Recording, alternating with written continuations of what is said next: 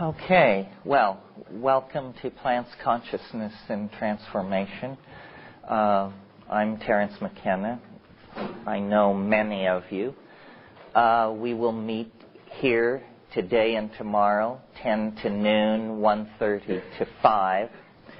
And basically this is a workshop to discuss the interaction between plants and human beings, specifically the psychological and mental interpenetration of these two very different kinds of life forms.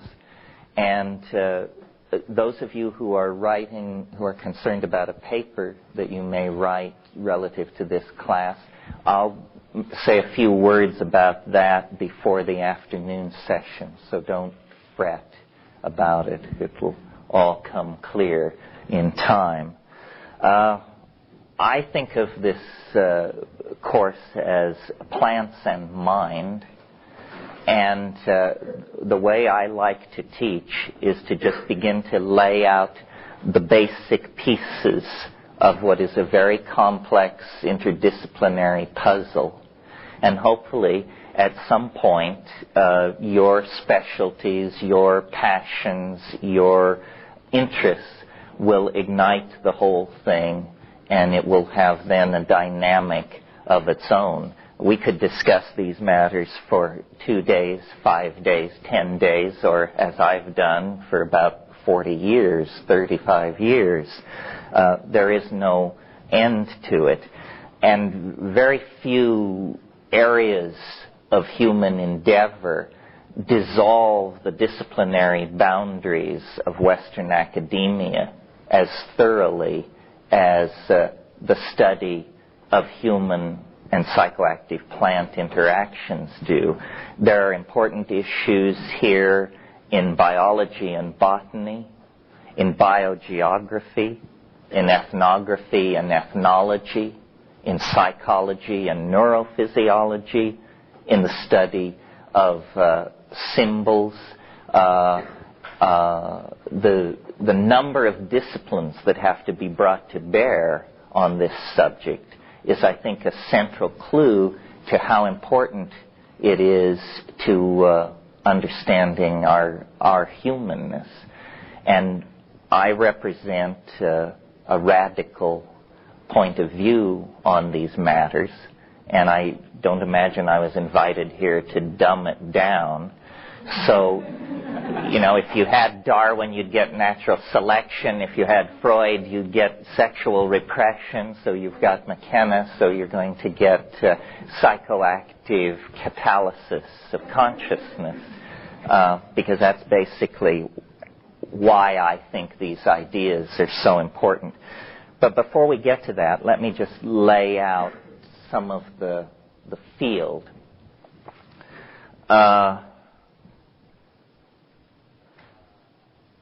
Human beings began their career, well, we can trace it back to the primordial slime, I suppose, but our animal career was a career of insectivorous vegetarian and fruitarianism, lived out in the arboreal canopies of tropical rainforests.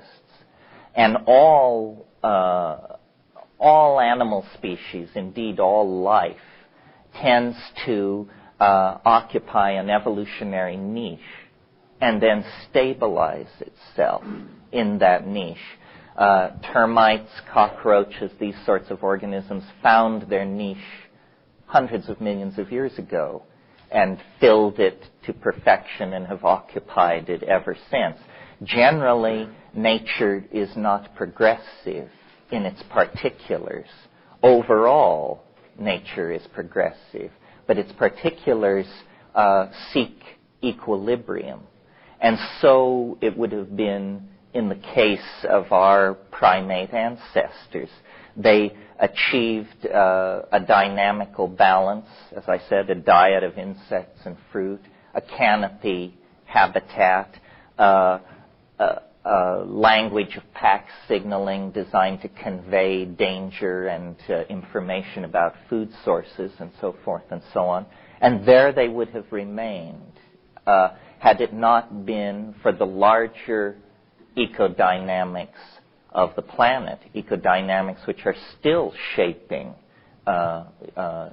human habitat in Africa. Because what has been going on in Africa for at least 5 million years is a slow drying of the continent. And it disrupted this rainforest ecology, so that about 2 to 4 million years ago, I mean, these are vast spans of time we're talking about, the rainforest began to island itself and to be restricted to the wetter areas of Africa and into the new environment, the more xerophytic or arid environment that was coming into being. A very diminished plant community took hold, a community of opportunistic grasses, annuals, heavy cedars, this sort of thing. Now we know that the rainforest was primary because the rainforest, just to give you a broad notion, might consist of over 100,000 plant species. The grassland ecosystem might well consist of under 500 species, and all 500 grassland species can be found as rare members of the flora of the rainforest. So clearly what we have are the survivors of a process of clearing. And there is argument among botanists about this, but Carl Sauer, who was a great geographer and thinker on these matters, held that there is no such thing as a natural grassland, that grasslands are the earliest artifacts of human impact on the planet.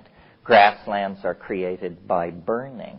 They promote the growth of cereals and so feed into the human food chain. So, our primate ancestors' ecological adaptation to arboreal life was interrupted by this process. And key to my thinking about all this, and those of you who are going to have careers in all this, I hope some of you will take it up and adumbrate it. I think the great overlooked factor in any model of human evolution, and indeed in evolutionary models of many other species, is we have not given enough emphasis to diet. When we talk about natural selection of an animal species, we tend to think that the genome expresses a physical type, and the phenotype is then subject to selection by natural environment. Some biologists have seen the thinness of this understanding. L.L. White wrote a book called Internal Factors in Evolution, in which he pointed out that the womb is itself an environment that makes a very heavy selection before an organism is ever born into the theater of Darwinian selection. So it isn't a tabula rasa that you're born into the theater of natural selection. You have been subject to natural selection from the very earliest moments of the existence of the zygote. So that's one factor. But what I have emphasized is diet. Diet is an input of potentially mutagenic factors into the body that can have enormous consequences on the health of an individual or the general evolution of a population. And I've used the toolbox of ideas that I'm going to put forward here today and tomorrow to try and address what seems to me to be one of the most centrally interesting questions to be asked of this world, and that is, what is human consciousness? Where did it come from? And why does it exist at all? And I believe that we can, by thinking about psychoactive plants, diet, and the early human evolutionary situation, we can make a lot of progress on this question. And we can illuminate some of our political dilemmas that persist to this day, the gender friction that typifies human society, the hierarchy structures and the tensions they create, so forth and so on. So let me run through this and get it off my chest, and then we can talk about the larger materia medica of psychoactive change relative to plants. As the rainforest retreated, our remote primate ancestors came under nutritional pressure, obviously, because their area for gathering food was being physically diminished. Now, when as you probably know or have observed, most animal species are very particular about their food intake. And if you've ever tried to raise butterflies or something for your children, you know that if you capture a caterpillar in the wild but don't pay close attention to the plant you find it on, you can't just put grass in a peanut butter jar with a caterpillar and expect great success. Animals are highly specialized in their choice of foods. Why is this? Well, as near as we can tell, eating all kinds of foods from an evolutionary point of view is a very reckless move indeed, because plants represent chemical smorgasbords of various types that have accumulated over time in the genome of a particular organism. If you have a very broad-based diet, you are exposing yourself to many different kinds of mutagenic influences. As a strategy for survival of a species, this is not good. Much better to specialize, to evolve special enzymatic pathways to deal with toxins. So, for instance, we know certain animals can eat things that other animals would become ill from or even die. And this is the way it's done. And all animal species tend to evolve toward these very bland monodiets. Now, what happens when there is an upheaval in an environment, geomagnetic reversal, a volcanic eruption, a drought, something like that, and ordinary sources of nutrition become restricted? Then an organism has basically two choices. It can go extinct, starve itself out of existence, or if it has more flexible behaviors, it can begin to experiment with previously rejected potential foods in the environment. Rejected probably because of strong taste or something like that, which are clues to the presence of marginally acceptable chemical compounds of some sort. Our remote canopy living ancestors, as I mentioned, were fruitarian insectivores. They, under nutritional pressure, began to expand their repertoire of foods. They also began to explore the grassland environment. And I mentioned that the grassland environment is much poorer in total number of plant species than the rainforest. Thus, and logically, the potential number of food sources is also limited. Baboons and chimpanzees will dig with sticks for the corms, the swollen roots of grasses. So as our remote ancestors began to explore this new environment of the grasslands, they also began to explore new dietary items.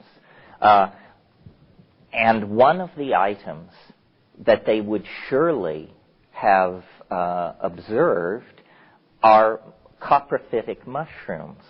mushrooms which prefer dung as their environment. Coprophilic or coprophytic is the word for this.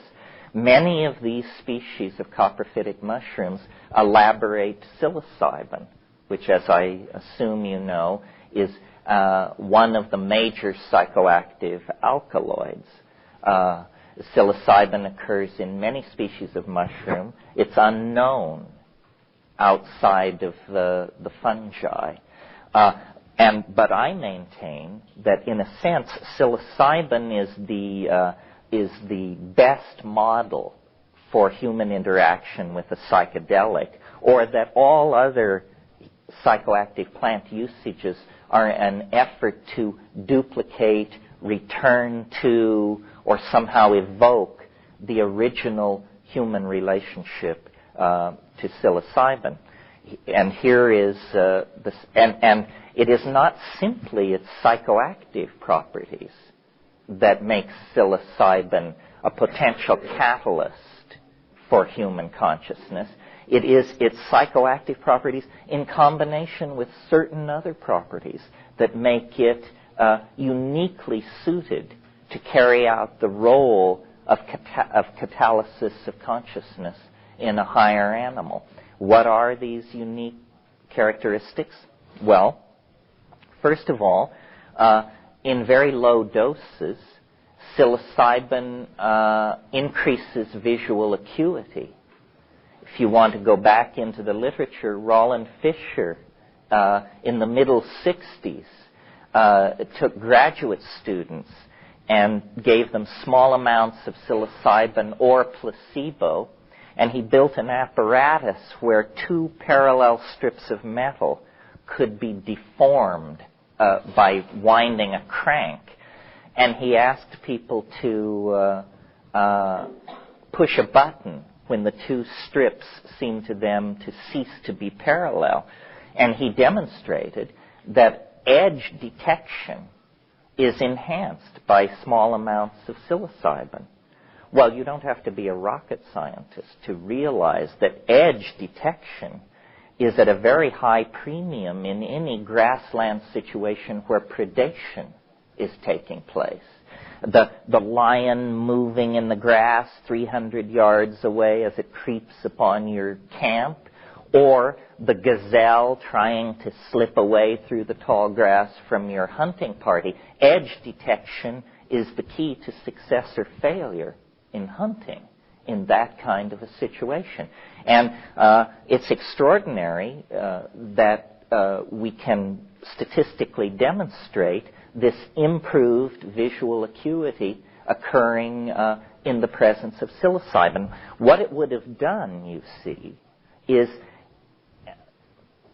these proto-hominids who would accept the psilocybin into their diet would have a slightly enhanced success in hunting. That slightly enhanced hunting success would mean more nutritional resources available for them and their offspring presumably inculcated into the habit of also eating the mushrooms. So what we have here is a slight favoring, then, of those animals in the population that would accept psilocybin into the diet.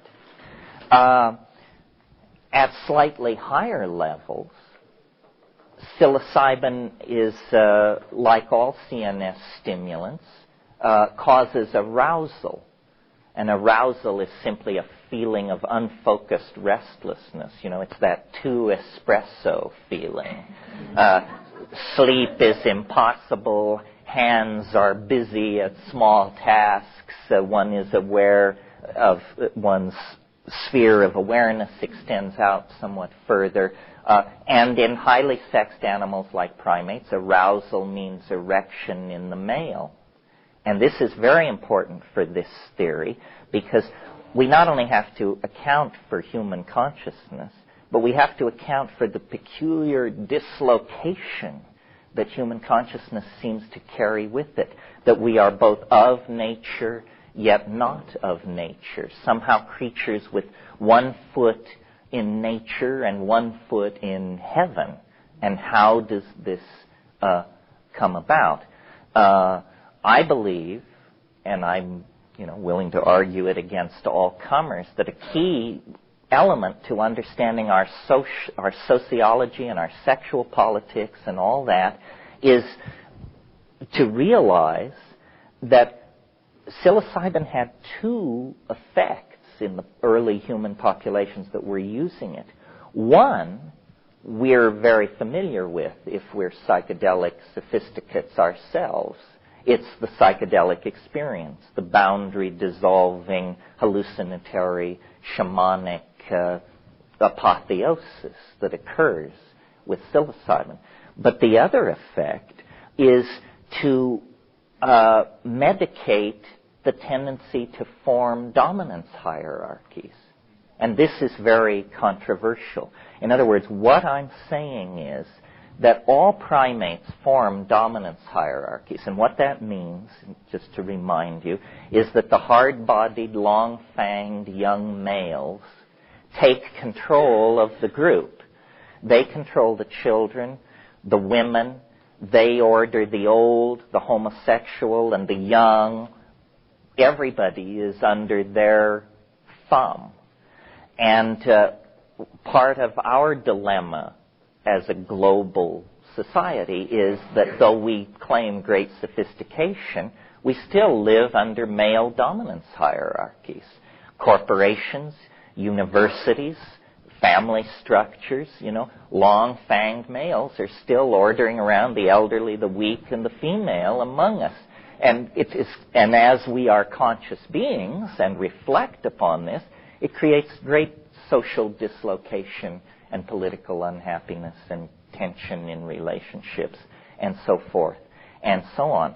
I believe that our unique position in the animal world arose as a consequence of a chemical suppression of a natural behavior pattern. The pattern of male dominance, of forming dominance hierarchies, was interrupted by an item in the diet, psilocybin.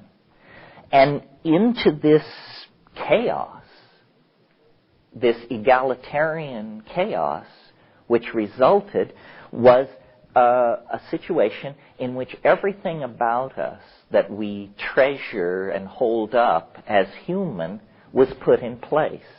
In other words, theater, language, dance, story, altruism, ethics, metaphysics, did I say poetry?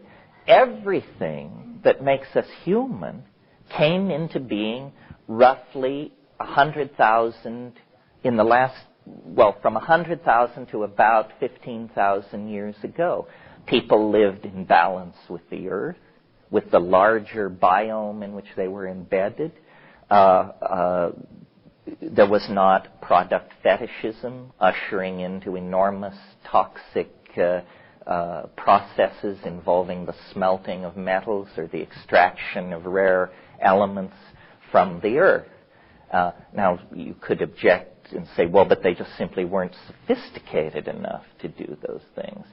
I maintain that our technical sophistication is a very specialized form of cultural adaptation, and that comparing us and finding us favorably compared to the civilization of Homer or Çatalhöyük or Altamira is simply a form of cultural chauvinism. Okay, but psilocybin had other effects besides this suppression of male dominance that I mentioned, and this increased sexual thing, which I did mention, but I didn't draw the correct conclusion there. If you have something in your food which is, to put it crudely, acting as an aphrodisiac, then it is reasonable to expect that you will have more pregnancies, and reasonable to expect that you will therefore have, again, a tendency to outbreed the non-psilocybin-using members of the population. So we have two factors here. Increased visual acuity, which gives greater food gathering capacity. Increased sexual activity, which tends to outbreed the non-psilocybin imbibing members of the group. And then, on top of all this, you have this ecstatic internal state for which we, with all our cultural and epistemic sophistication, are still unable to come to terms.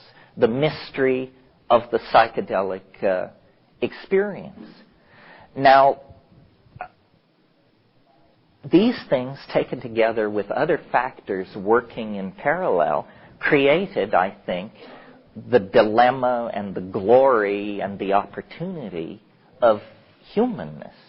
Once we began, under nutritional pressure, to expand our diet, we were delicately poised on the edge of omnivorousness. Because recall, in the canopy situation, we were insectivores, our remote ancestors. We were not simply vegetarians. We were insectivores. In the grassland environment, we began probably to, originally, to follow along behind lion kills and that sort of thing, and eat carrion.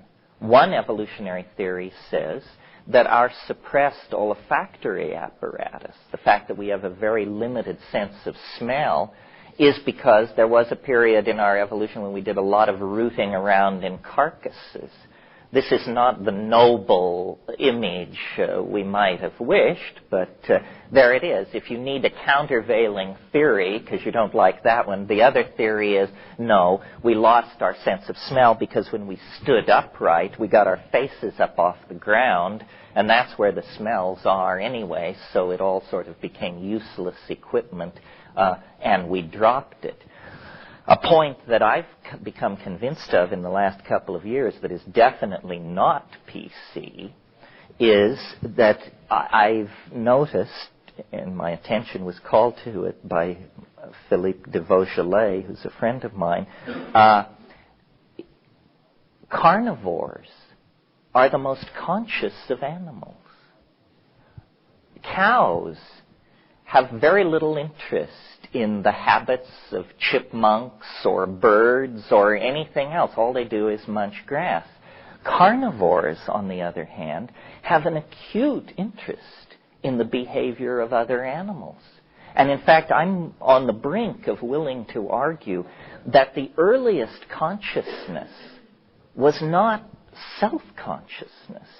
It was consciousness of how dinner thought. Because if you can think like your dinner, you can go out and plant yourself in its path of behavior and have dinner, you see.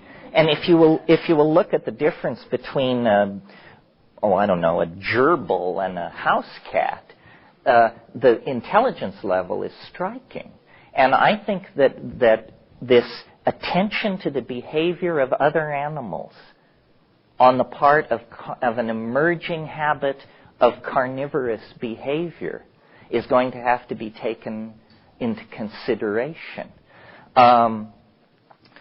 It's interesting that shamanism, which is, in a sense, the earliest intellectual pursuit, emerges in its early phase as a technique for identifying with animals. Hunting magic is what we're talking about here.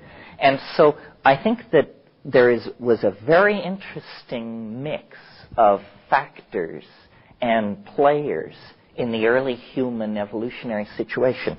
First of all, a canopy-dwelling primate with a pack signaling repertoire is forced into a grassland environment where psilocybin mushrooms occur, where small and large animals are predating upon each other, and where nutritional options are highly restricted. And as this animal makes its adaptive choices, it moves deeper and deeper into the realm of mind.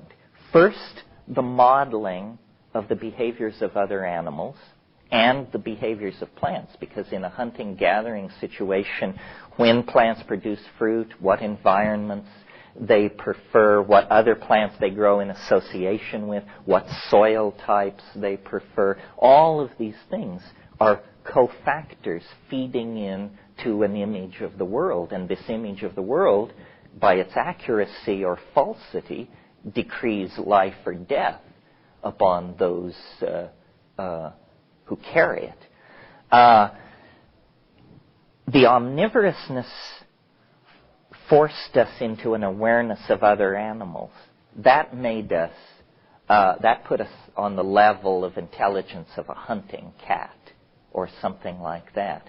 But the psilocybin experience at higher doses, and obviously by this time inculcated for sexual and ritual and hunting purposes into the society, also impels you into a non-local, invisible, magical world that is, to use a Jungian term, highly numinous, highly charged with the energy of the archetype, of the archetypal world.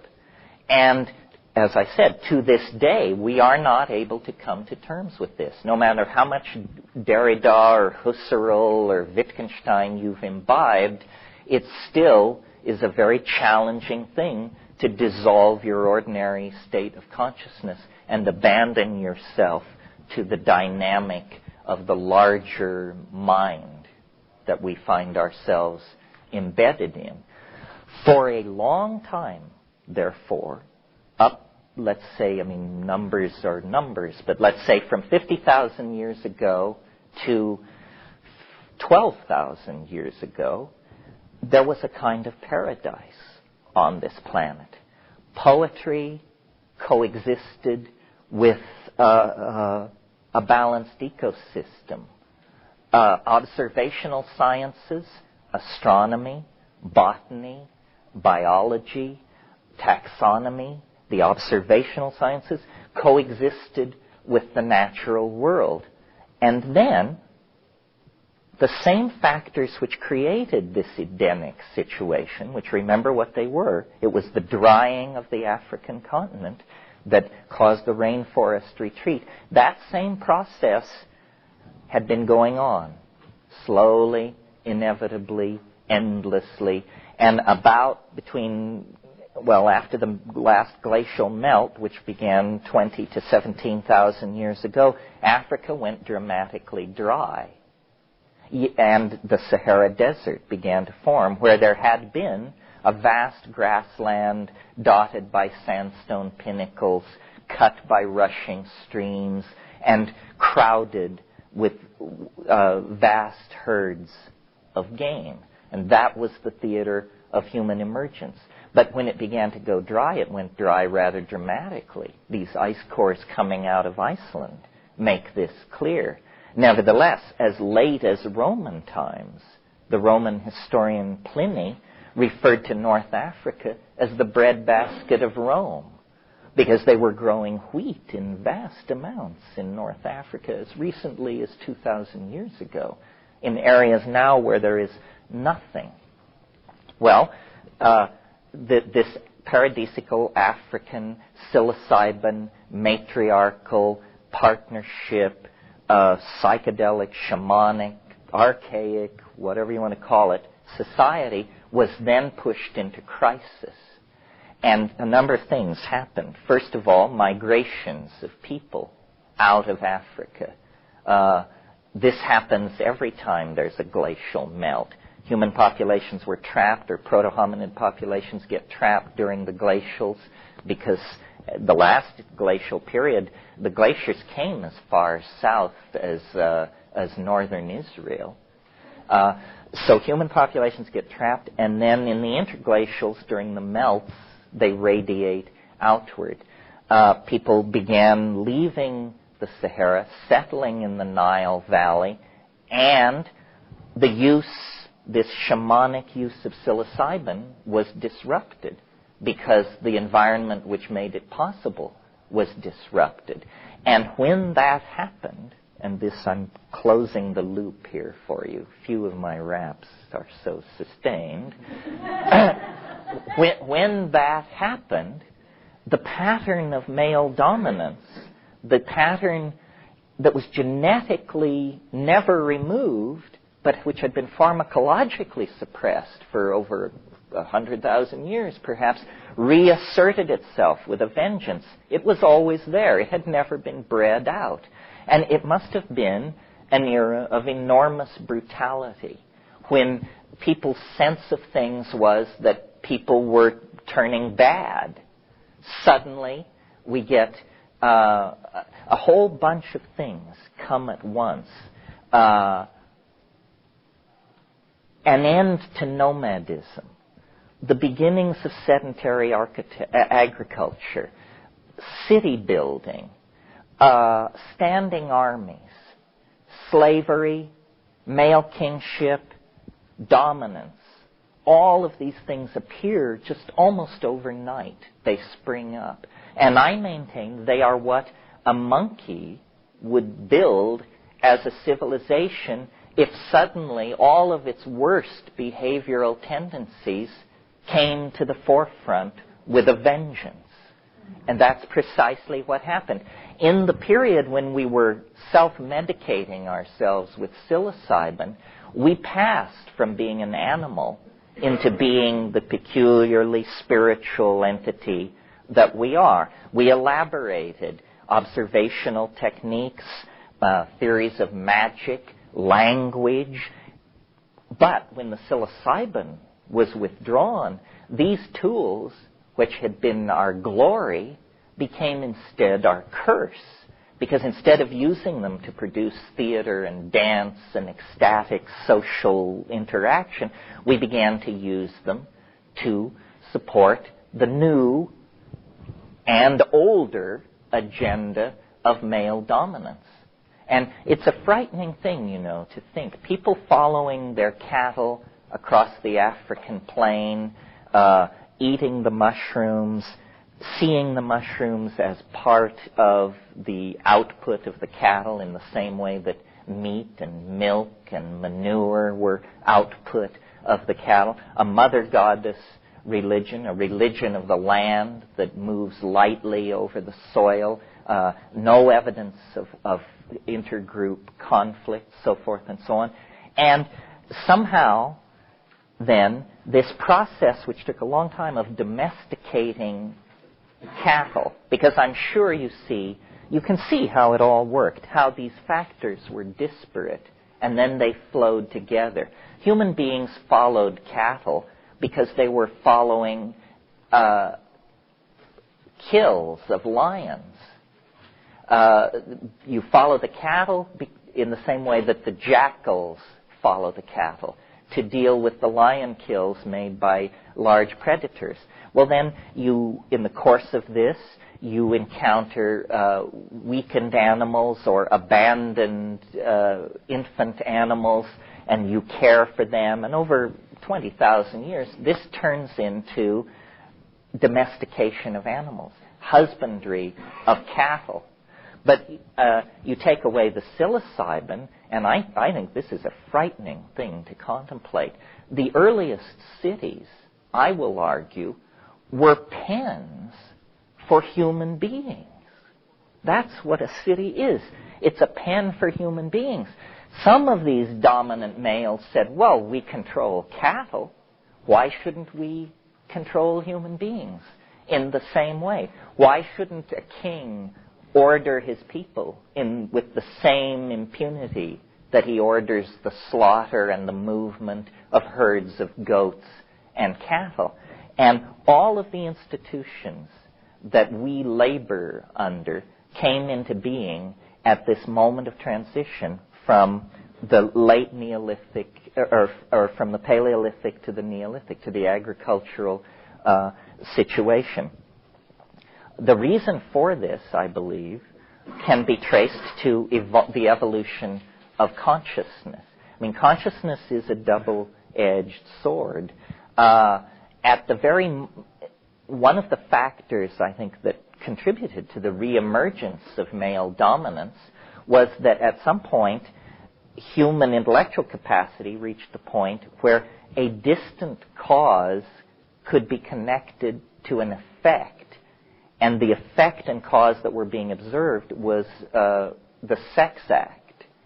At some point, men and women presumably, but men must have understood that an act of copulation, if carried out successfully and in the right rhythm to the moon, will result in a child 9 months later.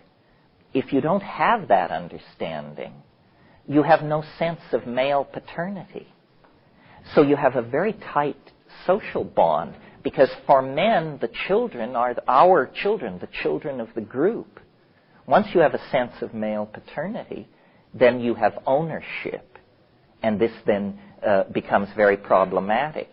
At the very moment that men were figuring this out, women were noticing that in the yearly round of following the cattle, when they would return to the kitchen middens and fire pits abandoned a year previously, that there would be food in those areas, an abundance of food plants from cast-off kernels of cereals and so forth and so on. So then there is this awareness. If we bury food sources, then food will come out of the ground. The problem with agriculture in the early phase is that it's hideously efficient. And what it does is it immediately creates such a surplus that you have to stop moving. Nomadism has to be abandoned. You till fields and you overproduce, and then you must store and defend your overproduction against less fortunate human groups in the area. The most advanced building on this planet in 8,000 BC was the grain tower at Jericho. And what was it? It was a grain storage tower, and it had a staircase so that you could carry large rocks up onto the parapet so that you could drop them onto the heads of enemies who were trying to batter their way into your grain tower. So I've spent some time on this because this could be taught, this course, without any reference to our contemporary dilemma, which is, and by that dilemma I mean the dilemma of gender difference, male dominance, underutilization of females in society, underutilization of feminine points of view in society. But obviously there is a lot of tension in our society around the issue of psychedelic intoxication, around the issue of these shamanic plants, though there is a growing awareness among sophisticated people that the case is almost entirely emotional. In other words, we tolerate outlandishly toxic drugs, alcohol, tobacco. We're willing to make a trade-off of 70,000 deaths a year in this country for the privilege of driving the automobile, so forth and so on. We tolerate very toxic practices if they are seen to be somehow supportive of the agenda being handed down from the top. Psychedelics are not, and they are seen as tremendously disruptive, and yet, as the ethnographic and pharmacological data comes in, they are among the most benign substances in the world, and their history of human usage is almost universal. And then the question is, do these intoxications limit the spectrum of consciousness and allow hierarchical models to be handed down and brainwashed into the doubters? Or do these states of consciousness dissolve cultural assumptions and cast the individual into an ocean of existential perplexity out of which they have to build their own model of how the world works? Well, I believe the reason for this tension in our society and anxiety and suppression, furious suppression of these things, is because we sense that this addresses origins in the same way that it took a long time to overcome our queasiness about discussing sexuality. There's something about the origin subjects that make us very, very nervous. Okay, so that's a very linear discussion of the role of one psychoactive plant in human history, psilocybin. And as I say, I think it was uniquely, chemically, botanically positioned to play that role in human consciousness. Now, the contemporary situation worldwide is that we find many forms of shamanism, from the Arctic to the rainforest tropics. And shamanism always depends for its efficacy on a dislocation or a transformation of ordinary consciousness. And we see this achieved in many different ways, through fasting, through ordeal, meaning abandonment in the wilderness or flagellation, through elaborate theatrical effects, special effects, through the use of substances in plants. And there has been a controversy in anthropology, never resolved over the past 40 years. What is the authentic shamanism? And those of you who are anthropologists know that Merciliade, who was one of the great experts in this field, he called use of plants in a shamanic context decadent. He called the use of such plants narcotic. Well, first of all, the use of the word narcotic in that context shows you don't know what you're talking about in terms of pharmacology. That's a totally obsolete and silly category, and not true to boot. Psychedelics are in no sense narcotic. Gordon Wasson, on the other hand, who was a brilliant amateur and the discoverer of the psilocybin cults in Mexico, along with his partner and wife, Valentina Wasson, took just the opposite position and said, no, use of plants to transform consciousness is the primary method, where there is resort to ordeal, fasting, wilderness abandonment, so forth and so on. This is the derivative, late arriving, decadent shamanism. In fact, this is shamanism on its way to turning into religion of the ordinary sort. And in fact, if we look at religion of the ordinary sort, we see that it does have a place for fasting. It does have a place for self-flagellation. It does admit those techniques, but no organized religion of any size tolerates the use of psychedelics in consciousness transforming amounts. And that little parenthetical phrase is there because one of the things that you should know and remember and keep always in front of you is that if you wish to control someone, or if you want to brainwash somebody, the way you do it is with small amounts of drugs and large amounts of your message, whatever it is. So, but if you give people large amounts of a psychedelic, your message will take its place in the parade of ideas and find its relative importance.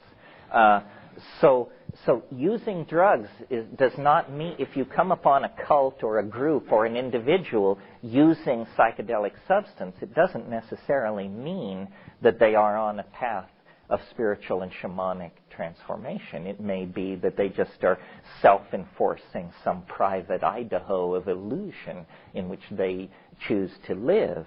But if large doses are being taken, and by large, I simply mean effective, full-spectrum doses, one of the wonderful things about these substances is that the effective dose is a long ways away from a dangerous dose. The LD50, in other words, is very favorable. The boundary so then let me talk for a minute about the character of this experience generally. What is the plant hallucinogen experience in all times and all places for all people? I mean, I don't know if you can be that general, but it's important to try. What it is it's an experience of boundary dissolution. It's an experience of having categories obliterated, of having previously defined boundaries and differences eliminated. The enterprise of being and the enterprise of language is basically an enterprise of defining boundaries.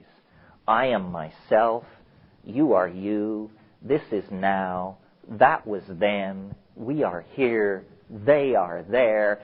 These are provisional distinctions about reality that make it necessary, that are necessary for us to keep track of and manipulate our animal body as a machine in Newtonian space.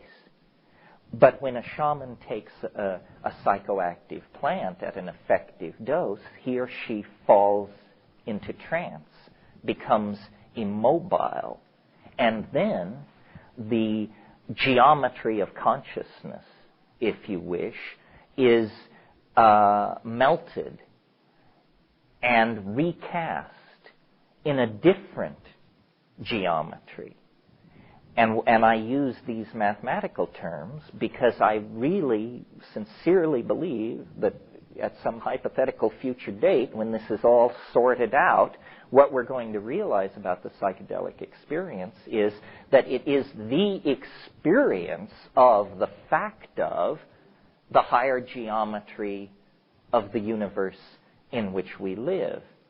In other words, it's very easy to see that ordinary consciousness evolved to, let me put it this way, as a wonderful aphorism. Consciousness takes the contours of the vessel into which it is poured. It's like water. It always takes the shape of the vessel into which it is poured. And so what are we?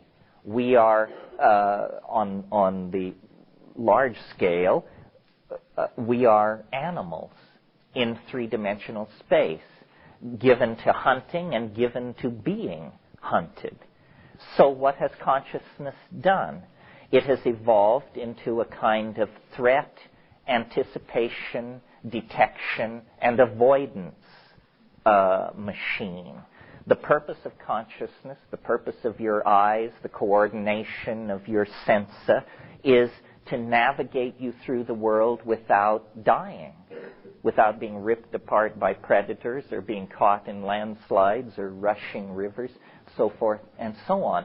And consciousness fills that need, ordinary consciousness, very well. But because the body has a locus in three-dimensional space, consciousness of the ordinary sort tends to surround the body as an object of concern. In other words, if you're worried about being hit by traffic, you're not worried about being hit by traffic in Berkeley. You're worried about being hit in traffic in San Francisco because that's where you happen to be. So consciousness of the ordinary sort tends to cluster around the physical body. But when consciousness is dissolved of that concern and dissolved of the programming in language that concern has built up over ages, it recrystallizes in a higher dimension, literally a kind of hyperspace. And if you will think for a moment about shamanism, I think you'll see how literally we can take this mathematical metaphor of the psychedelic experience. What is a classic shaman expected to do and be? Well, shamans predict hunting. They see where the game will be. Shamans predict weather. They can tell what the weather will be. Shamans are brought in to mediate complex social hassles of the who is sleeping with my woman, who stole the chicken, who shat in the stream kind of social hassles. Shamans are brought in for these kinds of purposes. And then finally and most importantly, shamans cure. They cure sometimes. Well, now, these things, predicting the weather, seeing where the game went, curing, and having a deep insight into social interaction, these are things which become completely non-mysterious if we hypothesize that the shaman has a hyperspatial point of view.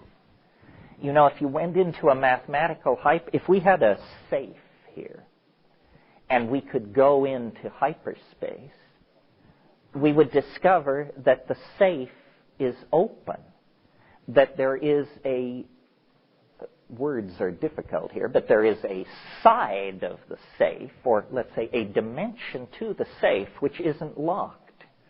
In the same way that if a hyperspatial entity were looking down on San Francisco, it could reach into this room without coming through the door and rearrange things.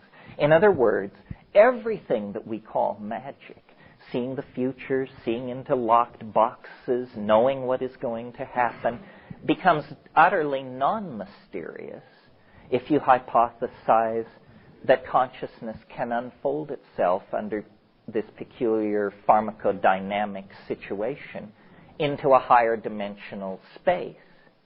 And that becomes important in the modern context more than in the archaic context, because the collective future has become for us a focus of major anxiety. We need to know where we're going. Marshall McLuhan said, the way we run our societies is like driving an automobile using only the rear view mirror. Well, in shamanically guided societies, they actually turn on the headlights.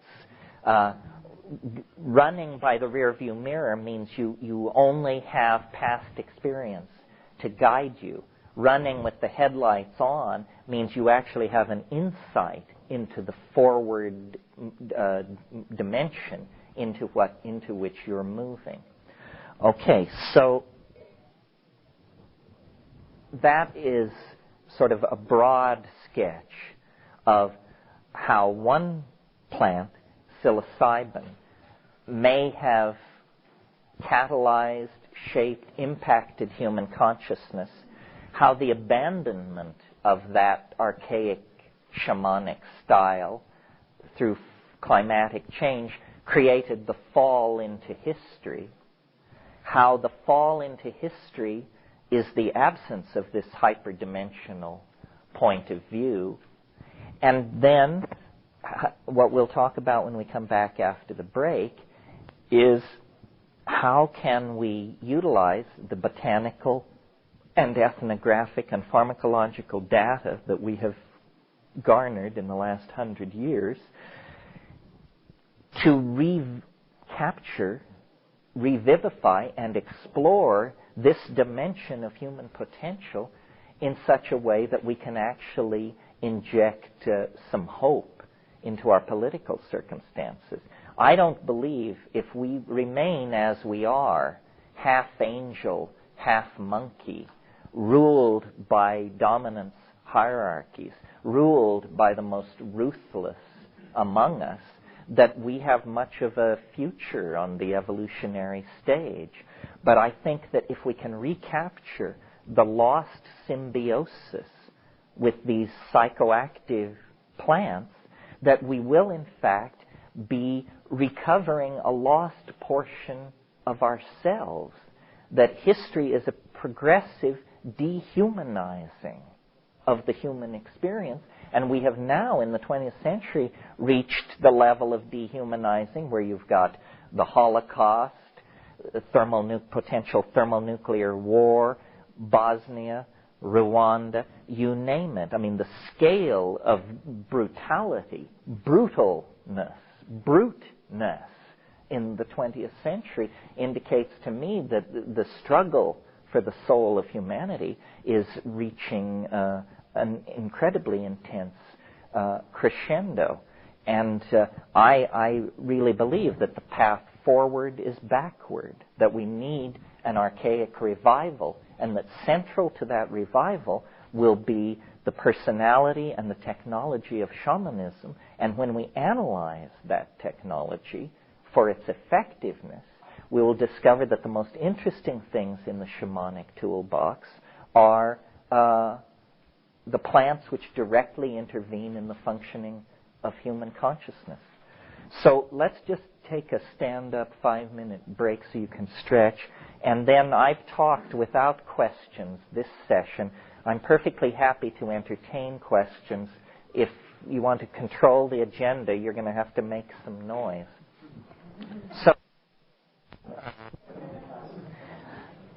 So are there questions to this point? Or shall I just keep plodding? Yes. I have a question about the problem that the idea of a tendency towards male dominance that is suppressed chemically, which allows for a matrifocal sort of existence only under chemical sort of suppression that we weren't able to read out over thousands of years. What is that? I mean, do we have to mainline men for the rest of throughout eternity? Well, I think the implication is yes. In other words, had we remained monkeys, we never would have gotten into this crazy situation. We became human by forming a relationship, a symbiotic relationship with a psychoactive plant, and then we became semi-human when we abandoned it. And that's what we are now, semi-human. You know, we're capable of enormous acts of kindness and appalling acts of brutality. I think conscious self-reflection can help here. I mean, if you know this story and believe it, and if evidence, God knows what evidence would look like, but if evidence could be found to support it, then it makes it easier to understand our dilemma. I mean, men don't want to dominate, and it's not a man-woman issue either. Personality, the ego is a sort of genderless way of attacking this thing. The ego was suppressed by psilocybin. And in the absence of psilocybin, men and women became much more egocentric. And that egocentricity created all kinds of institutions which are very unflattering to us. So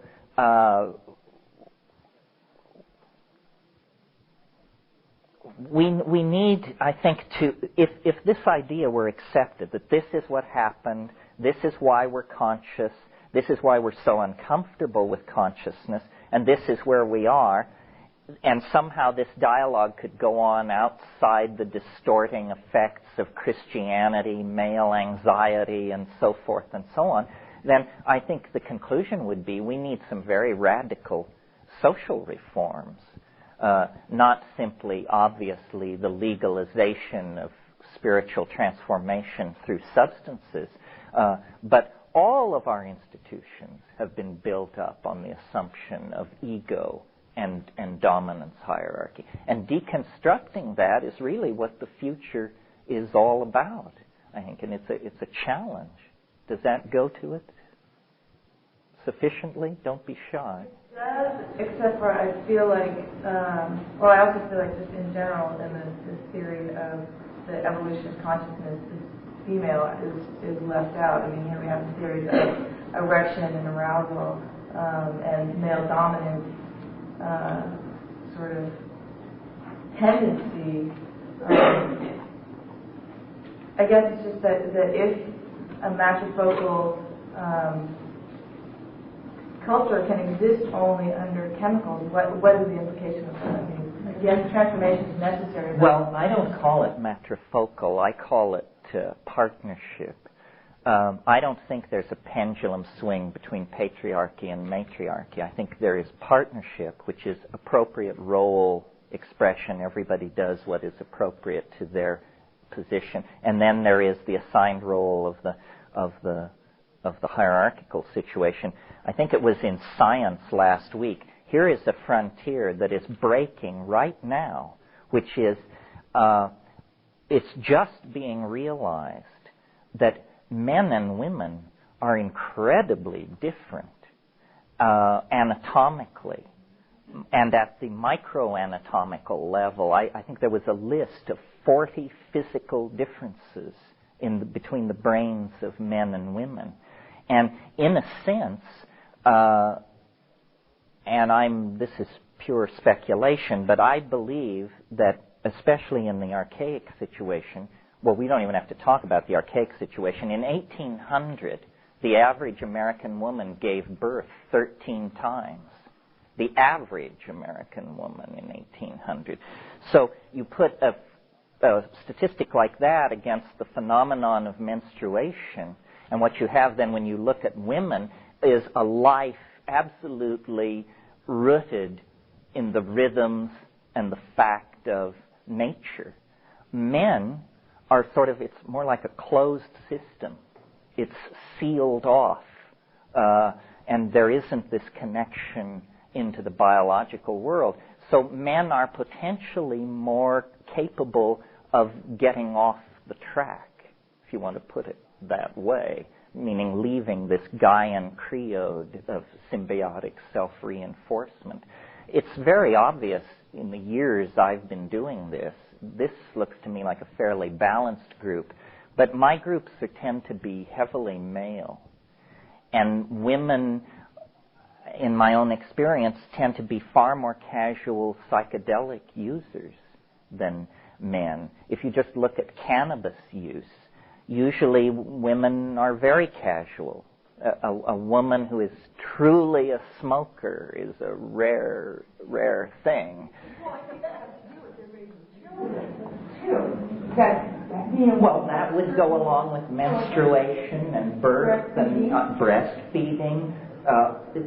Women are involved in biology in a way that men need not be. They can choose, and that's why abstraction is the great realm of male activity and so forth.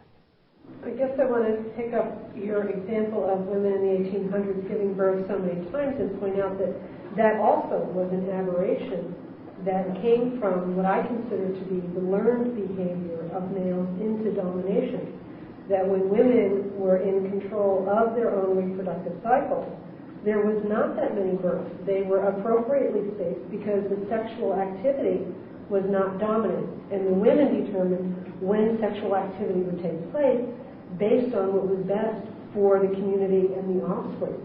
No, you're right. I'd probably yield on that. I guess then, but I try to save the point by saying this. You're right. Probably in this archaic situation, women had knowledge of plant contraceptives, and they were well in control of. They were not forced into sexual activity, which was an important piece of the domination cycle. That women controlled the reproductive cycle and the sexual cycle, and so children were safe. It was when the concept of domination began that they lost power over when they would have sex, and then also how often they would have babies. And that was a real turning point in that reproductive aspect. But don't you imagine that in a world without anesthetic, even if you gave birth only 3 or 4 times in your life, these would be immense boundary-dissolving psychedelic extravaganzas. I don't have any problem with the conclusion. It's just sort of the pathway there and what the constructs were before that. No, well, I think you're right that such a large number of pregnancies and births indicates a pattern of subjugation. There was something else I wanted to say about that. Well, it'll come back. Yeah. I'd just like to add something about gender. I think we need to be really aware of how biochemically mediated it is. I had a friend who went to a hormonal change, became a woman over a 5-month period hormonally. You could feel his aggressions drop away, he became more generous and loving. And then 5 months later, he changed his mind and came back. He hated being generous and loving. Get this off of me! And you could feel his aggression coming back, and now he's in a really, actually quite beautiful androgynous state. Well, now he's seen it from both ends of the That's what he spectrum. said. He really understands how women feel and how they think, and he just totally understands women. Oh, I know what I wanted to say about this. I don't want to spend too much time on it, but you should be aware of this. And it's interesting. It's always fun to talk about sexuality and so forth and so on. But you're probably aware of these things called bonobos, these so-called pygmy chimpanzees. They're actually not noticeably smaller than ordinary chimpanzees, but they are a distinct species. First of all, we differ from chimpanzees by 2% of our genome. 98% of us is chimpanzee. We differ from the bonobos in about the same amount. Chimpanzees are male-dominant, highly monogamous, very territorial, so forth and so on. The bonobos, which are to a non-zoologist indistinguishable from the chimpanzees, all aggression is mediated through sex. Incredible. I'm surprised such animals can exist, because I would have thought a virus would have jumped into this situation. But the bonobos are incredibly highly sexed animals.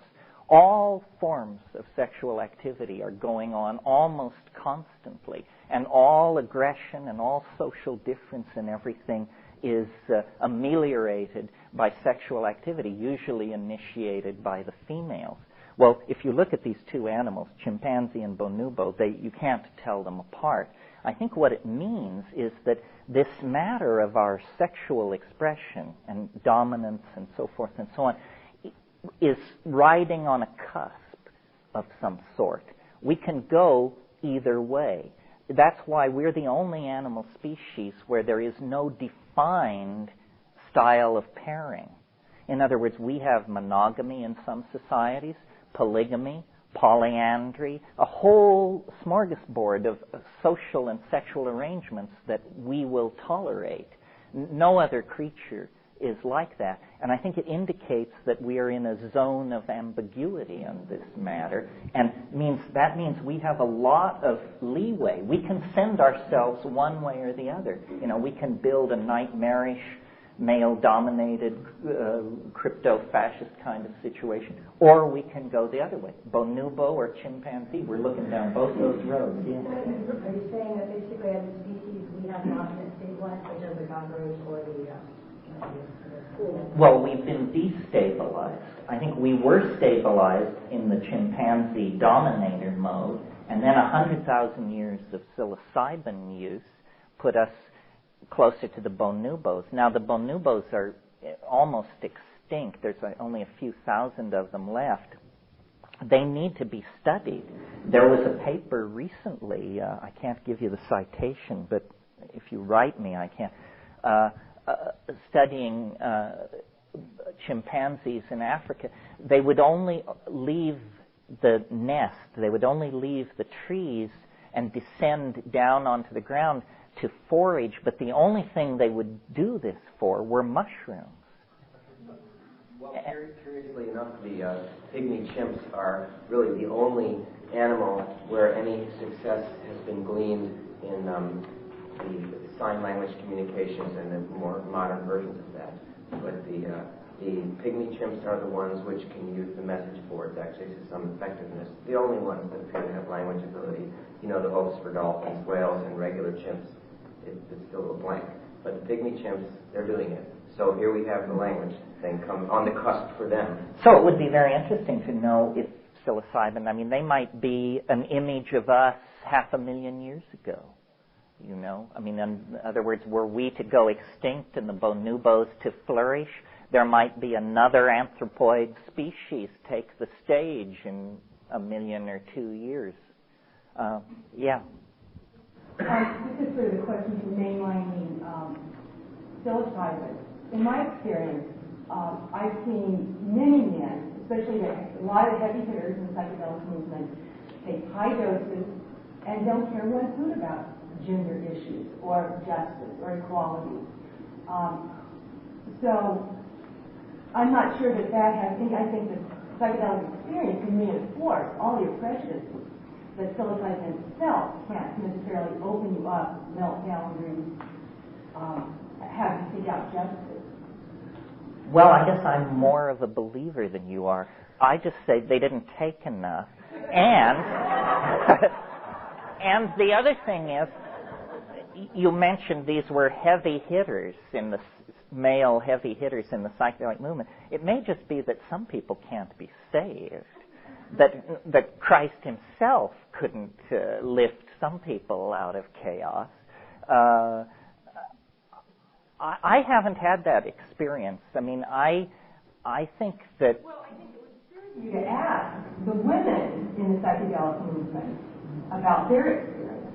Because, I mean, you come from a certain perspective of male dominator. And to check it out. What specifically should I ask them about their experience? If they feel that the men in their lives change through strictly high doses of psilocybin or other psychedelic use, that there's more justice. I mean, my thing is that family is the most interesting political stage there is.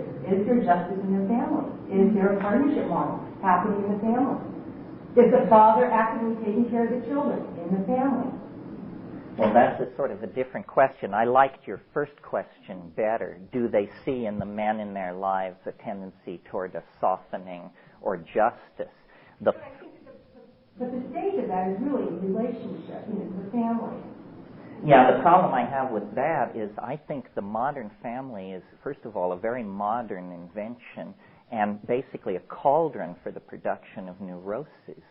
But that's what we have to work with. That's what we have to work with. And I think well, let's ask these women, how about this proposition that psychedelics make men smoother, evener, more... Does anybody want to denounce that? Yeah. In my experience, and I will use the word rage because that's all I can use, that's the culture that I've been involved with for the last 3 years. The psychedelic experience combined with the information as you were speaking, the reinforcement of the issues, the teaching of the balance, that it has been not on a mass scale. And I read the book last night, Archaic Revival, with the Timothy Leary factor of saving all the children, reach everybody. And as opposed to that, maybe reaching the people that want to be reached, basically the creators, the artists, the philosophers of this time. I had seen that experience and very positive effect. But my life, there needs to be an intention. There has to be, I believe, it has to be backed up with some sort of a teaching. You have to, and not some sort of like dominating teaching on either side, from male or female, but from people who now comprehend the kind of oneness, basically. You mean there has to be a supportive ambiance? Yeah, there has to be some sort of... Yeah, and part of what complicates it is notice that the male-dominated society we're living in is just fanatically concerned to suppress this. And to me, that's a sign that it must threaten it at a very basic level. And yet it seems silly. I mean, they're more concerned about suppressing psilocybin than, all kinds of obviously greater social ills. Why? Well, it's because it disrupts their model of how things should be run. Over here? Yeah. I was just going to say, I hope that we can assume that there are some men out there who aren't dominators and trying to sort of grind everybody else down, particularly women. There are men out there who have worked out relationships with women and with other men that are cooperative partnerships. Well, and a lot of them never took psilocybin. Well, you live in a society, you take upon yourself the tone of the time. I mean, a lot of people wear tie-dye who never took LSD. You sort of take upon yourself the ambiance of your time. I don't really like the getting it into a gender thing. I really think ego, here's the way I put it, ego is like a cyst which will begin to grow in you, whether you are male or female, unless you take a psychedelic. The psychedelic is that it will dissolve this cyst. The cyst is in your personality. It's a tumor. It shouldn't be there. I mean, we do need to have egos, little egos, so that when I take you out to dinner, I put the food I order in my mouth, you put the food you order in your mouth. That's what an ego is for.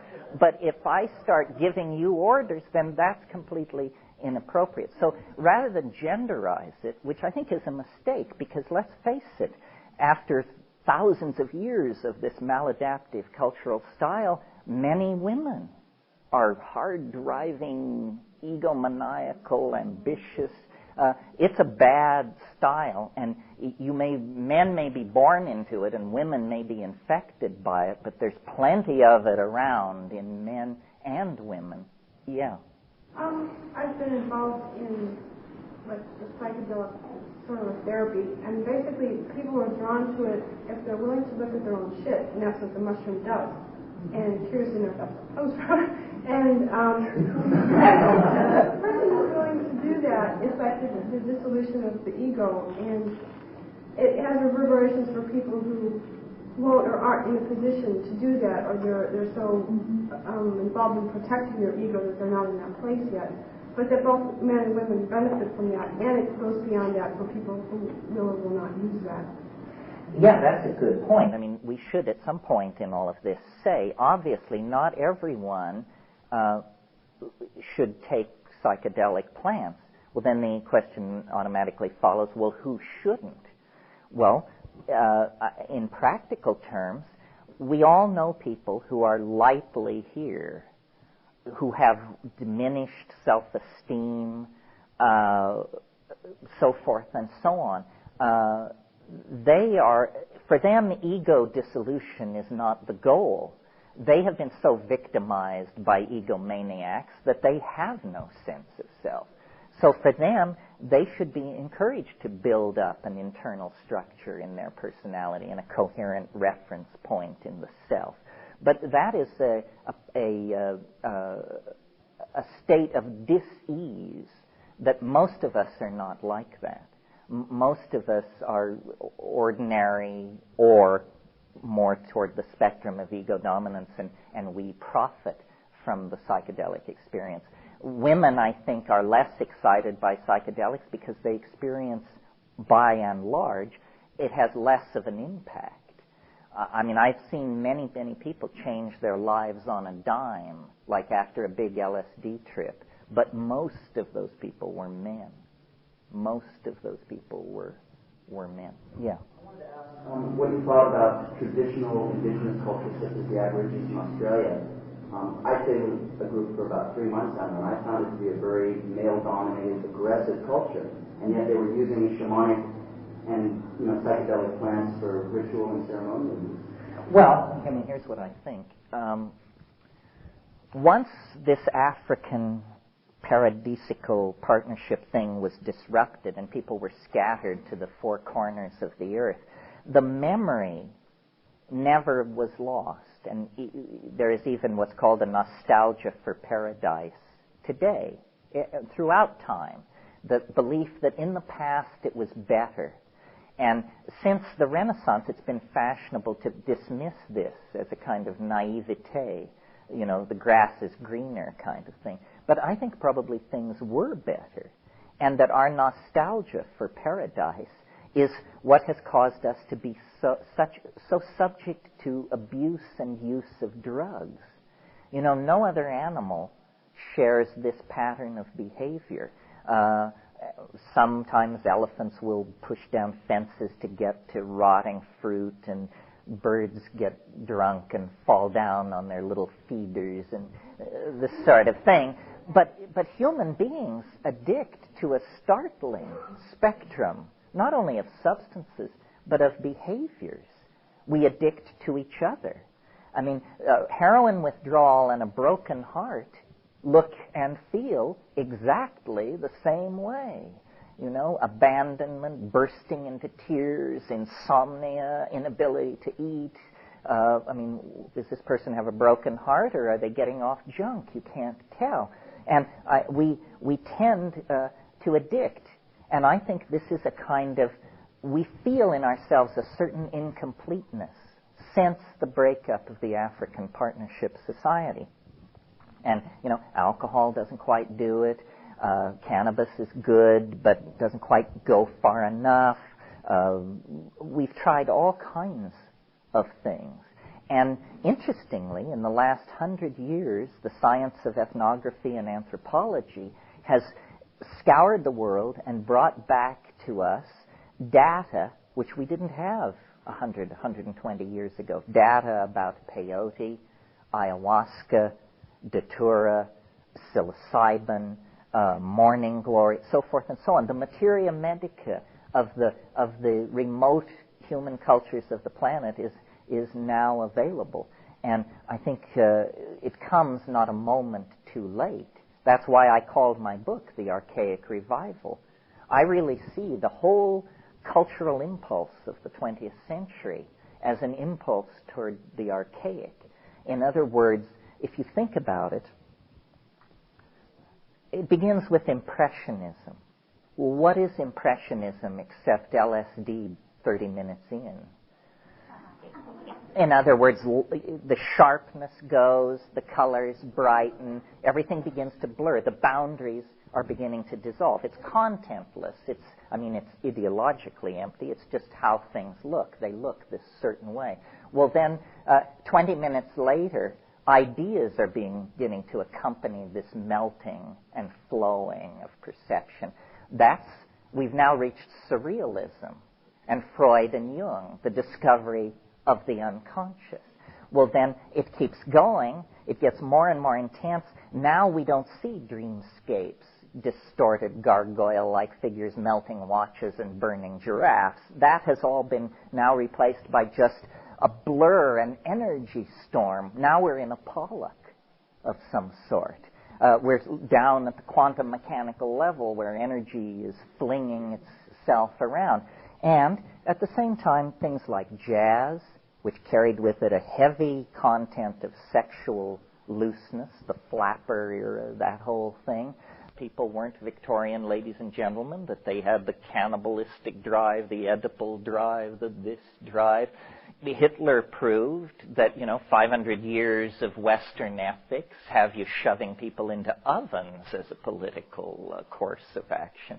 The whole of the 20th century has been an exploration of the archaic. And then in the 60s, LSD appeared, but without the rhetoric of shamanism.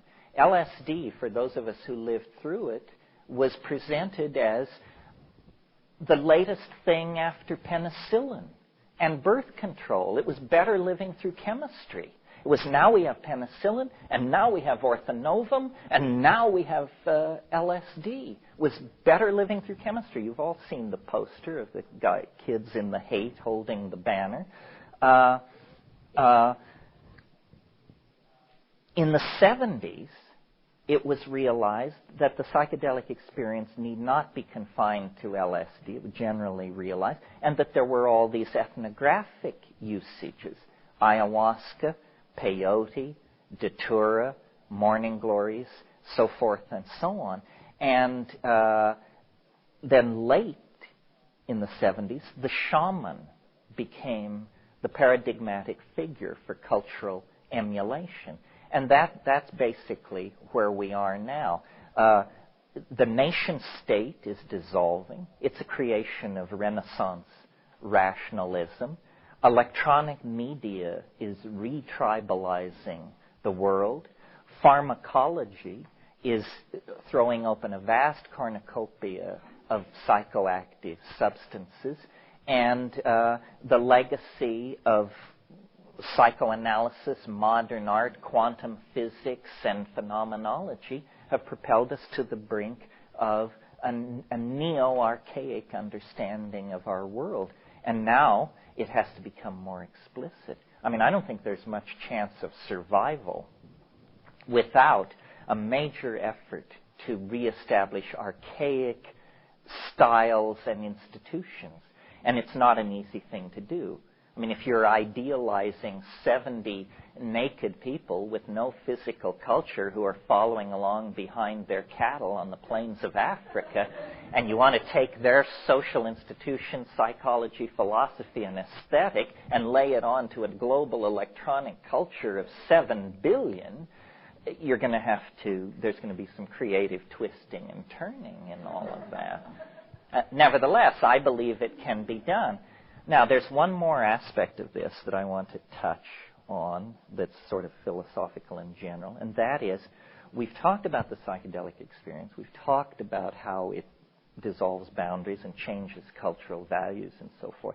But what we haven't talked about is, what is it exactly? I mean, what's so great about it? If you read a description of a psychedelic experience, it sounds sort of like, everything dissolves, you see a lot of bright colors, you have funny ideas, and then you have to rest for a day. Well, what is so great about that? I mean, why should that be a culturally transforming issue? Well, I believe that we misperceive the psychedelic substances if we simply think of them as an inert substance in a plant, which, when taken by a human being, dissolves programming and shows you the basement of your mind, essentially. That isn't what's going on. I believe here is much closer to what's going on. Psychedelics convey information. The other kind of chemicals in nature that we're familiar with that convey information, aside from DNA, are pheromones. Pheromones are aromatic compounds released by plants and animals, usually to carry a message within the species. So ants, as you know, lay down chemical trails that other ants sense and can follow. Well, in a sense, hallucinogens are intraspecies pheromones of some sort. They carry information across species lines. And the kind of information that they carry, the message, is one of harmony, balance, and integration. And so a human population with a psychedelic institution or sacrament will, in its pristine form, tend to be nomadic, have very little physical cultural expression, tend to have a very loose family structure, an extended family structure and child-rearing arrangement. And I believe that this is where we can introduce the concept of the Gaian mind. The reason the psychedelic experience is so paradigm-shattering is because we believe that we are alone in intelligence on this planet. And what the psychedelics show is, no, there is a much larger field of mind than we ever could suspect in our ordinary state of consciousness. Nature herself is a minded entity, and information is flowing between species, between biosystems, across biota, gradients of light, chemical release, water, so forth and so on. All of nature is a vast communicating mind of some sort. And the only portion of that vast system that is out of alignment is the human world, because we closed the channel. We closed the channel by abandoning the shamanic institutions. In many, many human languages, the word shaman means go-between. Go-between. Well, go between what and what is the question. Well, the answer is go between the safe pedestrian assumptions of an organized society and the vast churning ocean of mystery that is real being. And every society is an illusion reared against the mystery of real being and pursued in ignorance of it. So the shaman mediates between these two worlds. The ordinary world people have to live in order to catch fish and have children and form relationships and bury the dead, and another unseen, dynamic world of energy, of process, of strange attractors, of the great unknown. But it isn't an abstraction. It's nature. And history is the consequence of an animal species losing its connection to the Gaian mind. And instead of then a Gaian agenda, integration, unity, cooperation, you get an ego agenda. Dominance, resource extraction, territorial acquisition, control of other human beings and resources. So when shamanism died, when hallucinogens became stigmatized, when the climate changed, we literally fell into history. We became a different kind of animal. And the consequences of untrammeled historicity being practiced for 12,000 years is to bring us to our present situation, where we have immense intellectual understanding of some aspects of nature. We have an immense ability to coordinate group activity in certain areas, like building a bridge, but not disarming, for example. But we have no ability whatsoever to control this darker self that sort of drew itself up to the campfire 12,000 years and said, you banished me into the darkness for 1,000,000 years while you lived in a psilocybin-driven paradise. But here I am again, and the piper must be paid. Now, all the cards are on the table, and it's up to us, we who live on this planet at the end of the 20th century, to try and do something with these facts. If we go extinct, if we wreck the planet and toxify the environment, it will be a tremendous tragedy, because there are ways out. There are answers. But how much of the baggage we've accumulated over the past 4,000 years are we going to be able to take with us into that new world? Bloody little, I maintain. Our music, our mathematics, our dance, our theater. I don't think our technologies are going to be able to come with us unless they go through serious downsizing and detoxification. So really, the discovery in the 19th and 20th century of these ancient ways of relating to plants, it's not just a curiosity of anthropology or an exciting subfield of botany. It is, in fact, very central to the human drama of our salvation. Because I don't think we can fix ourselves through rhetoric. If we could fix ourselves through rhetoric, then Buddha and Christ would have done the job. We can only fix ourselves by consciously analyzing our dilemma and then intervening. And I believe these cultures that have existed in a kind of suspended animation in the rainforests of the world while Western European civilization charged through its merry adventure, the raison d'etre for the existence of those aboriginal civilizations is that they carry the archaic gnosis. It's all still intact for maybe 30 or 40 more years if we act quickly. The material is there, the techniques are there, it can be saved, but it has to be brought into modern civilization. And so, classes like this. Yeah. I had one question. If it is that Gaia kind of gets into equilibrium, and if there's some certain type of consciousness that humans need to have in order to bring about that equilibrium, why is it then that Gaia has made these hallucinogens taste so bad? It's a great question. Well,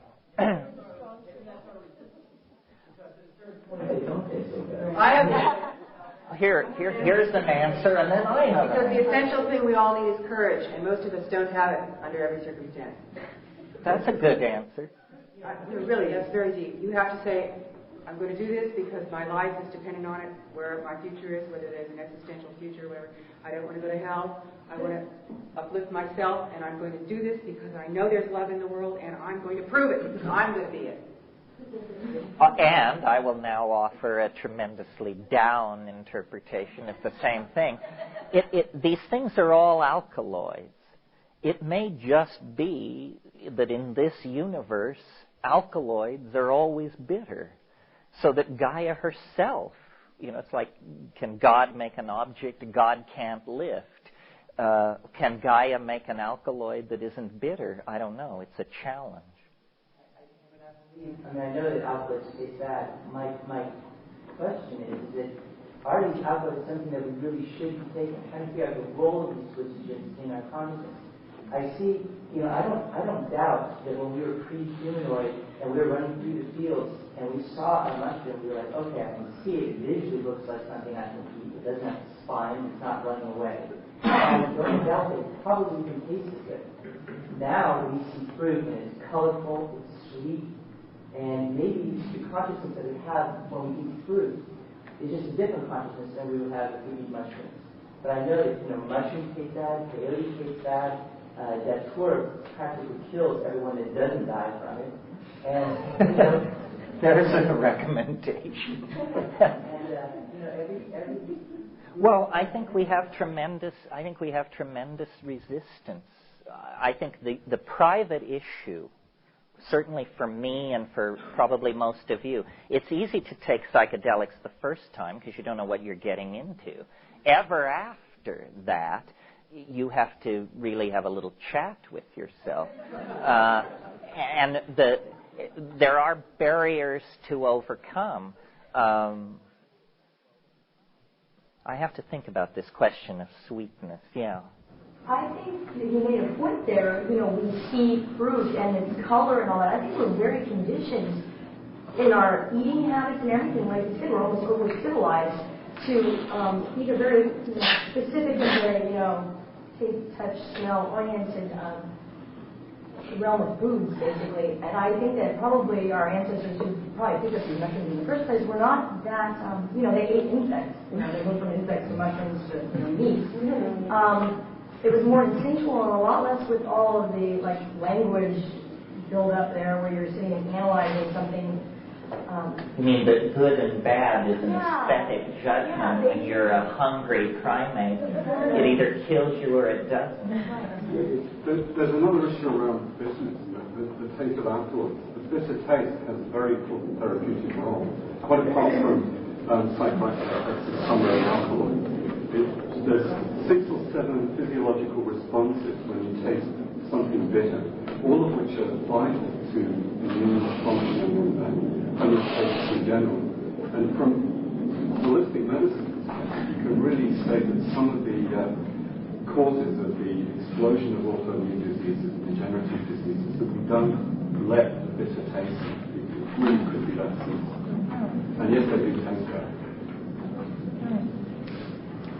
Yeah. I think there's a cultural bias as well. Well, it's not as good to hear him. Could you say it a little louder?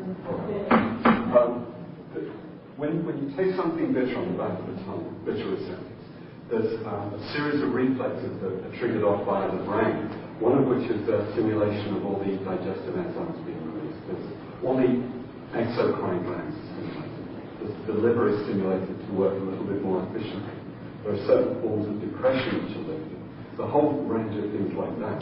So just because they taste bad to our culturally conditioned sense of what is good and bad in taste doesn't mean that they're biologically inappropriate.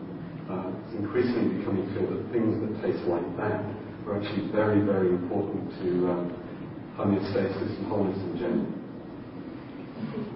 Yeah, I just wanted to elaborate on that. It is a cultural tradition. I know in Chinese medicine, there's the different tastes, the sweet, the salty, the bitter, and these are all essential, to do this for balance.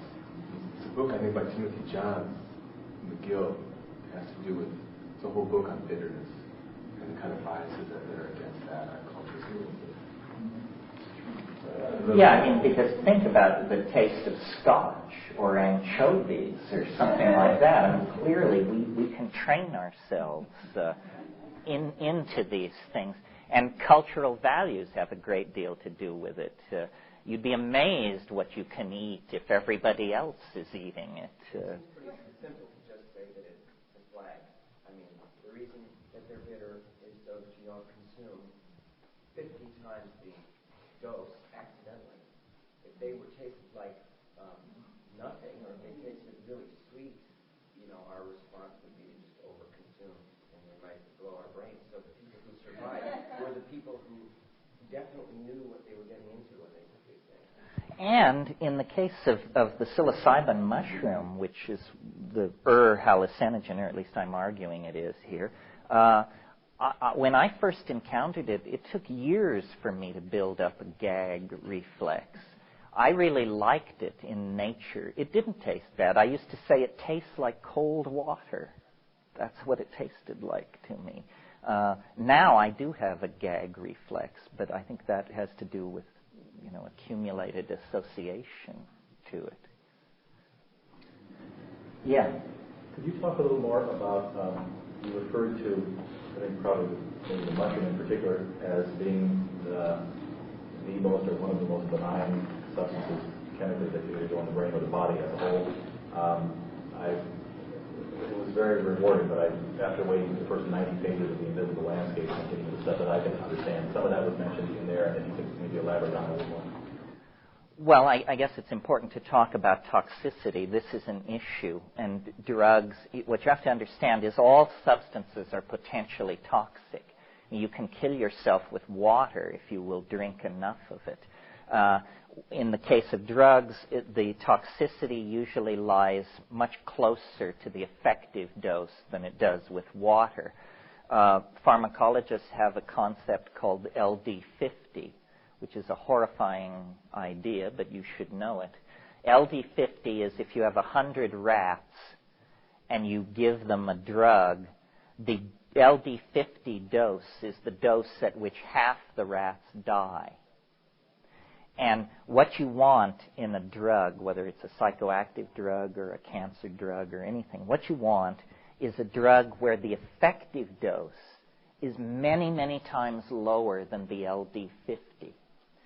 Now, by that standard, LSD is the safest drug there is because you can feel 50 micrograms of LSD, and 200 micrograms of LSD is quite a full menu. But to kill yourself with LSD, nobody knows how much it would take. The LD50 for LSD has never been determined. It's so high. That's good news. Now, psilocybin is a mid-range in this way of classification. The effective dose of psilocybin is 15 to 30 milligrams. A fatal dose of psilocybin is around 150 milligrams per kilogram of body weight. So you can figure out what that is. That's thousands of times or several thousand times the effective dose. Well, then something like mescaline, the LD50 is only about 40 times the effective dose. And by that measurement, then, you would have to say mescaline is a rather toxic compound. And it is, in fact. You have to take 700 milligrams. This is another way of talking about toxicity. How much do you have to take? If you mescaline, you have to take 700 milligrams. That's damn near a 000 cap filled with pure alkaloid. LSD, to 100 micrograms, you can lose it on the head of a pin easily. So that's another way of thinking about it. toxicity and effectiveness.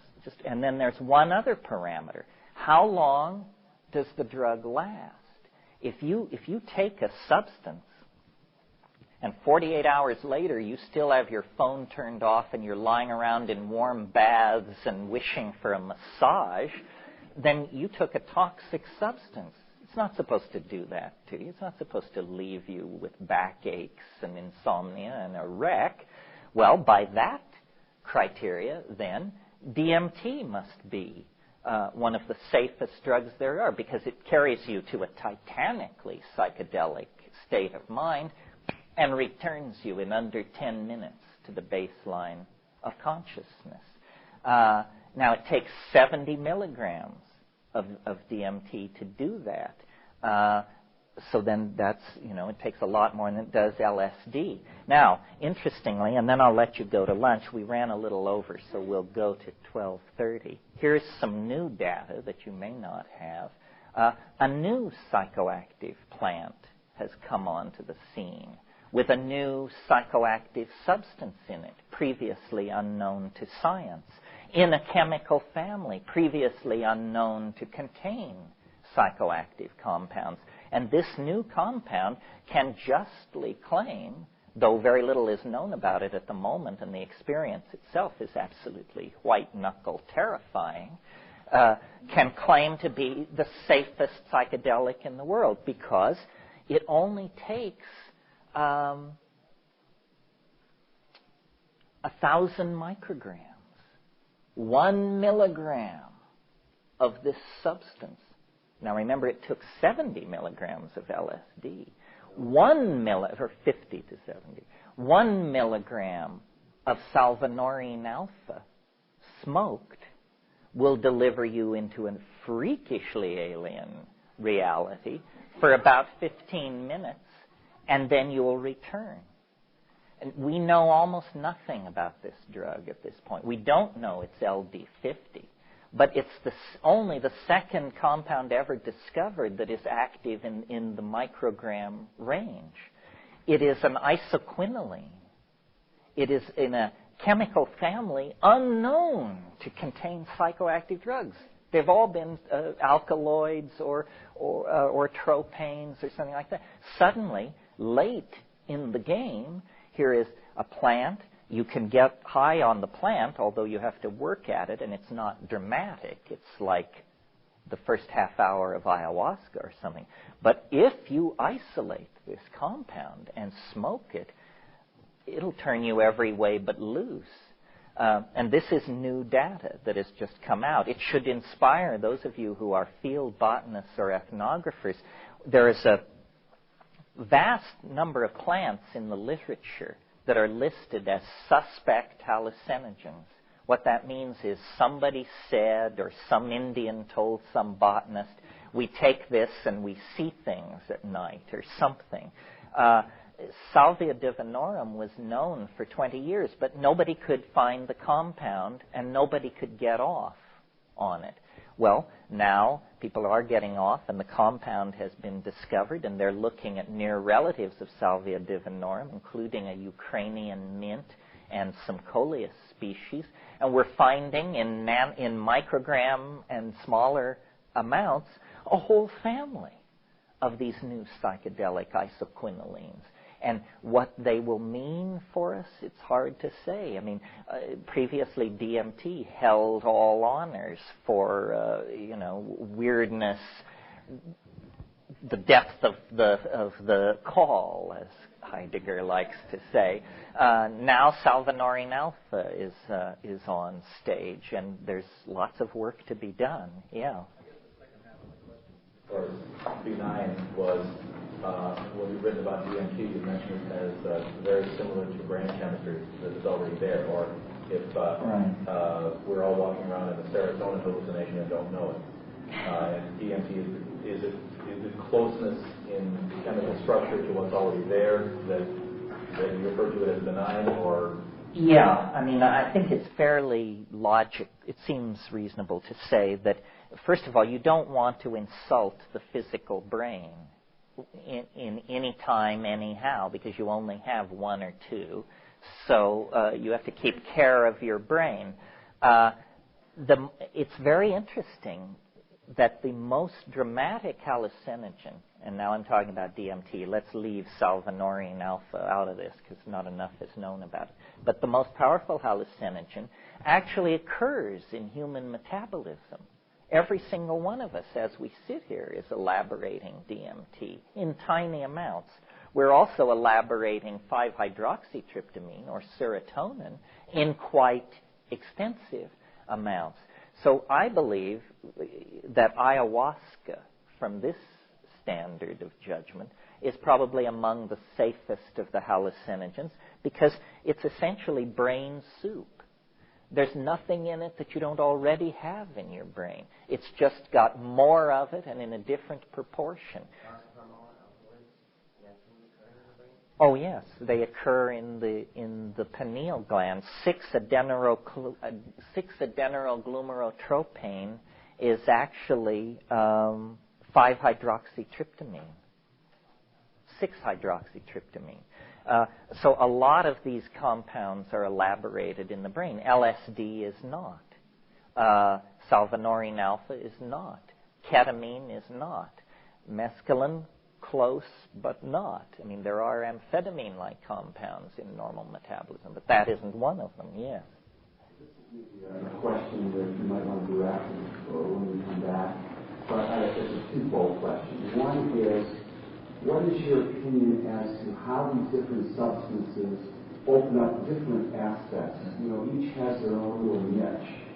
And more specifically, if you could give me any point of view as to the differences between what opens up between a mushroom experience and an ayahuasca experience. How do they differ?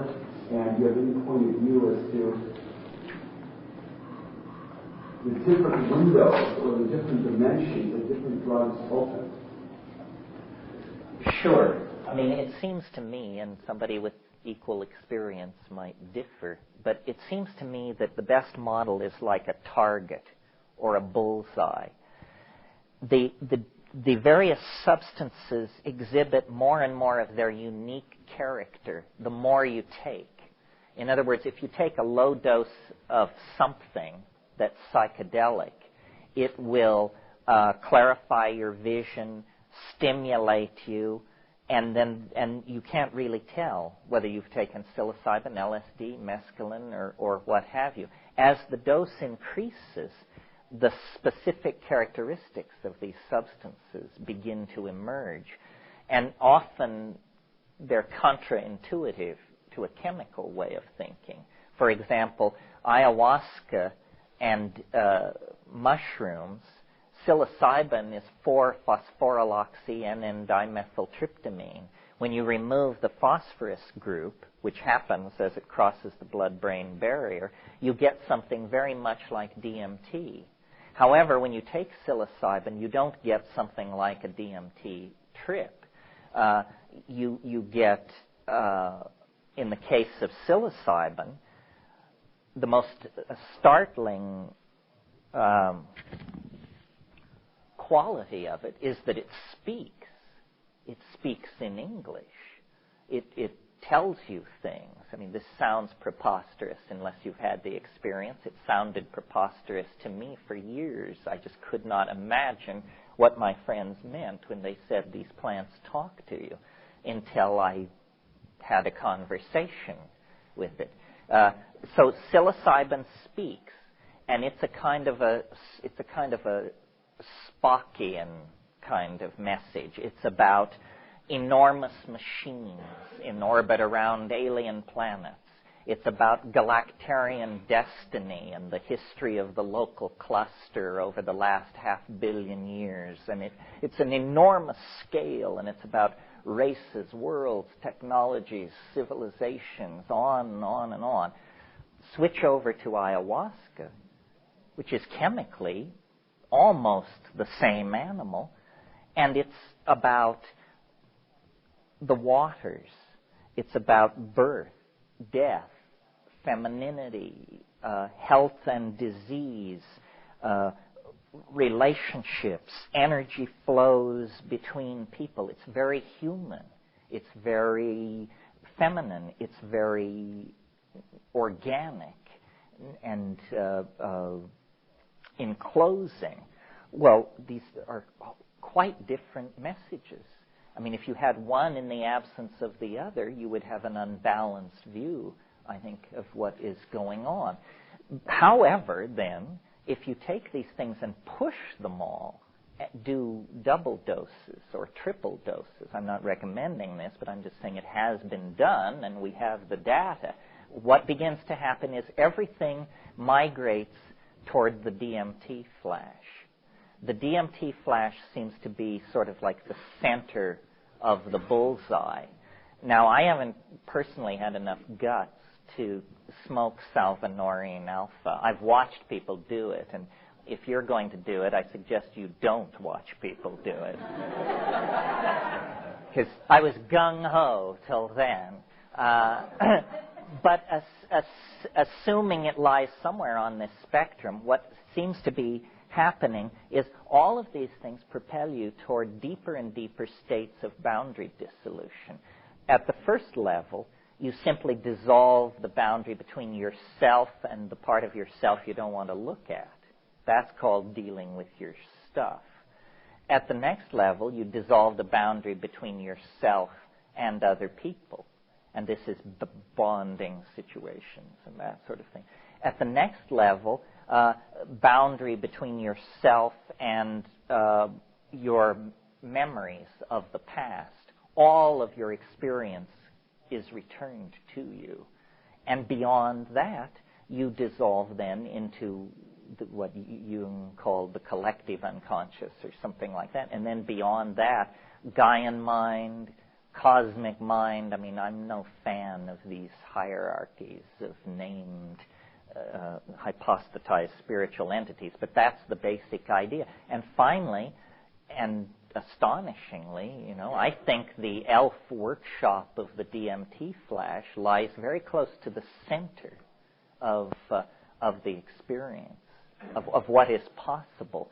It is not simply, as you might have gotten the idea from reading the literature. You see, in the 60s, they wanted to map it over Buddhism or Eastern religion. And they wanted to say that as the dose increases, somehow Satori or Shunyata or Nirvana or the white light or the great void or something like that. I never had that experience. As I raised the dose, the complexity of the state complexified. It never simplified. It never became Neoplatonic. It became Borgesian, and the universe is full of a number of things. So I don't think we can, this is maybe time to stop, but I'm reluctant to connect this entire enterprise to what is popularly called spiritual growth. I just think it's more like about growth. And spirit implies some weird anti-materialist bias or something like that. I was raised Catholic. So to me, spirituality means, do you visit the sick and imprisoned? Do you clothe the naked? Do you feed the hungry? Do you bury the dead? Do you comfort the afflicted? This is when I see somebody doing those things, I say, this is a spiritually evolving person.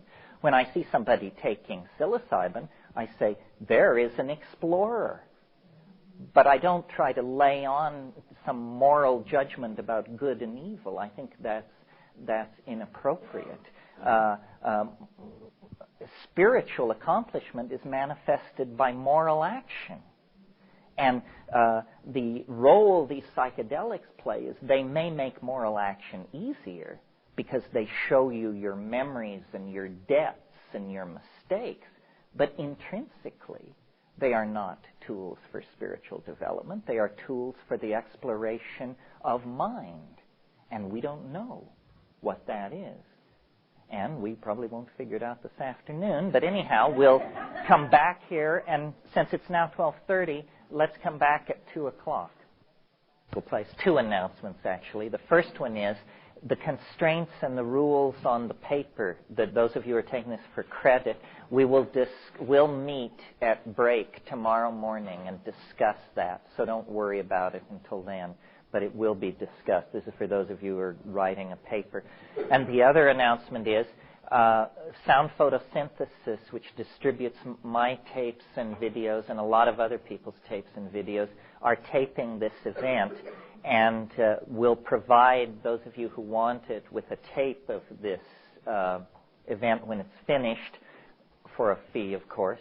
And they also have many books, videos, and recordings back there that deal with this subject or are my books. And sometimes these things are hard to find.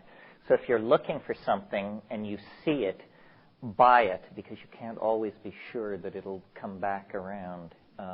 And they've gone to the effort of bringing all these things in for you. Okay, we'll go to 5. So at 3:30, or roughly, we'll do a little break. Well, is there... you all went off to lunch somewhere, not where I was, so I don't know where you went. You found the restaurant I couldn't find. But did you... do you want... Are there issues outstanding from this morning or a direction you want to send us off in? Yeah.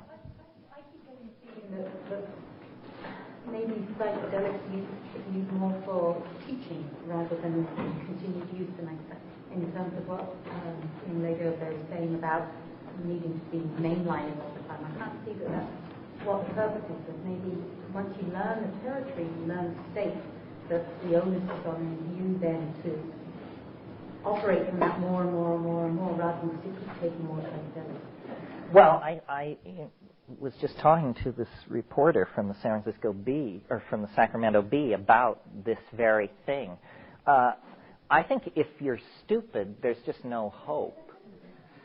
You know, you have been afflicted with a terrible circumstance, and you have to struggle with that. A lot of people took LSD in the 60s, and it seemed to have no effect whatsoever on them. I mean, a lot of pretty colors and this and that, and then they went out to be war planners and corporate executives and so forth. I think it's very important to talk about and analyze your experience. There is no communication even within the confines of your own mind if you can't describe what's going on. And so, the idea here is not that you should take psilocybin day in and day out or week in and week out, but that when you do it, you should do it with dedication and attention and pre-planning, and while it's happening, you must pay attention, and after it's over, you must analyze it. You must understand it. You must try. It's a tool for thought. It's a tool for understanding. And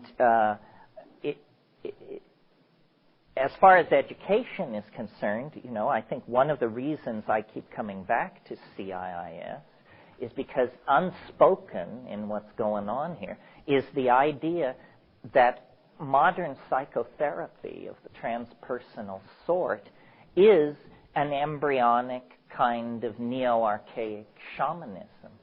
And there is something to be said for judicious use of the concept of the guide.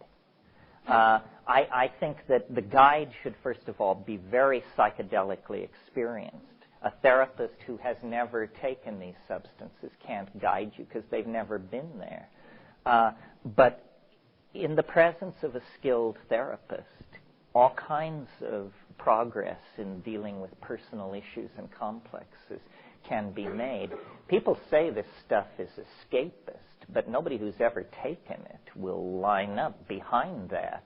It's too difficult.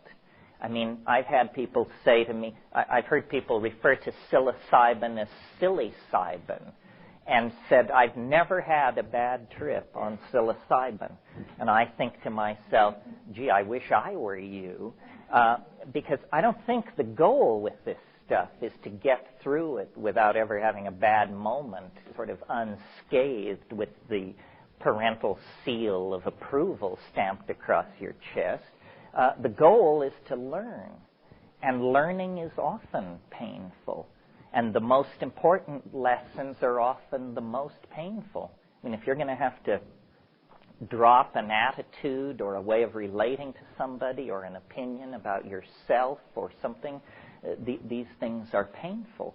And often you don't just say at the height of the psychedelic, oh, I see, I should change my mind. No, often there's tears and soul-searching and then a sense of dawning light and then the conversion. This is not easy work to do. It's not easy for anybody to do. I had a guy tell me once in the Amazon, he said, just don't think because we wear penis sheaths and live in the rainforest that this is easier for us than it is for you. It's not. It's as challenging to your humanness. It challenges your humanness no matter where you start out from. So you have to bring something to it. But if you bring something to it, it will work for you. And I'm of the opinion, and I get a lot of flack from this, and you're perfectly free to pile on, that many other spiritual techniques of advancement don't work. Even if you are intelligent, dedicated, attentive, they just don't work. Or they didn't work for me, that's all I can say. This will work, and if you bring sincerity and integrity to it, it will respond beyond your wildest dreams. Yes, did you want to say? Along these lines, I was thinking, there's a thought that came to my mind while I was at lunch, which had, I'm going to call it embodying the logo. And I'm not sure that phrasing is correct. I'm not even sure I know exactly what I'm talking about. But it's connected up with something Richard said earlier about, it takes it a little bit further, and connects up with the idea that you ego and less means the constraints of the ego. So, okay, I'm not used to talking in front of groups, so I get all nervous as well.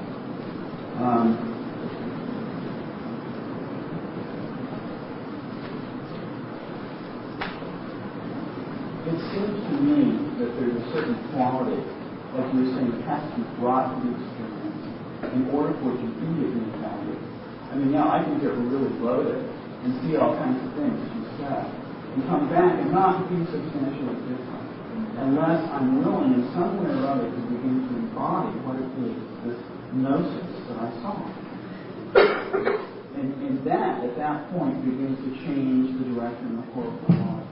And it's really the question, I think, that's before us, that what we're dealing with is how are we as a species going to get beyond this particular impact in history. So the question is, how do we embody this? What I see in our culture is that we have managed to totally undo any kind of historical connection which would give us a tradition within which we could operate. So we're kind of always starting from scratch and borrowing bits and pieces from archaic culture. So this point that you just brought up about transpersonal psychology, I agree with you. This is sort of the direction we're moving in. It's not really so much discovering something new, but recovering something which is not lost. Right? Yes, absolutely. Yes.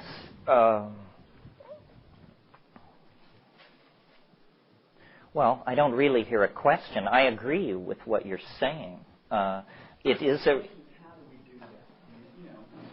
What do you have to offer in terms of some insight from your experience about how to get into the body? Well, it's a complicated question. I'm an alienated intellectual. Probably most of you are as well. I may have been that before I ever reached psychedelics. Basically, I think that it almost comes down to practicing a noisy form of aesthetic criticism of the society. If something is stupid, you should say so. And if something is tasteless or brutal or insulting or demeaning, we just have to say so. Now, the problem is there is so much that is tasteless, insulting, and demeaning that you would spend your entire time doing that. Well, isn't that what the countercultural milieu is? I think it's a group of people who, to greater or lesser degrees, are entirely uncomfortable with the official culture and then try to embody an alternative culture. And it's a culture of tolerance, of broad-mindedness, of immediate experience.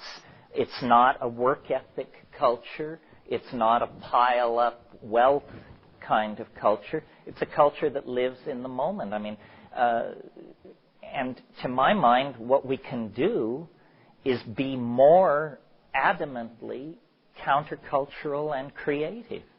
That's why I'm so happy to see something like rave and house and ambient music come along, because, you know, rock and roll, which was previously the sustaining thing of the counterculture, was totally co-opted, and the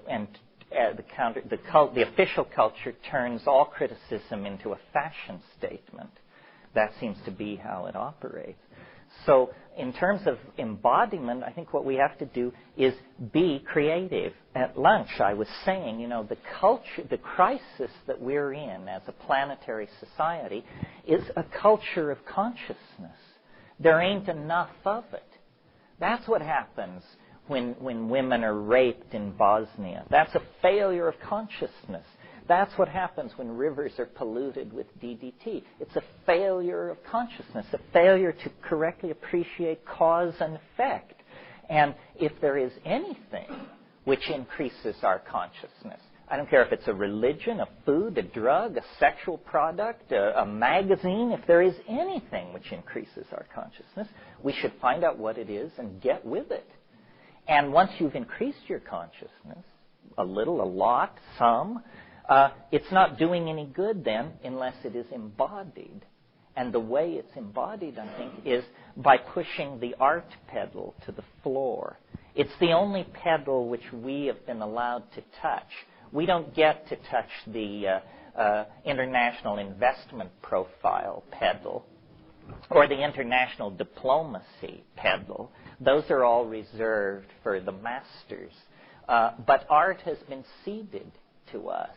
And art can either be fawning and sycophantic, or it can be radical and challenging, or it can be transcendental and inspiring.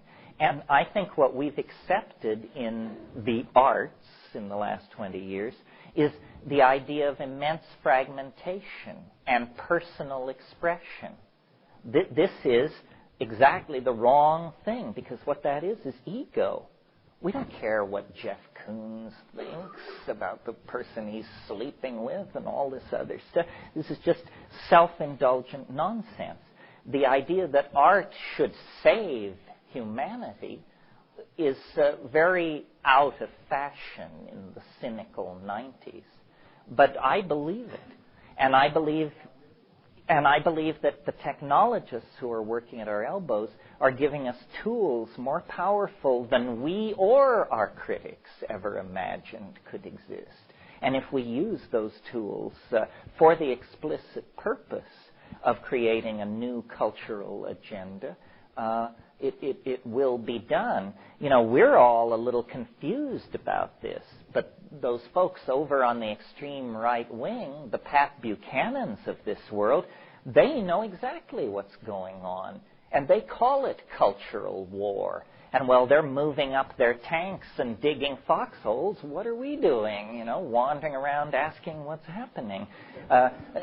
Cultural war is very real, and the people who are, you know, I realized sometime in the last 48 hours that when fascism comes to America, it will be called traditionalism. That seems to be how it's going to present itself. So I think art is our great ace in this game. Right now, Well, one more thing. I was going to say, right now, the most exciting cultural frontier to my mind, on this planet, is the Internet and the World Wide Web. And that is a beast which escaped from the control of the dominator institutions. It was built to wage thermonuclear war and to be indestructible. Well, when thermonuclear war ceased to be a hot option, the indestructibility of it remained.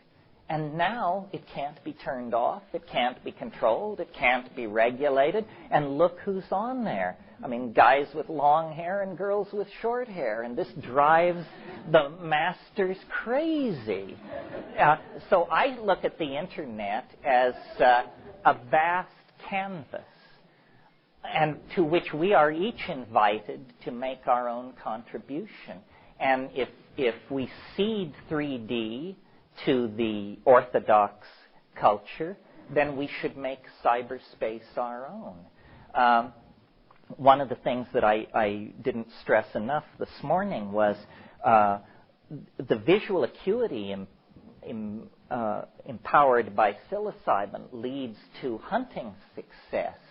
But the higher doses of psilocybin propel you past observation of animal habits and environments and into the imagination.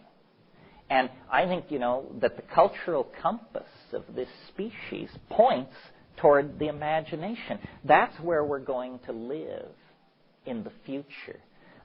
That's what we were born for. That's where we are at our best. In 3D, well, as James Joyce says in Finnegan's Wake, here in Moycane we flop on the seamy side, Moycane being the red light district of Dublin.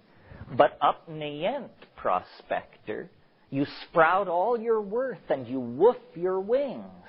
Well, up Nient is spelled these days http://www yak yak yak, right? In other words, the imagination is being turned into a piece of real estate. And the faster we can occupy it and give it the caring, boundaryless, psychedelic, communal tone of our community, the closer we are then to having a foothold or a grasp of a real solution. Yeah. Specifically around psychoactive substances. I wanted to ask about intention. I noticed in journeys that I've had, particularly with ayahuasca, that intentions were an important component, and they shaded the experience and filtered the experience. And sometimes very strongly, and sometimes hardly at all, or at least not what I noticed.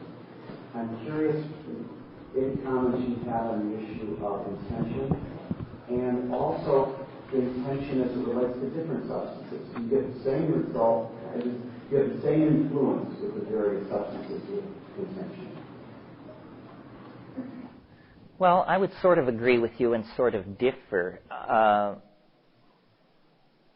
I remember once I was at some impasse in my personal life, and I decided I should take a psychedelic and pose a question.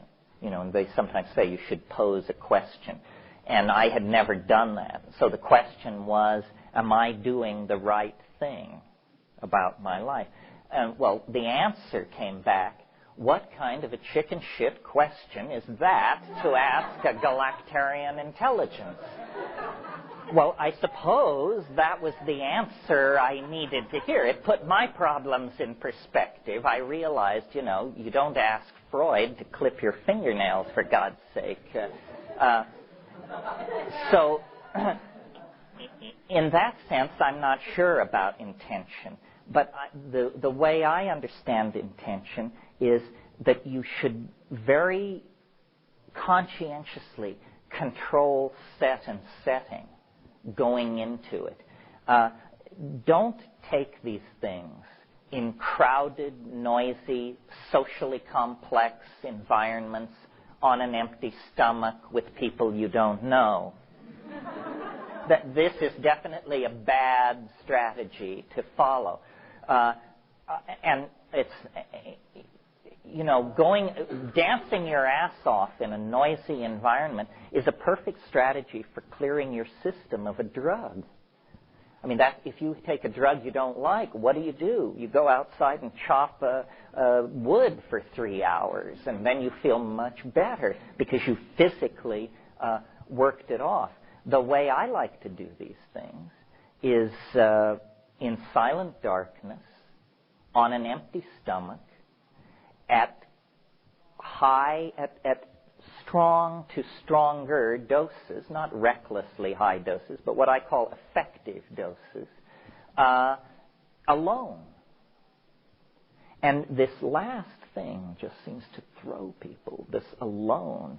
It tells me what a triple Scorpio I must be, that so many people are absolutely horrified of the idea of taking a psychedelic alone, when I wouldn't, you'd have to twist my arm to get me to take it with someone. Because if I take it with someone, it's inevitably going to be about them. And I may not want that much of them in my life, you know.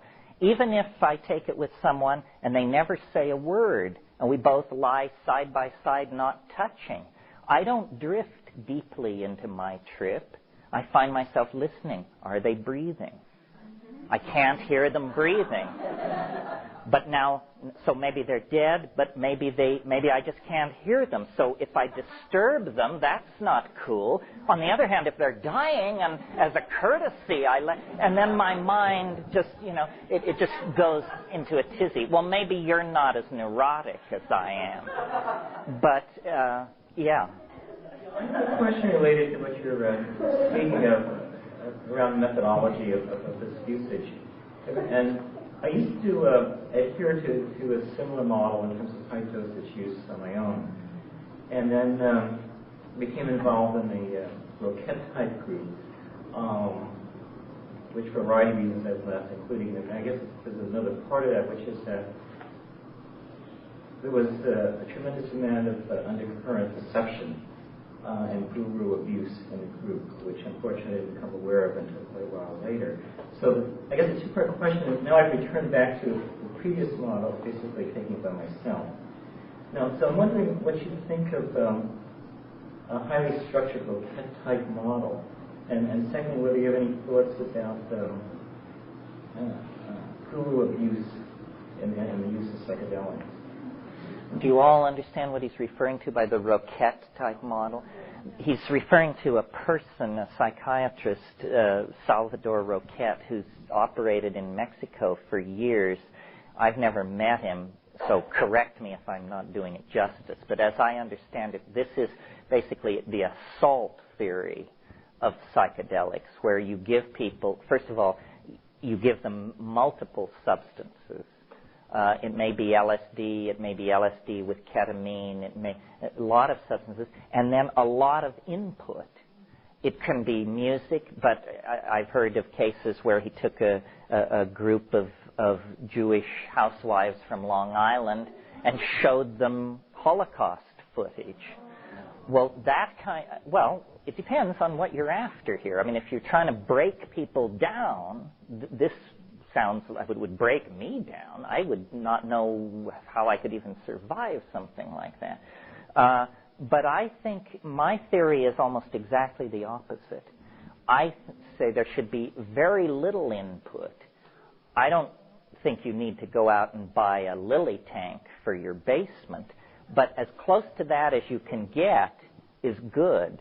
In other words, I lie on a bed, silent darkness, and look at the back of your eyelids with the expectation of seeing something. It took me years to be able to articulate this because I thought everybody did this, but apparently not. I once talked to Roland Fisher, the guy I mentioned this morning. He'd given psilocybin to 2,500 grad students. He'd taken it 20 times himself, and I said, well, Roland, what do you make of these hallucinations, of these volleys of visual hallucination? And he said, I never closed my eyes. I was floored.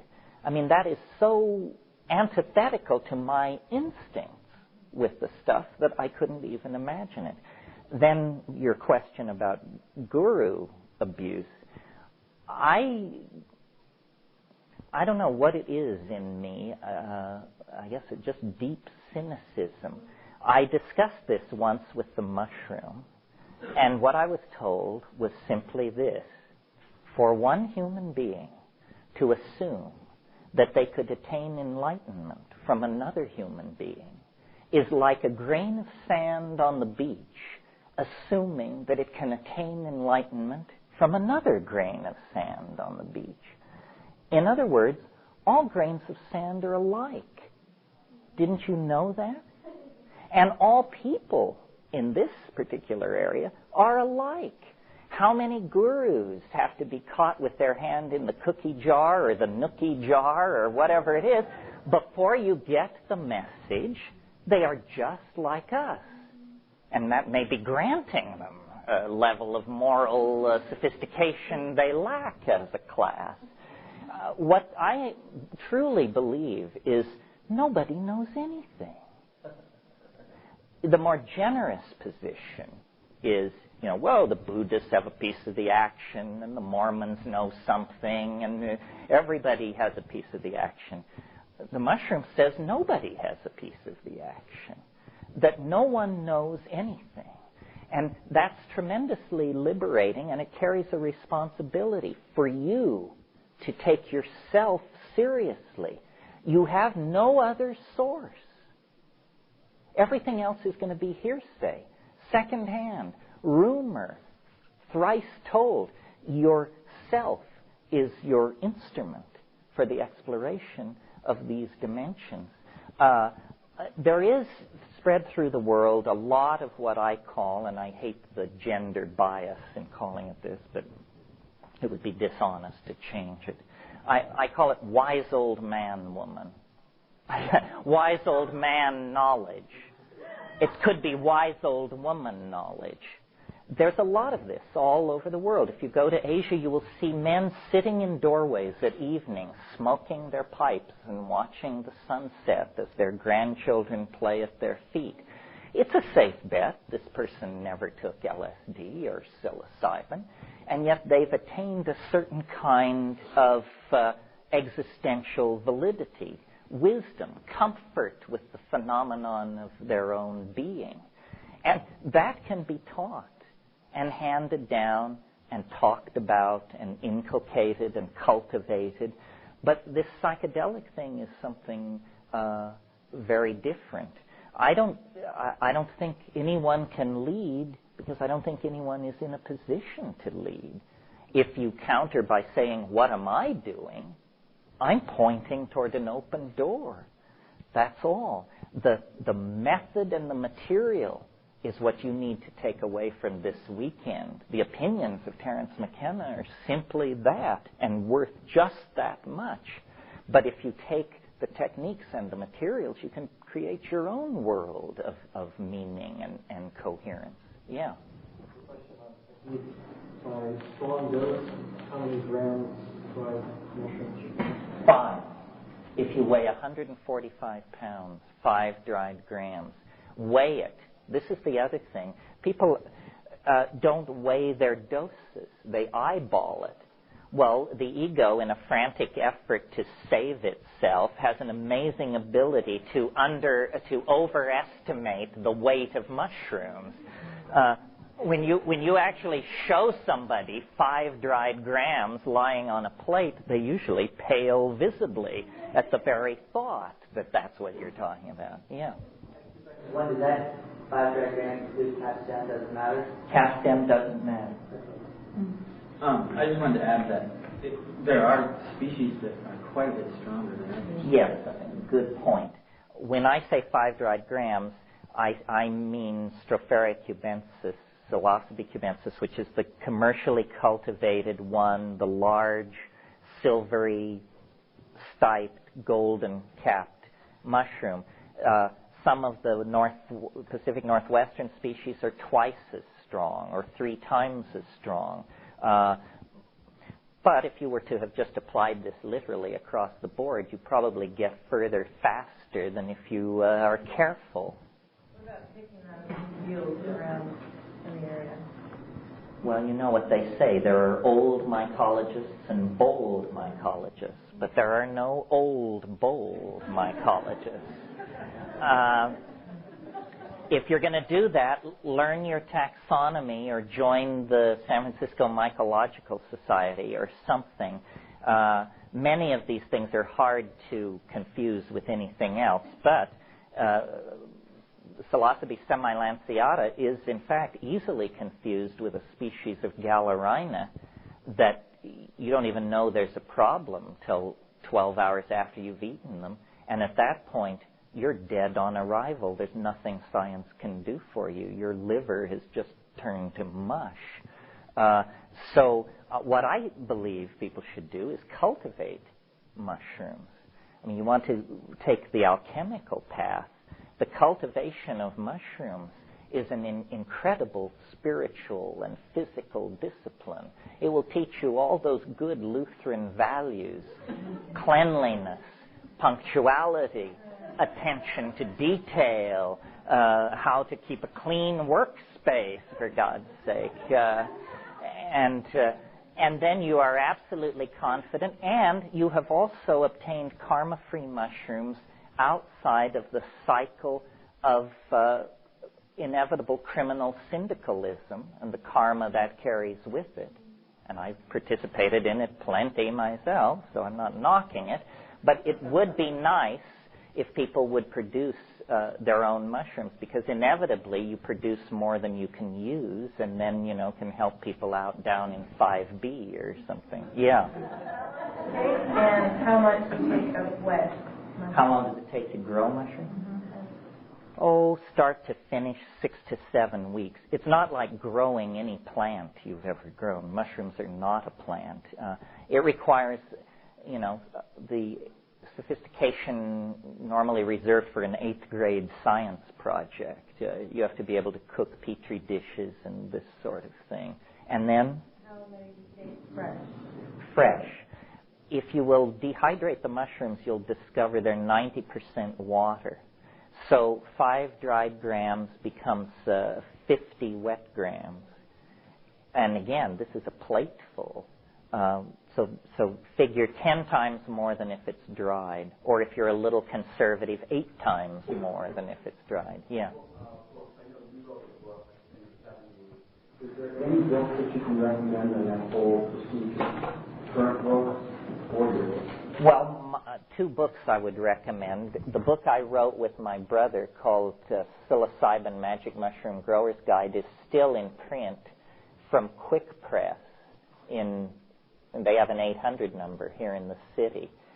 Quick Trade. I'm sorry, not Quick Press, Quick Trade. And then Paul Stamets' book, The Mushroom Cultivator's Encyclopedia, is a very good book.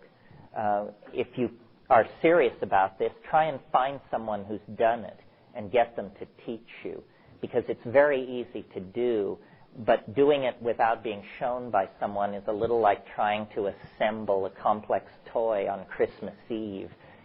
Flap F into slot P, that kind of thing. It's much easier to just be taught by someone. Yeah.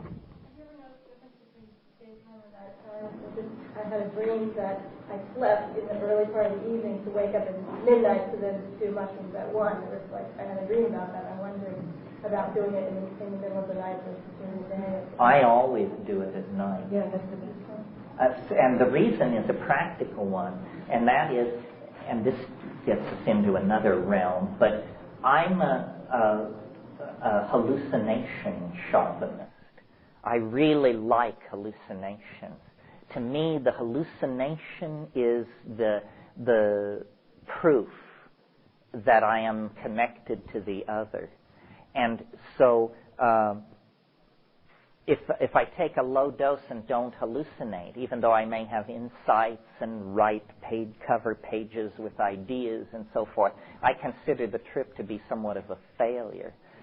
Hallucination is what's important. Now, what was the other part of your question? Nighttime or daytime. The hallucinations are reluctant to form in light, I've found. That's not true of everything. For instance, DMT I prefer to, my ideal site for smoking DMT would be a grassy, sloping hillside somewhere in Marin County or something. Perfect, in bright sun. But all other hallucinogens seem to prefer darkness and can organize themselves in darkness much better.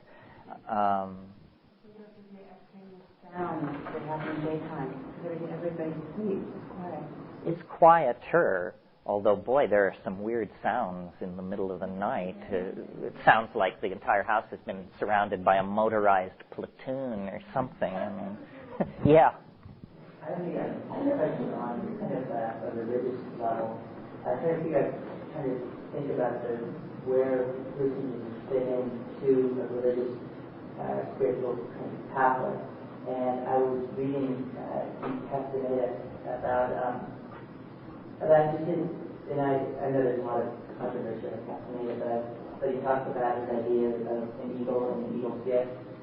Ideas that I've read in Eastern traditions about immortality and certain, linked up with this Castaneda idea of the eagle's gift.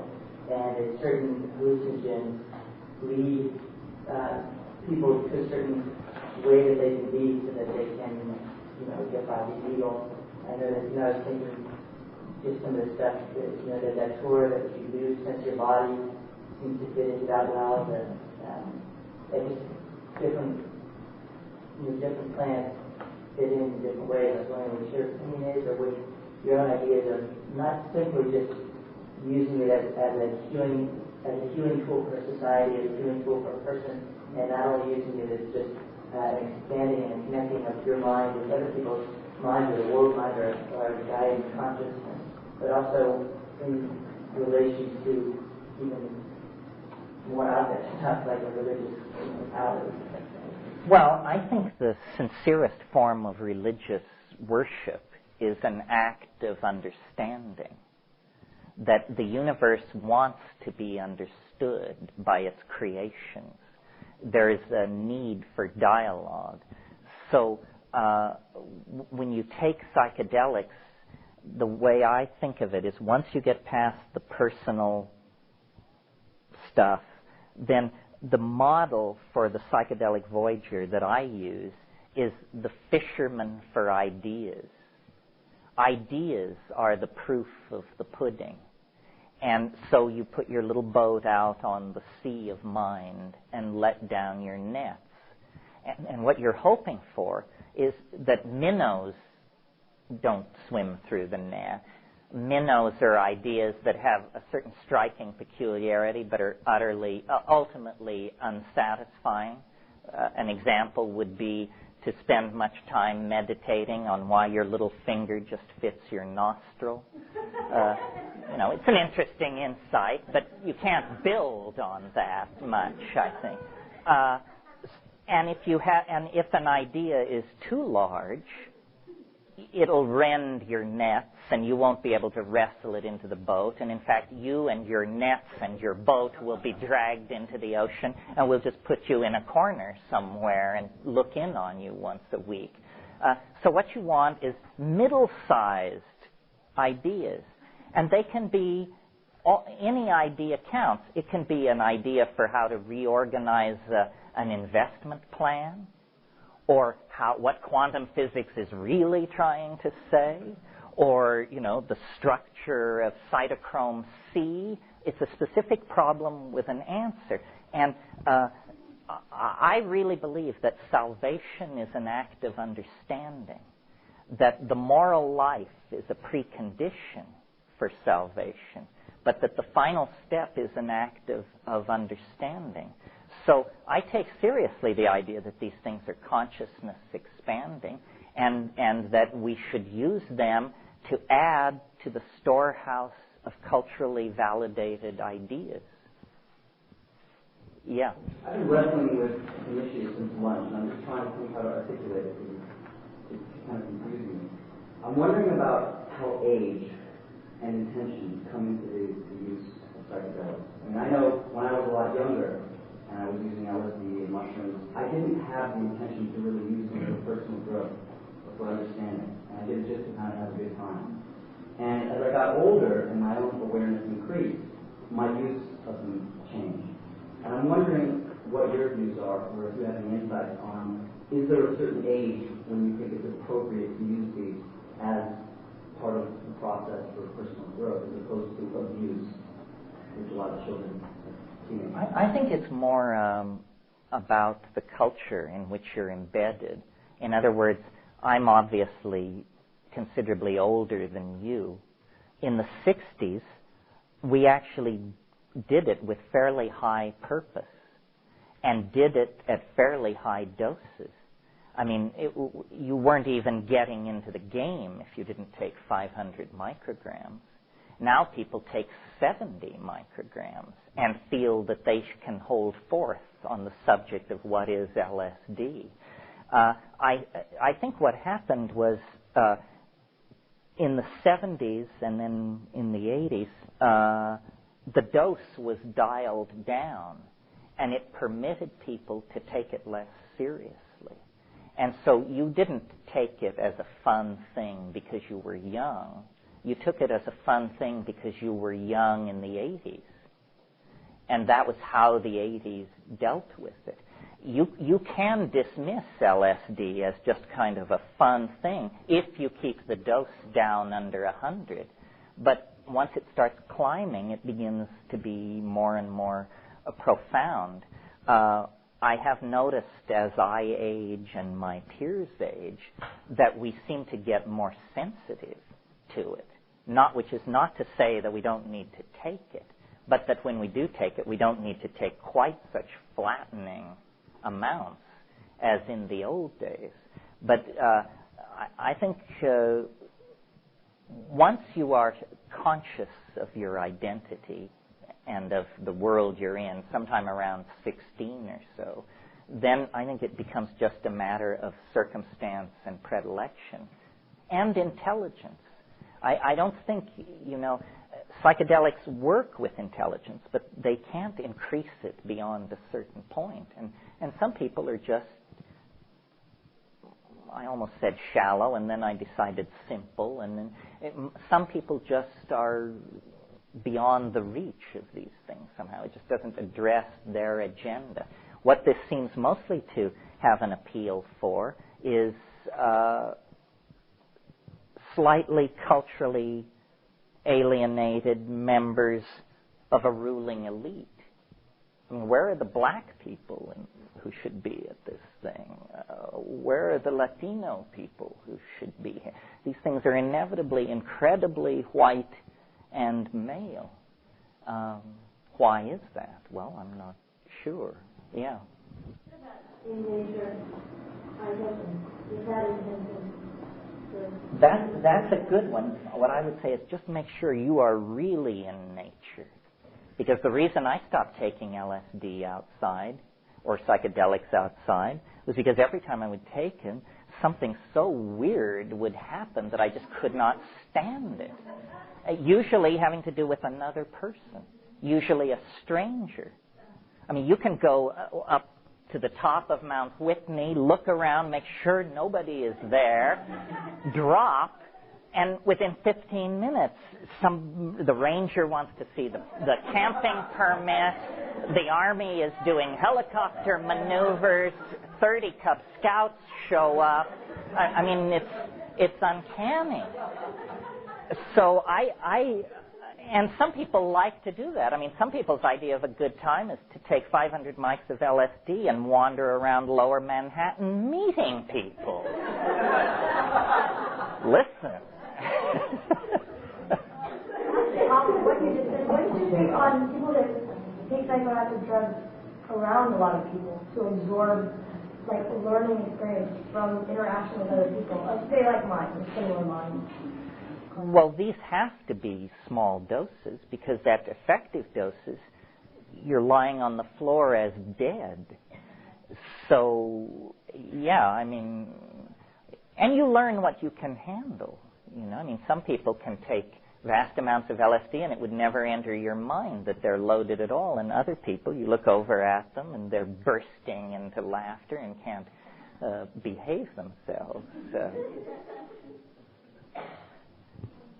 I was wondering if you elaborate more on DMT and like insights, experiences, kind of thing. Well, I think DMT is, if DMT didn't exist, we would have to invent it. It's sort of, there has to be something in the world.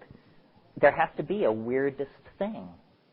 Once we have the concept weird, there has to be a weirdest thing. And DMT is simply it. DMT is that thing which, above all other things, you have convinced yourself doesn't exist. It's the one thing you are certain is impossible. That's how it seemed to me. It completely deconstructs reality in a completely unexpected way. In other words, reality can come apart many different ways, and if it begins to come apart, you hope it will begin to move along some traditionally sanctioned spiritual arc, toward Jesus or heaven or hell or something identifiable. What happens with DMT is there's an eruption of the unexpected. It seems to be in its nature to be unexpected. And it seems to carry the message with incredible intensity that everything you know about reality is wrong. It isn't what you think it is. When you smoke DMT, when I smoke DMT, and according to Rick Strassman's research out at New Mexico, when most people are exposed to DMT, very quickly, like within 30 seconds to a minute, you are conveyed into an inconceivably alien and dramatic environment of 100% hallucination. Nothing you have ever seen before is there. There is nothing there that the English language can describe, because there is nothing there that any English-speaking person ever has encountered before, or German, or French, or Swahili.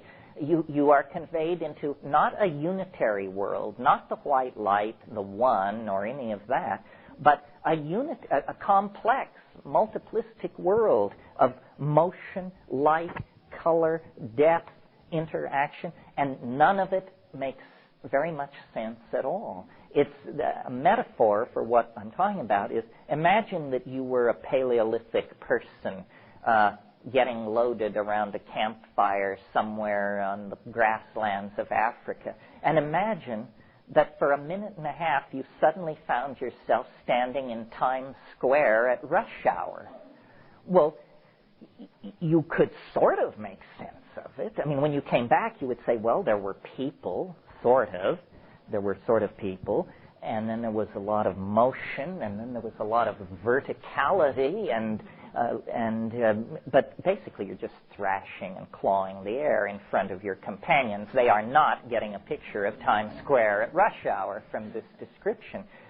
DMT is like that. It seems to punch through to an impossible world, a parallel dimension. And it's not as if it would be shocking enough if it were purely incomprehensible. The problem is, it's not quite purely incomprehensible. There's a 2% residuum that you seem to be able to relate to. These self-dribbling basketball-like entities that I call tykes that come bounding up and leap into your body and crawl all over you and jump in and out of your chest cavity. They are singing in some kind of a language that you don't hear but see. And so they're singing objects into existence. Some kind of musical grammar is condensing small pieces of furniture around you. And you have to remember, 30 seconds before you were in some shabby apartment, you and your strange friends, fiddling with some drug, and now that's all gone, and you're not sleepy, you're not dazed, you're absolutely who you were. That's the strange thing.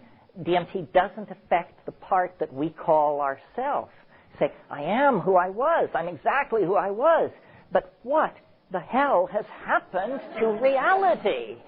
And it's been entirely replaced by something that I never saw in any science fiction film, never heard about in any fairy tale, never dreamed of, never hinted of, and now I'm fully there. And these little entities are dancing around attention, and then they want you to do something. They want you to sing objects into existence with your voice. And they're doing it. They're showing you how it's done.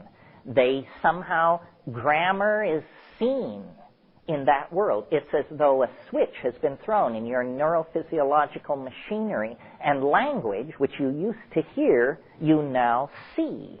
And these things are putting a lot of pressure on you, saying, do it, don't question, don't think, don't reflect, just do it. And I sort of feel something cross between heartburn and satori begin to move its way up my chest, and when it reaches my mouth flies open, and this glossolalia-like linguistic stuff begins to happen, which is like language, like liquid, like silk. I can see it, and it's colored, and it's complicated, and now I do not understand what this is for. I can join you in speculating. It looks to me like, first of all, language itself is a mysterious activity, a behavior which we participate on God, on the body of nature. Human language is the place to look. It is not anticipated in other forms of animal organization, and in us it reaches this excruciating level of expression. And with it, we have created culture, which is a virtual reality that we surround ourselves with, not only of ideologies, Marxism, democracy, monarchy, but buildings, highways, infrastructure. So it's almost as though language is an alien artifact of some sort. You remember Bill Burroughs said it's a virus from outer space. Well, this is sort of like that idea. But language is obviously not something that is a finished enterprise. And I think that we are approaching, either through the natural evolution of the soma, of the body, or through technology, or through some combination of the two, we're approaching a place where we're going to switch channels and switch the language channel into a more broad bandwidth mode, and we're going to see what we mean instead of hear what we mean. That the convention of using small mouth noises to symbolically indicate objects in the world, so that those who share the same set of linguistic assumptions can download this acoustical babble and reconstruct a thought out of it, is going to be traded in for something more like a direct acoustical hologram, where then ambiguity is much less prevalent. You know, if I read you a paragraph from Proust, we can spend the rest of the afternoon discussing what did the author mean. You've all been in those situations. What did the author mean? But if I show you a sculpture by Brancusi, we just walk around and look at it. It self-evidently is what it is. It does not have the ambiguity that adheres to written and spoken language. And I think this ambiguity has allowed misunderstanding, and misunderstanding has allowed pain and agony. So it may be that we're on the brink of a higher form of language, the descent of the logos. This would be it, the manifestation of the logos. And the psychedelics, by allowing a look through the hyperspatial window at future states of human organization, as I argued this morning, is actually giving us a taste of a human future that may be far in the future. In the same way that if you had smoked DMT 20,000 years ago, you might have landed in Times Square circa 1960. It's an insight into a future development in the physiology and mind of man. And makes it very suggestive then that DMT is being elaborated in our brains as part of normal metabolism. We have genes that produce DMT. Well, what if those genes were to be switched on in a more dramatic way? Then what would the quality of culture be? If culture is the serotonin trip, then what kind of culture would we live in if the serotonin were backed out in favor of a DMT-maintained neural substrate? I don't know. Lots of hands up. You've been patient. I have two questions kind of pertaining to a little bit what you just said. You said that when you take the correct amount of psilocybin, it speaks to you in English, and I know this sounds really silly, but what about people who speak other languages? Are you saying that it speaks back to you so that you may understand? It speaks to you in your own language. Let me tell you a story which seems to me really a strange story, but it happened to me, so I'll tell it. When I first started growing mushrooms, I was testing all these batches and taking it quite a bit of the time. And one evening, I got locked into this voice thing, and it was singing a little song, and the song was something like this: da da da da da da da da da says, da da da da da da da da says. It ended each line with the word says. So I thought, interesting. Then I went back and listened to Maria Sabina's Mushroom Velada, where she's singing in Tzotzil, which is a mountain Indian language of central Mexico. She's singing in Tzotzil, and the interlinear translation is right there on the page. Da-da-da-da-da-da-da-da-da, su, da-da-da-da-da-da-da-da-da, su. This word means says in Tzeltal. So I thought, this thing can do it in any language. It is apparently omnilingual, yes. And the second part would be, did you say that you said chemicals that psilocybin are naturally occurring in the human brain? I said DMT naturally occurs in the human brain. What about children of parents who have taken a lot of psilocybin in their lifetime? How does that affect them, and what if they are conceived while parents are having children? Well, there's a lot of anecdotal talk about this, but I don't think there's ever been a statistically coherent study. Coming out of the 60s, of course, there was a rash of LSD babies. And some of those LSD babies are now 19, 25 years old, and they are perhaps in this room and can speak for themselves. But it's never been studied. It would be an interesting thing to look at if you could follow up. The idea that LSD breaks chromosomes was simply a government lie, a smear, that to this day survives in certain portions of the literature. It is not true. It is not even a little true. It is 100% horseshit. It just doesn't do that. Aspirin and caffeine break chromosomes with an order of magnitude more alacrity than LSD. In Brazil, I just want to say that they have studies taking ayahuasca while you're pregnant, and also they also deliver while on a little bit of ayahuasca, and there's been no effect.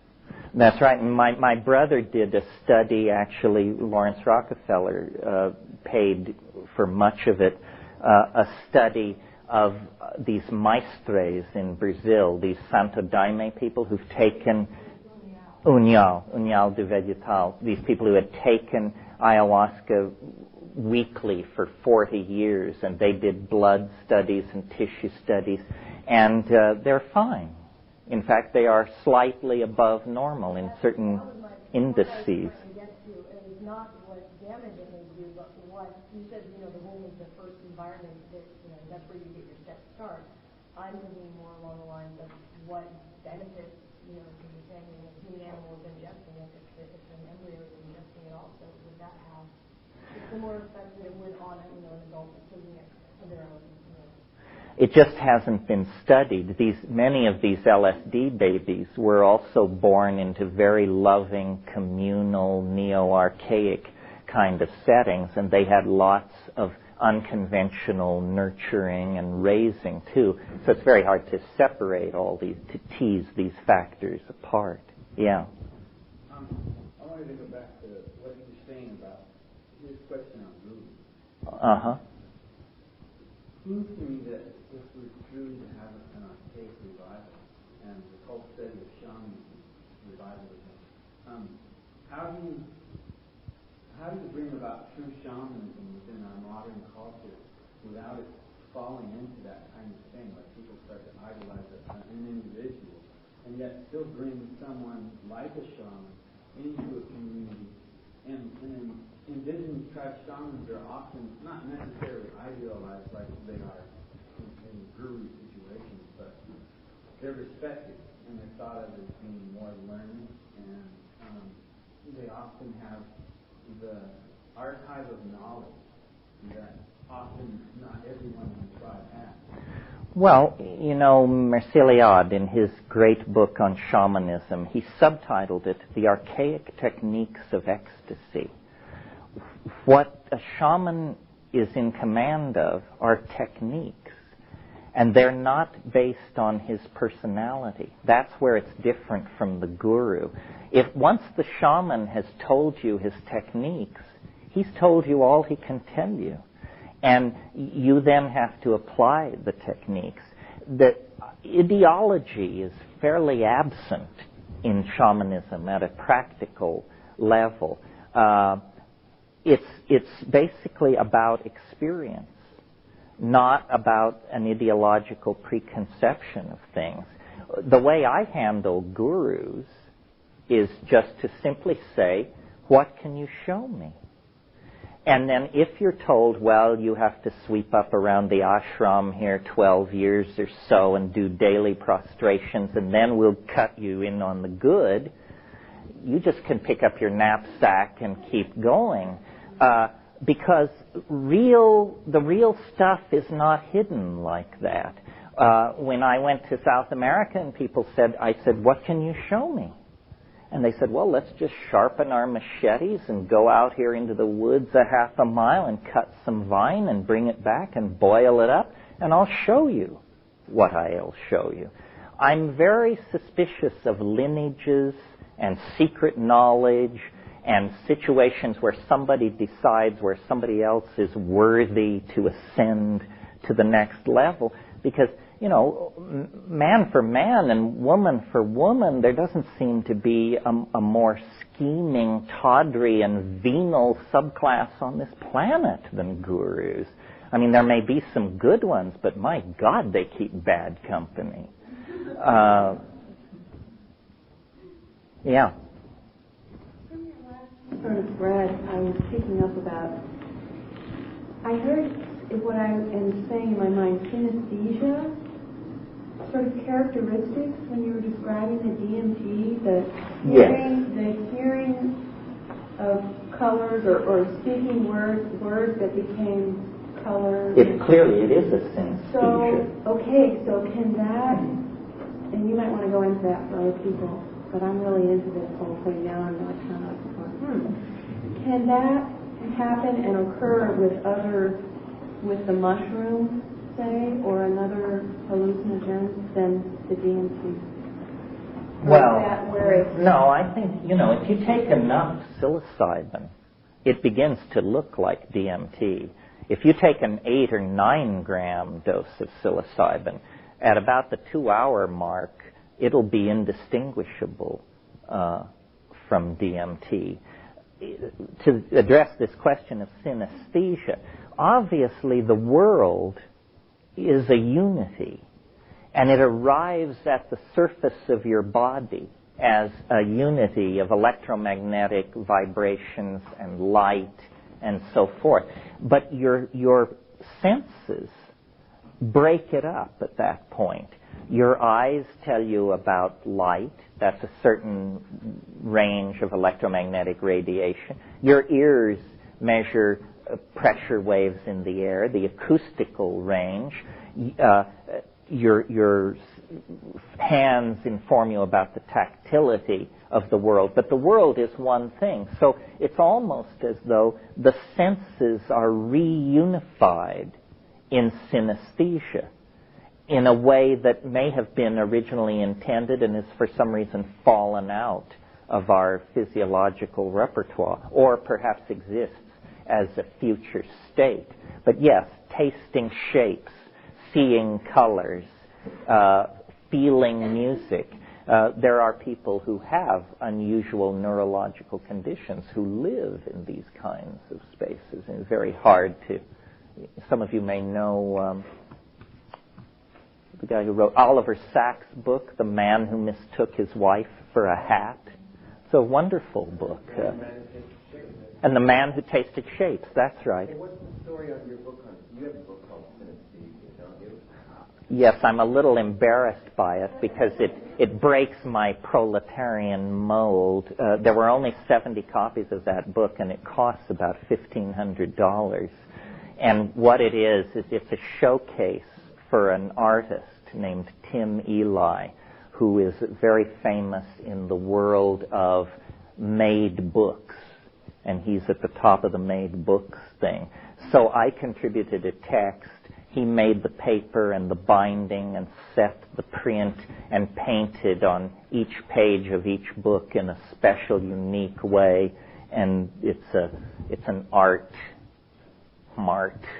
object. Yeah. Your book on cultivating psilocybin mushrooms had a very strong impact in terms of the accessibility of mushrooms. And DMT is much harder to obtain than mushrooms. And I know people have explored Jonathan ayahuasca analogs and he's reviewed the torches around Polaris with very mixed success. And I'm wondering if you have any thoughts about similarly accessible ways of making DMT come into existence. Yeah. Well, I don't advocate, if you're not at least a third or fourth year biochemist, you shouldn't attempt it because it involves in the laboratory, because it involves the use of LIAH. Here's a book called Psychedelic Shamanism that has recipes, but LIAH, lithium aluminum hydride, is very explosive, and don't make a fuel of yourself. The other approach is to try to find a weak source in nature and concentrate it. And Phalaris grasses, Phalaris tuberosa and arundinaceae, you can grow them and do a low-tech water extraction.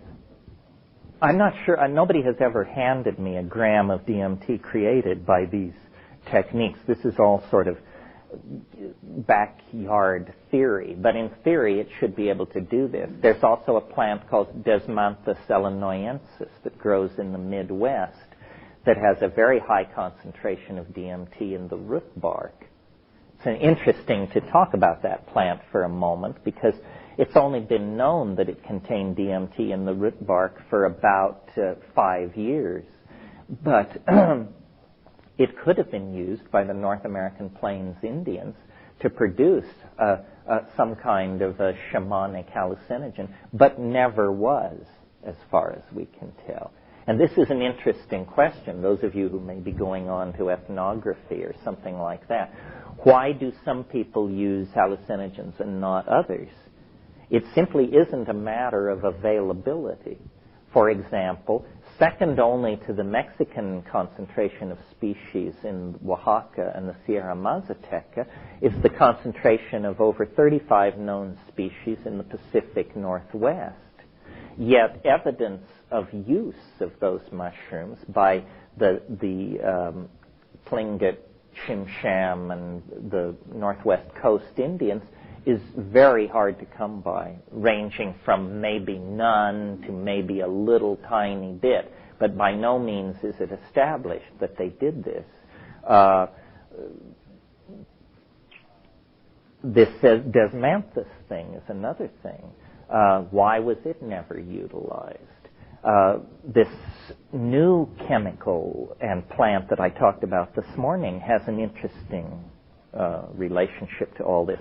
Salvia divinorum, this Mexican mint that contains salvinorine alpha. It's used only by two fairly small language groups, the Tzotzil and the Tzoltal, and they call it hojas de la pastora, the leaves of the shepherdess. But when you ask them, well, what do you call it in Tzotzil? What do you call it in your language? They say, we have no name for this plant in our language. Well, that's impossible if they've been using it for any length of time at all. It seems to suggest, and they say, that this is a new plant. But what's puzzling about that is it's known from nowhere else on Earth. So is it that these people discovered this plant as recently maybe as 50 or 60 years ago, and having a tradition of plant use, they inculcated this one into it? There's a similar case in Africa. You probably all know about iboga, Tabernanthe iboga, which is the only really major African alkaloid-containing plant. And it's the basis of a religion in Gabon and Zaire called Bawiti. And interesting on this gender issue, just as an aside, this stuff is used to hold relationships together. It's well understood that that's what it's for, is to bond people. But, and these people who use it, the Fang people, they say they got it from the Pygmies. But what's strange about iboga is there is no record of anybody using it before 1870, anywhere. This is very puzzling because the Portuguese had been into West Africa since the 1440s and trading and buying slaves and bringing back artifacts and this sort of thing. No record of iboga use before 1860. So we can't assume always that these things are ancient. There's a lot of controversy about peyote. Peyote, if you're not looked into the matter, you might assume this is this ancient hallucinogen. But in fact, most of the evidence argues that until the 1880s, Sephora secundifolia beans were the preferred shamanic intoxicant of the Rio Grande drainage. Well, now, today, Sephora secundifolia is considered a poison. It has cytosine in it. It's a terrible thing to take. This is another thing, I mean, as long as I'm just riffing on these things, you have to realize that intoxication is a culturally defined situation. For example, in Madagascar, the Malagasy Republic, the large island off eastern Africa, there are no major psychedelics, but there are what are called ordeal poisons. Well, these are plants where you take it, you think you're going to die, you beg to die, and then you get better and are fine. Well, people come out of that reborn, rededicated to their families and their professions and their position in society. Why? Not because it was psychedelic, but because a near-death experience is intrinsically an experience which causes you to re-examine and re-evaluate your relationships to the world and other people. Yeah.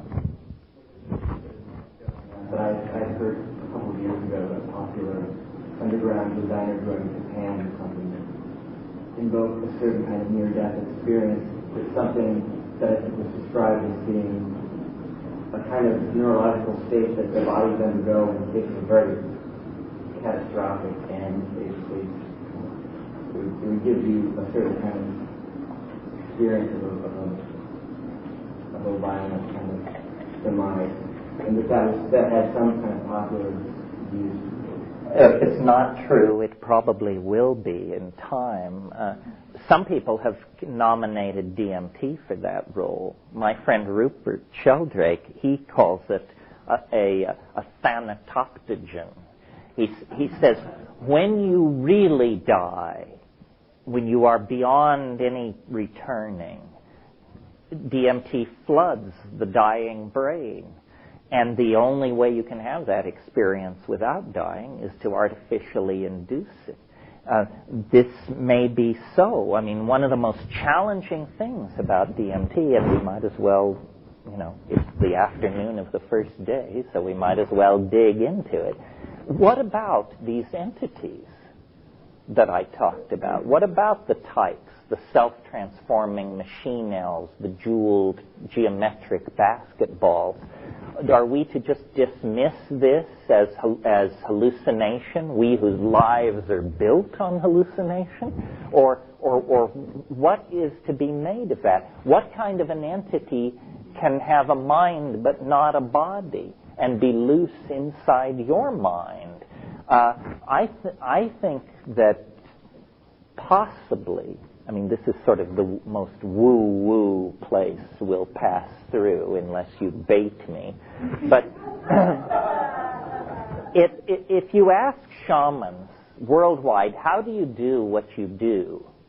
They will say, well, we use ancestor spirits. The ancestor spirits help us. Well, you may think you're countercultural, but most people hearing about ancestor spirits are able to dumb that down into, these naive, charming Indians, that sort of thing. But what if there is actually something which survives bodily death, that is actually continues to exist in a dimension which we would have to call mental or trans-real? And what if you can come and go from that dimension using shamanic techniques? Well, that is in fact what shamanism has always claimed to anyone who would listen. They say, the shaman passes back and forth through the same doorway through which the dead pass, but they do not return. The superhuman condition of the shaman, his or her ability to cure, to handle fire, to drive metal objects through flesh, all of this is to show that they are of both worlds, that they partake in the ontos of normal being, but they also partake in the ontos of transcendental being. And I think it would be the most astonishing cultural development of the last 500 years if we were to actually learn something about the after death that would strip away our materialist and cheerful assumptions that when you go into the ground you're nothing but compost. In a way, that belief has been the permission for all of our dumbing down and devaluing of ourselves, our society, each other, and the planet. The belief that, well, ultimately it doesn't amount to anything anyway. Well, what if ultimately you don't know what you're talking about? Then you have to come to terms with that. Yeah. Well, it's interesting, there's a couple of points you made. I've done a lot of psychedelics and I quit after a period of time just to sort of dry out. Recently, in the last few years, in terms of Mada religion, which is the Afro-Brazilian religion, being the trance and everything else. Now, there isn't any drug taking there, but we have had, and I've witnessed at various points, experiences with the narcissist saying there were 15 people in the room all saying paper, that's it. And when afterwards we went around the room, the experiences were all remarkably similar. And I don't know what that's proof of, but it was very unique. When I sort of had that accent. Wow. It was very interesting. So there is, I think there is, out of tradition, I don't know if it's changed over time, etc., but I do believe that the psychedelics open up the door for a lot of people. But I think once the door is open, somebody can access it pretty easily. It's a professional calling. I mean, I think everybody should have a psychedelic experience, but to professionally dedicate yourself to a lifetime, you have to have a particularly intense 12th house configuration of some sort, I think. Yeah. It's been a long time since I had a PhD, since 1967. But as I recall, the thing that struck me most about it was that time stopped. But that was my experience, that I was in a state of timelessness. And, okay, so this one, if you have had similar kinds of experiences on YouTube, if you can concur with that. And I want to get to this question about the vocabulary that you mentioned. Well, first let me deal with the timelessness. This metaphor that I tried to put out this morning about how the shaman goes to hyperspace and therefore can see next week's weather, next week's hunting, who's going to recover from illness and who isn't. What going into the fourth dimension means is all time becomes co-present. You know, there's that piece of doggerel poetry, I dreamed I saw eternity the other night, an endless golden ring. In other words, eternity is all time in a completed form. And I think, you know, timelessness, stopping the world, as Castaneda said, this is an indication that you have truly crossed the boundary out of three-dimensional Newtonian space and into this hyperspatial dimension. I can't say enough about this because I think this is the key. That life is a process that conquers dimensionality. It always has been. The earliest forms of life were fixed slimes. They had no motility. They had an existence as points. Later, they acquired motility, the ability to swim around, and we're aware then of the concept here and there. And then really the entire evolution of life on this planet is simply to develop better organs for moving around in three-dimensional space.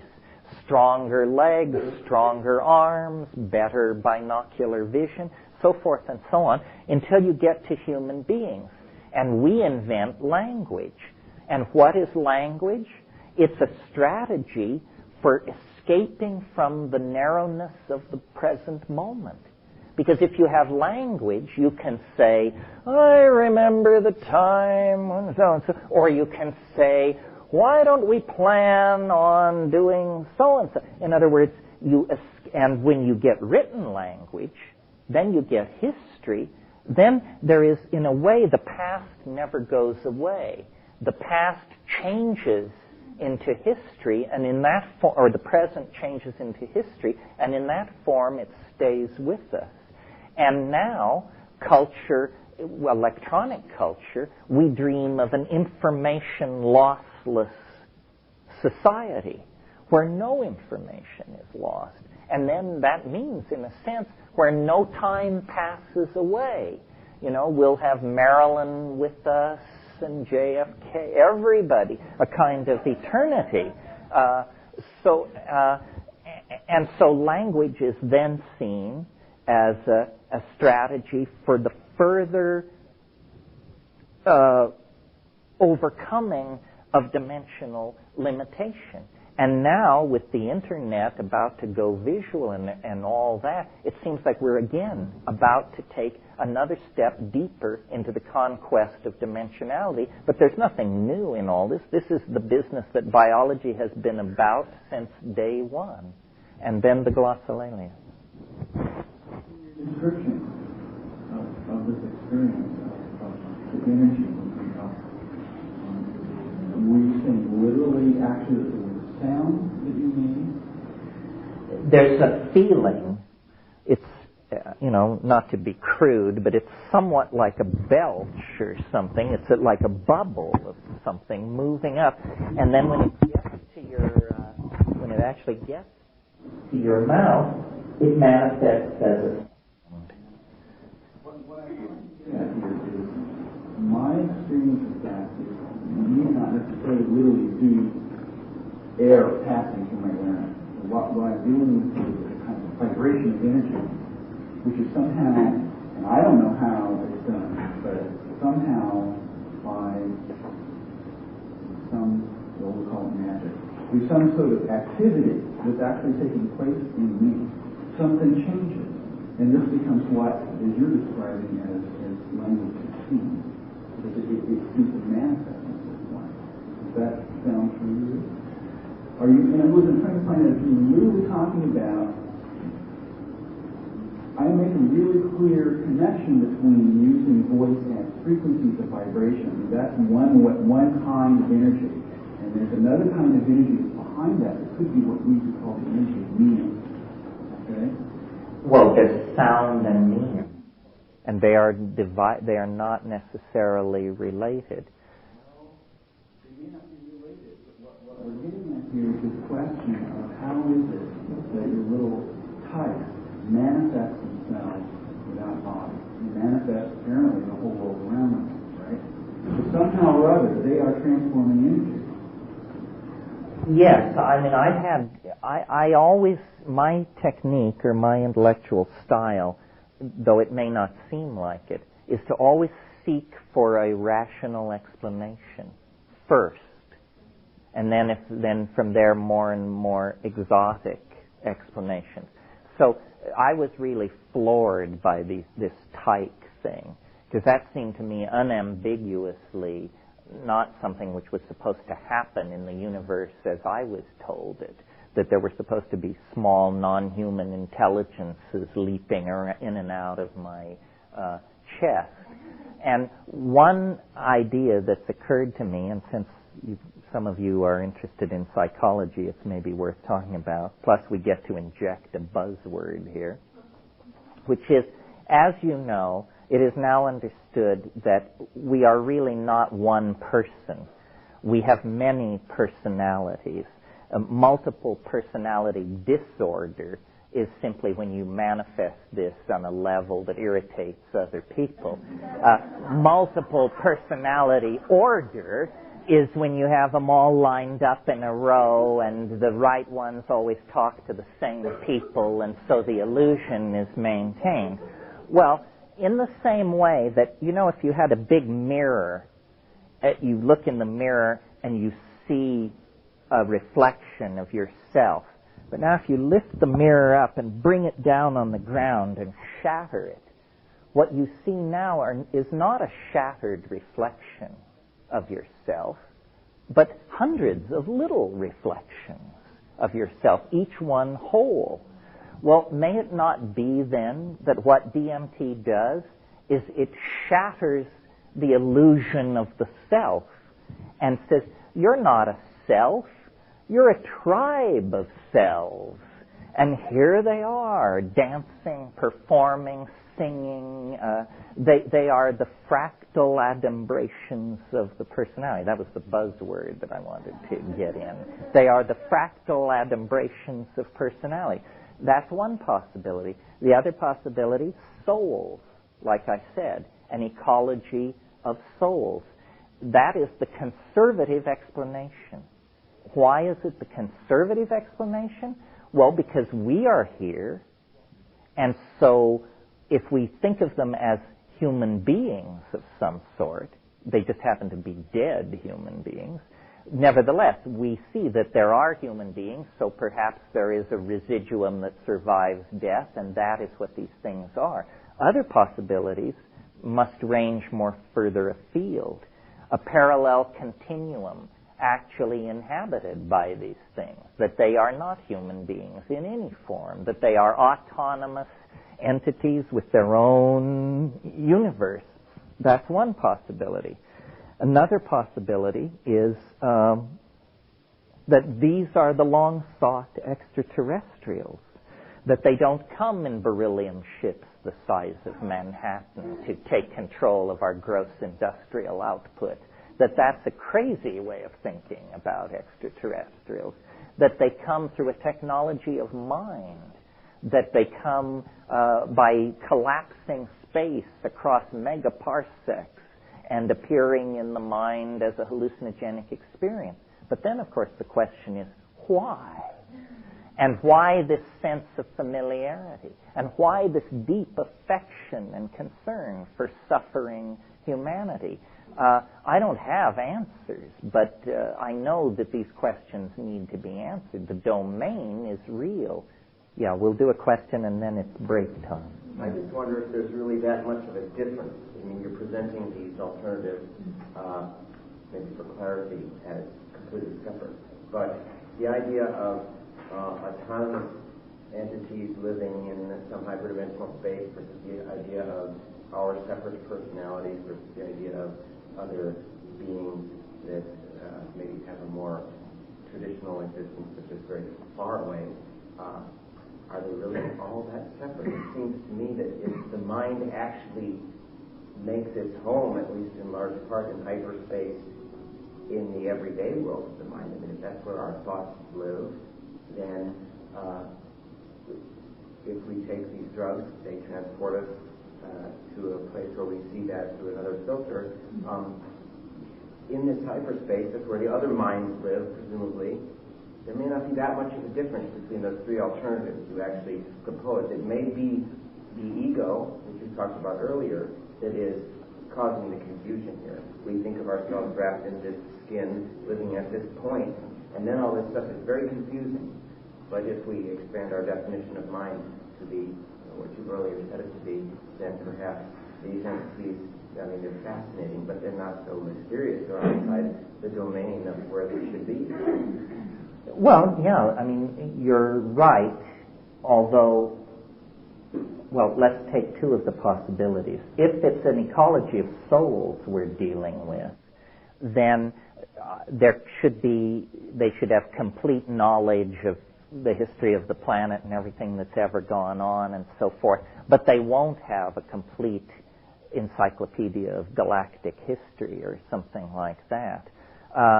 I think that, well, frankly, I don't know what I think. It depends on how recently I've smoked DMT. The overwhelming impression is of cognitive dissonance occasioned by the simultaneous perception of alienness and familiarity. These are the most alien things you've ever seen, and you know you've been here before, and you know it's very important, and you know it's basic to who you are. But if it's the self, then what have we done to the definition of the self? The self is supposed to mean that which is most familiar to me. If the concept self can also include the notion that which is least familiar to me, then it's almost too broad a concept to use. I think what we need is scientists, meaning you don't have to wear a white coat, but you do have to have the scientific attitude, rolling up their sleeves and going in there with the same attitude that Wallace went to the Amazon and that Darwin went to the Galapagos. And let's figure out, let's map the flora and fauna. Let's get a taxonomy of these types. Let's try and figure out where they're coming from and what their purpose is. Shamanism, I believe, is the study of this dimension. And it's not reached any conclusions. At this point, it is a phenomenology, not a science. And so the Amazon shaman, he has a language of control and description which is satisfying in his context and to his people, but it may not be satisfying in your context and to your people, even if you assimilate it perfectly. You know, it's like physicists talk about charm and strangeness of quarks, but this has nothing to do with strangeness or charm in ordinary speech. These are very, very complicated concepts where the technical gloss has been to call it strangeness. And when a shaman tells you he deals with ancestor spirits, you, for whom Casper the Friendly Ghost is the image of an ancestor spirit, definitely get a cockamamie notion then when you try and map Casper the Friendly Ghost onto the Amazon shaman's notion of an ancestor spirit. These concepts require a lifetime of manipulation and familiarity before you understand where the boundaries will lie. Well, why don't we take a 5-minute, 10-minute break here, and then we'll come back. Kinds of details. There's the details of shamanic usage, descriptions of ethnographic material, how ayahuasca is used, how is used. There's a whole neurophysiological world of discussion. What happens to these molecules once they get inside your body? Where do they go in the body and in the brain? And why are they able to do what they do? What molecular species are they competitive with? So forth and so on. Issues of botany, taxonomy, biogeography, so forth and so on. So I want you to direct it where you want it to go. In some of these areas, I'm more competent than in others. But if I'm incompetent, I can usually bring myself to say so and name a book that will help you out. So I want it to fulfill your needs, and that's based probably on your professional orientation and where you want to go with this stuff. So don't be shy about jerking us one way and then another. Yeah. I wanted to ask you about, in invisible landscape, you talked about Genesis translate that lasted, whatever it was, 21 days. It seems like the ayahuasca that you suggested had nothing to do with the duration of that translate. That if I understand correctly, that it had to do with some sort of artificially tonal thing that you did that created that ERS? ESR. Is that am I understanding that correctly? Well, let me background it. The question relates to an incident told about in both my book with Dennis, Invisible Landscape, and in True Hallucination. Creatively agitated under the influence of mushrooms, announced that he could do something, which is very hard to describe what it was. It was sort of like turn himself inside out, trigger the end of the world, open a doorway into hyperspace, something like that. Anyway, some highly touted, dramatic thing.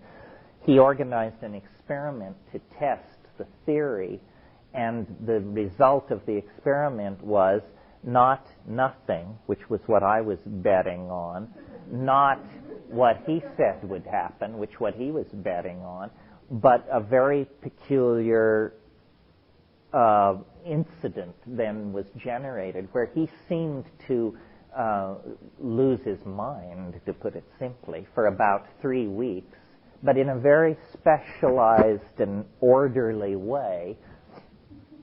And I seemed to also undergo a parallel but different kind of transformation. And the theory that was being manipulated was a theory that involved using vocally produced tones to acoustically cancel metabolizing psychedelic molecules in the body so that they would bond as dimers into DNA. In other words, so that they would intercalate into DNA. The hypothesis which lie behind all this was that DNA must be the storage, the physical storage site for memories. This is not a popular idea. This is a sneered at idea. But memory is a great problem for modern science. We've decoded DNA, we've got the top quark, we've measured the core temperature of Betelgeuse. We have no idea how memory works. It's absolutely confounding because a woman, a man of 90 years old can remember the way their great-grandmother's skirts smelled when they used to crawl up into her lap when they were 4 years old. It was 86 years ago. During that time, every molecule in the body has been cycled out every 5 to 7 years. So it's 10 bodies away is the body that crawled up into that woman's lap and could smell the starch in her skirts, and yet the memory is completely clear. Where are the memories? And as you know, experiments have been done with ablating large parts of the brain or studying people who are the unfortunate victims of very traumatic head injuries. And there are cases in the medical literature of people who have fully 80% of their physical brain destroyed and no memory impairment whatsoever. So where are the memories? Well, there are a number of theories, but there is nothing more than theory at this point. Dennis said, let's assume nature is conservative for a moment. We know that nature stores protein code in DNA, and we know that DNA has large silent portions. And in fact, some of you may have seen the data which came out just recently, that those large silent portions of the DNA exhibit the same mathematical properties as language. Did you all read this? Oh, this is hot news, folks. As you know, DNA codes for protein. That code is only about 6% of the DNA chain. The rest of the DNA, the other 94%, is called silent DNA, or by some people, junk DNA, because it doesn't code for proteins. So what does it do? Well, recently they've been sequencing this junk DNA and then studying it with algorithms used by the CIA to detect code in noise, and they discover that these silent portions of the DNA fit all the necessary criterion of language. They have syntactical structure. This seems to support Dennis's contention, which was, and it's it would be very controversial, you see, because it's a Lamarckian mechanism. It's saying that experience can modify nuclear DNA, which is denied by anti-Lamarckian evolution. That's not the way it's supposed to work, according to Darwin and the neo-Darwinians. Nevertheless, if we don't believe that the only part of the body which is not traded out many times over the course of a long lifetime, the only part of the body which you are born with and die with is neural DNA. Neural DNA, what you're born with, you keep. Therefore, it's reasonable, following good scientific method, to hypothesize that the neural DNA must be where the memories are. Well, then Dennis's idea was that ordinary experience has to do with serotonin dropping into a relationship of bonding with DNA and giving off a signal, like a radio transmitter, of the structural hyperfine ESR of the DNA, and that then constitutes the electrobiochemical foundation of the experience of thought. And so what he was saying was then what these psychedelics are is they're like different kinds of transmitters, stronger, or transmitting in different wavelengths, or transmitting with a higher bandwidth. And it is known, in fact, that these psychedelic molecules do compete with serotonin. They are serotonergic competitors. So visualize the DNA in the course of metabolism unfolding and folding itself to expose various runs of nucleotides to ribosomal coding into RNA. And in this molecular environment, these drug molecules are whirling around, And by Brownian motion or by enzymatic delivery, the details don't matter, these molecules intercalate, meaning they slip neatly between the nucleotides. Many drugs do this. This is known. But most drugs or compounds, when they intercalate into DNA, they distort the twisting of it, and it's dysfunctional. It messes up. The thing can't transcript anymore. These drug molecules, if you look at them, they're usually a pentexyl five-sided central group with two benzene rings, or a benzene ring and a partial benzene ring hanging off of this thing. And they're flat, they're planar. It means if you could blow up a psilocybin molecule to the size of a cutting board, it would be about as thin as a cutting board, and as wide and as long. Those flat molecules fit right in between the nucleotides.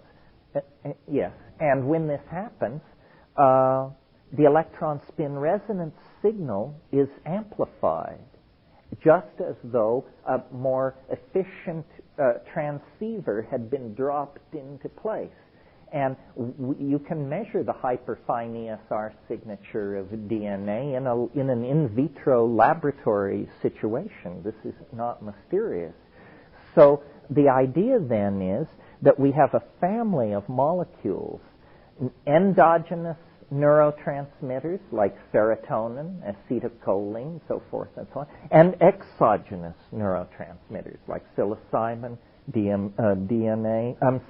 psilocybin, mescaline, and then exogenous, endogenous like DMT, found inside and outside the body.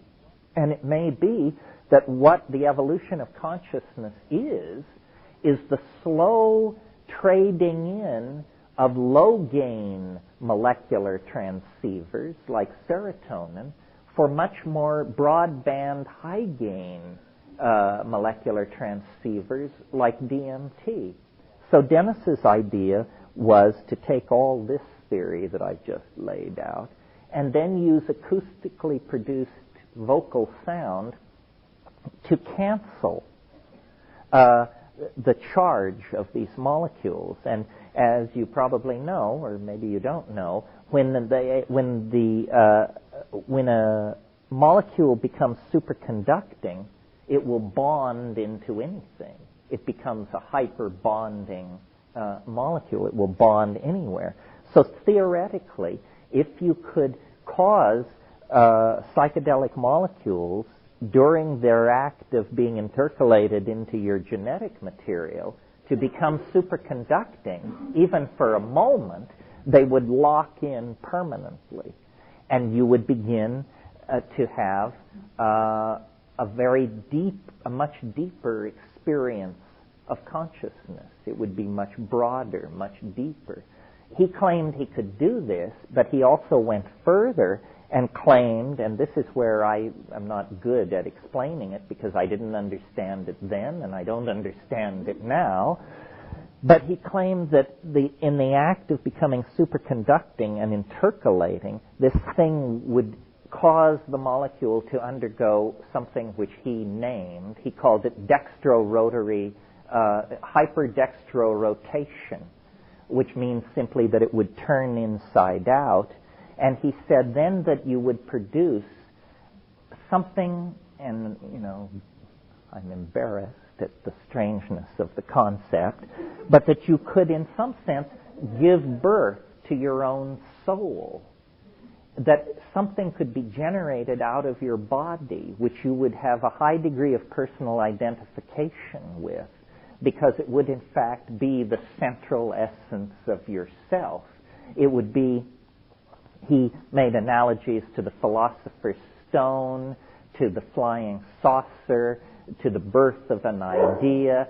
It's the idea that you could create what he called translinguistic matter. That means a form of, an ontological form of being which looks like matter, but which behaves like mind. And that somehow this would trigger the collapse of the illusion of history, and everything would be swept into the presence of Almighty God upon her throne, or something like that. Anyway, that was the notion. And in proceeding to carry out this experiment, which I just thought was madness and would result in nothing, and then we could go back to botanizing, instead, in a sense, it seemed to work. The condensation of the Philosopher's Stone and the collapse of the historical state vector is slightly delayed, but the rest of it seems right on track, in that when he threw the switch, as he said, the harmine switch, he went bonkers, basically, for about 21 days in a very complicated way, which he had anticipated. He said, there is a small chance that I will be turned inside out, not my body, but my mind. And it seemed as though that was precisely what had happened. He could recite the alphabet backwards. He spoke in a language which, if you got him to spell it, you could turn it around and you could see these were full sentences, but spoken backwards. In other words, he truly seemed to be running backwards while the rest of us were running forward. Well, after about 21 days, that faded, and he got his act together and went back to get multiple PhDs in molecular biology, pharmacognosy, and what have you. Coincident with the throwing of the switch, I, who had been the skeptic, noticed that it was as though a switch had been thrown in me, and I began to understand. It was not like any drug I'd ever taken. It was not like psilocybin or ayahuasca. There were no hallucinations. But what began to happen was I simply began to understand faster and faster and faster and faster, so fast that I was just walking around on these jungle trails holding my head going, uh-huh, I see, yes, uh-huh, uh-huh, uh-huh, uh-huh, uh-huh, uh-huh, uh-huh. And it was opening up ahead of me. And eventually this understanding settled down into the theory of the time wave, which I will not flay you with, because this is a course in psychobotany, not a course in megalomania revealed. But what I finally came to rest with was a complete model of space and time, which is what you would end up with if he had succeeded. He said it would condense into three-dimensional space and end history, and everyone would leave their factories and offices and discard their clothes, and with tears of joy streaming down their faces, begin to form the cosmic round dance that precedes the departure for Alpha in Sagittarius. Well, that remains a future promise to be redeemed.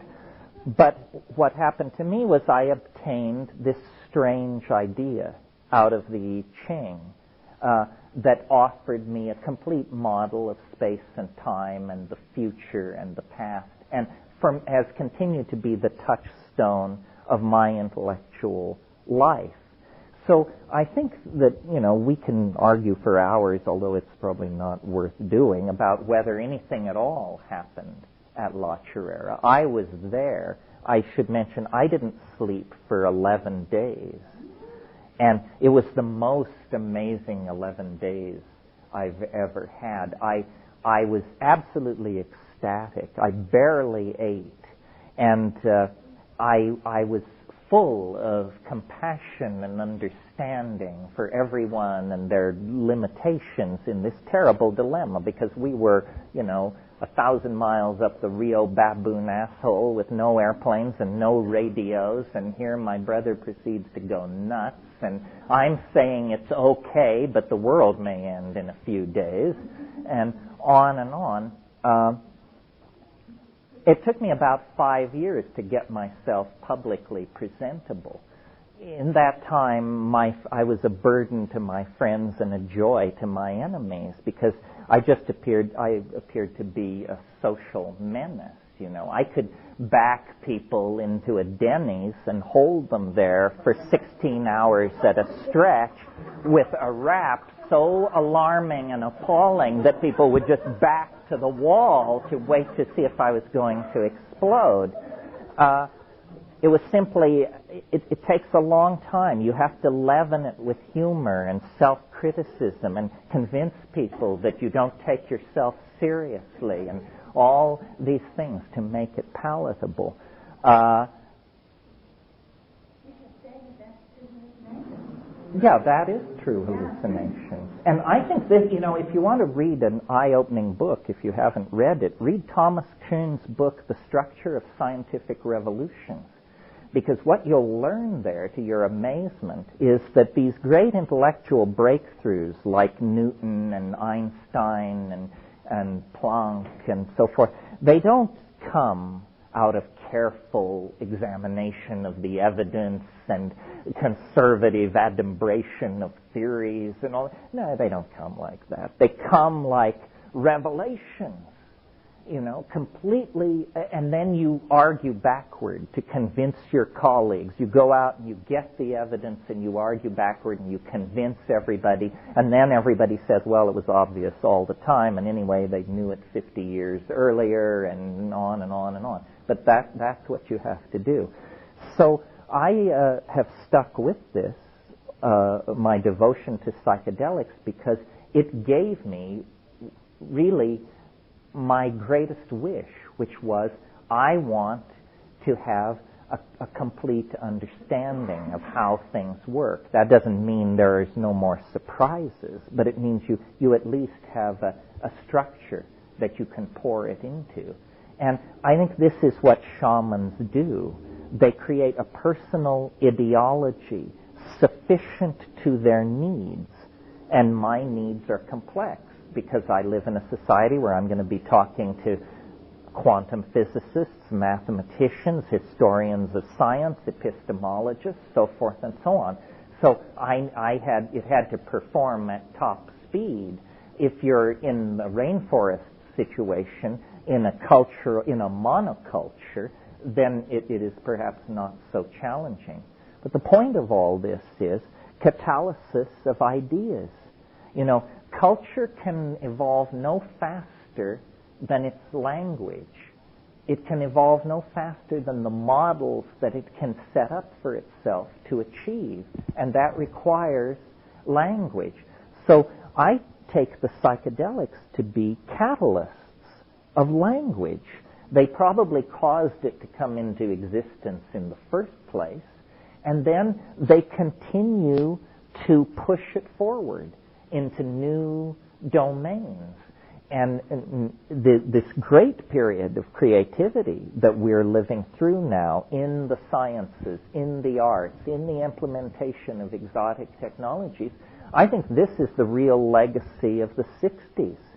The people who run these fancy computer companies and the World Wide Web and the net and CERN and all that, they're all freaks. They're all people who came up through the 60s and have somehow fitted themselves in to straight society. But the great bulk of creative work in the society in those areas is being done by people who took psychedelics. And in fact, arguably, the scientists of today, the technological implementers of today, are in fact shamans. And we are creating a kind of culturally validated shamanic superspace, except we call it cyberspace.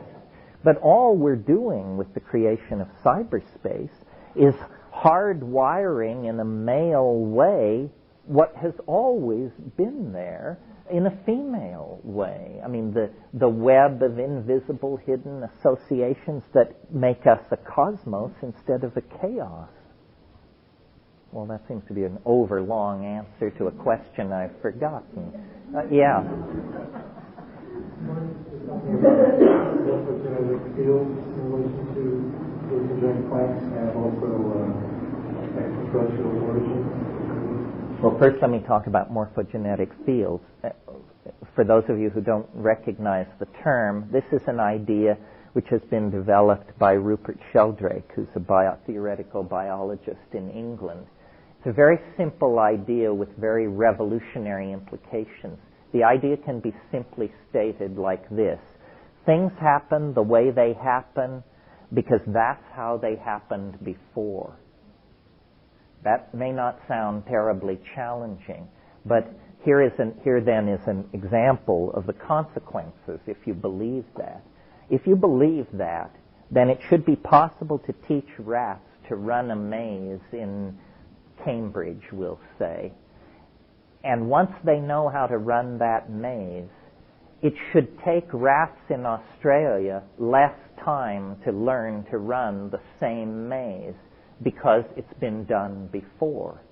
In other words, this is a theory which says it's very hard for something to happen the first time, and slightly easier the second, and more easy the third, and inevitable by the 10 trillionth time it happens. Science doesn't recognize this. This is madness from the point of view of science, and yet there are many phenomena which can only be explained in this way. Well, the way this relates to psychedelics, I think, is that on psychedelics, essentially you feel or you see the morphogenetic fields that surround objects.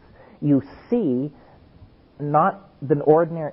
See, the ordinary experience is time is sliced as a moment, a moving moment of infinite thinness that is moving through time.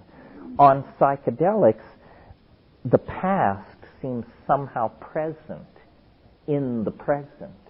And one of Sheldrake's books is called The Presence of the Past. So in a way, the idea that I developed, the time wave, is an attempt to mathematicize his conversational model of a morphogenetic field. The universe, to me, is self-evidently moving between narrower and narrower walls. That's not orthodox. Orthodoxy says the universe is a random walk. There are no constraints. There is no telos, is the way a scientist would put this. Telos is the Greek word for purpose. The universe does not have a purpose. We are not evolving toward some idealized future state. I think we are. I think that self-evidently nature conserves complexity. And if you define complexity as the number of points cotangent in a system, then obviously ultimate complexity is achieved when all points are cotangent with all other points. And that is a state of hyperdimensionality. And I think that's what we're migrating toward. That's why boundary dissolution is so important, because ultimately all boundaries will be dissolved. I mean, we quibble about a boundary like the difference between men and women. That's a political boundary, the differences in which we treat men and women. That's a political boundary. But eventually, all boundaries are destined to be dissolved.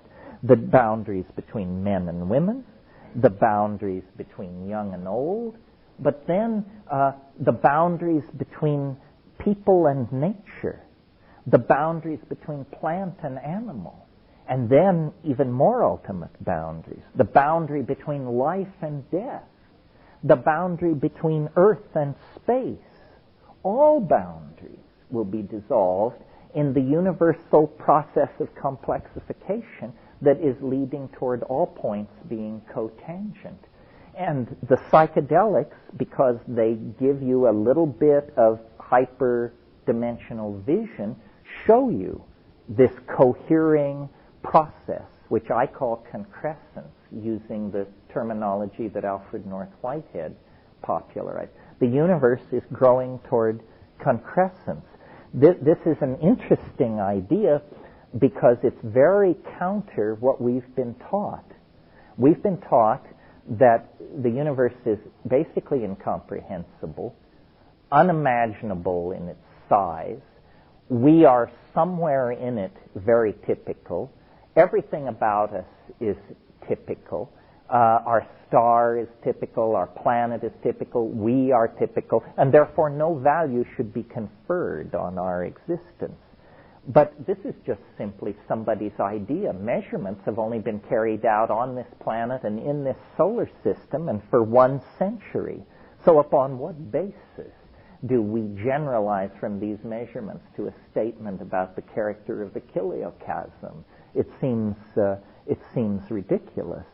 I think that the presence of evolution, traceable in the paleontological record of this planet, and then the presence of ourselves emerging out of animal organization and moving rapidly toward a disincarnate electronic global civilization must mean that we are being channeled into deeper and deeper complexity at a faster and faster rate.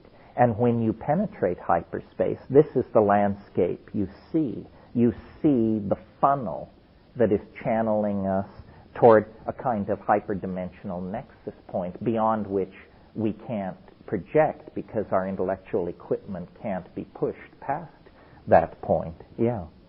Do you envision this as what's happening until 2012? And what do you think? What's your idea of what's going to happen in 2012? All points will become cotangent in a superspace. Can't say. It's not that we don't know. Can't say. Language is not capable of describing a cotangent hyperspace.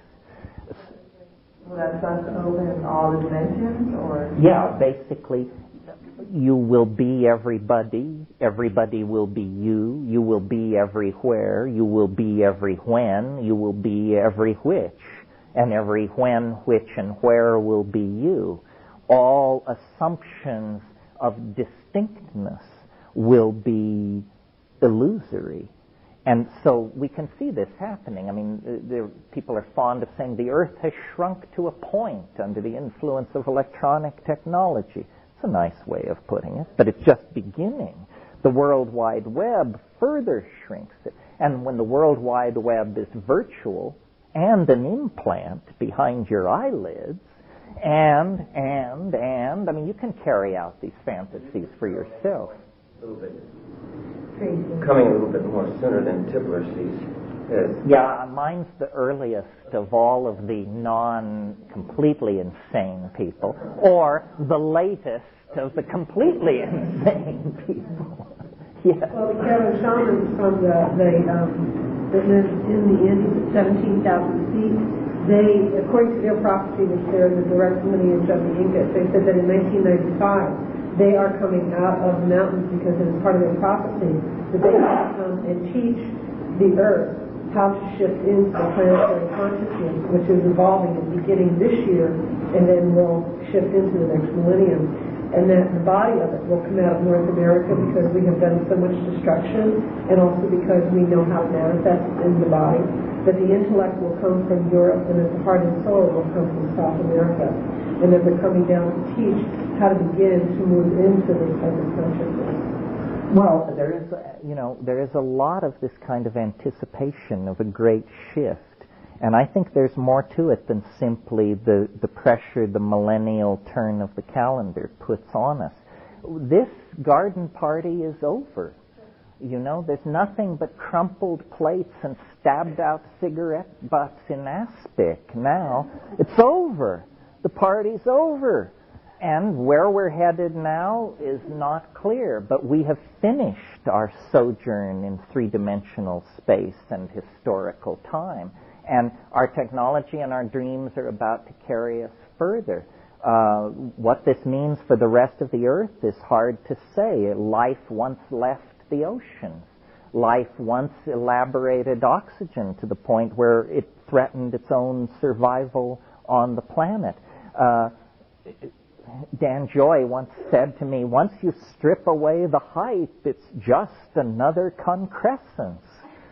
Quite true. true, but the hype is major because, we haven't seen a turning point like this since before the bust-up of Pangaea, and that was 275 million years ago. This is bigger than that, and it's mind shedding matter. Matter was the vehicle that could carry mind a certain distance in its self-revelation, but now clearly we have become a toxic drag on the rest of nature.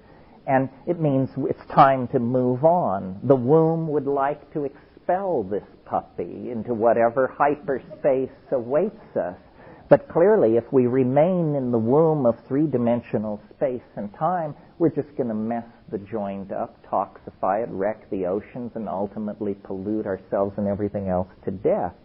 So the time has come to move on, and hey, we're moving on. Yeah. What responsibility do we personally have? You spoke earlier of not necessarily being so optimistic that we'll be able to make it into this next.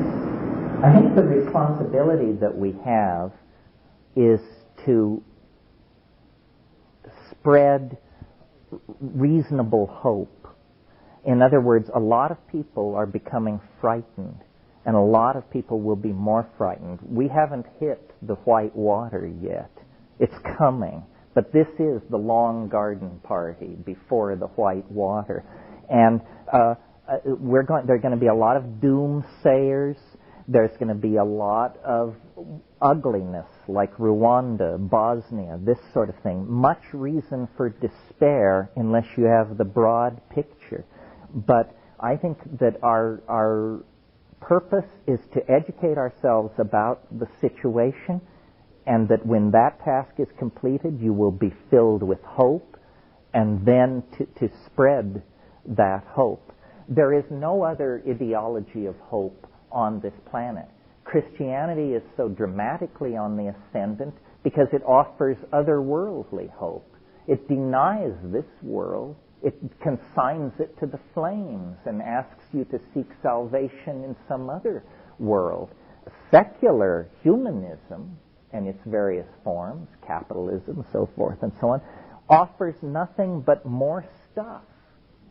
They are willing to hasten the end in order to keep people playing deck tennis while the Titanic goes down. There is no sanctionable position of hope except the belief that history is ending, and that the acceleration of novelty, which we see happening back and back, the further back in time you go, the less novel things are and the slower time moves.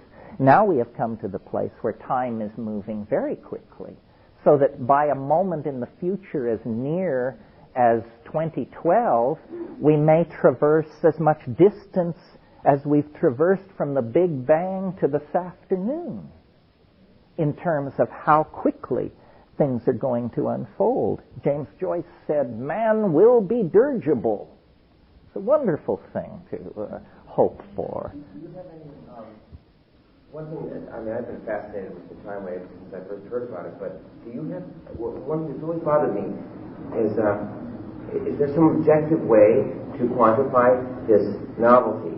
Other than by asking Terence or someone else looking at the wave to say, whoa, well, here's a big ball, and obviously there was novelty at this time. If we just look back here, we find, that's when Poland fell to the Germans, Can we somehow work the other way and look at a historical record, plot out the novelty without reference to the time wave, and then look back to the time wave and see if we were right?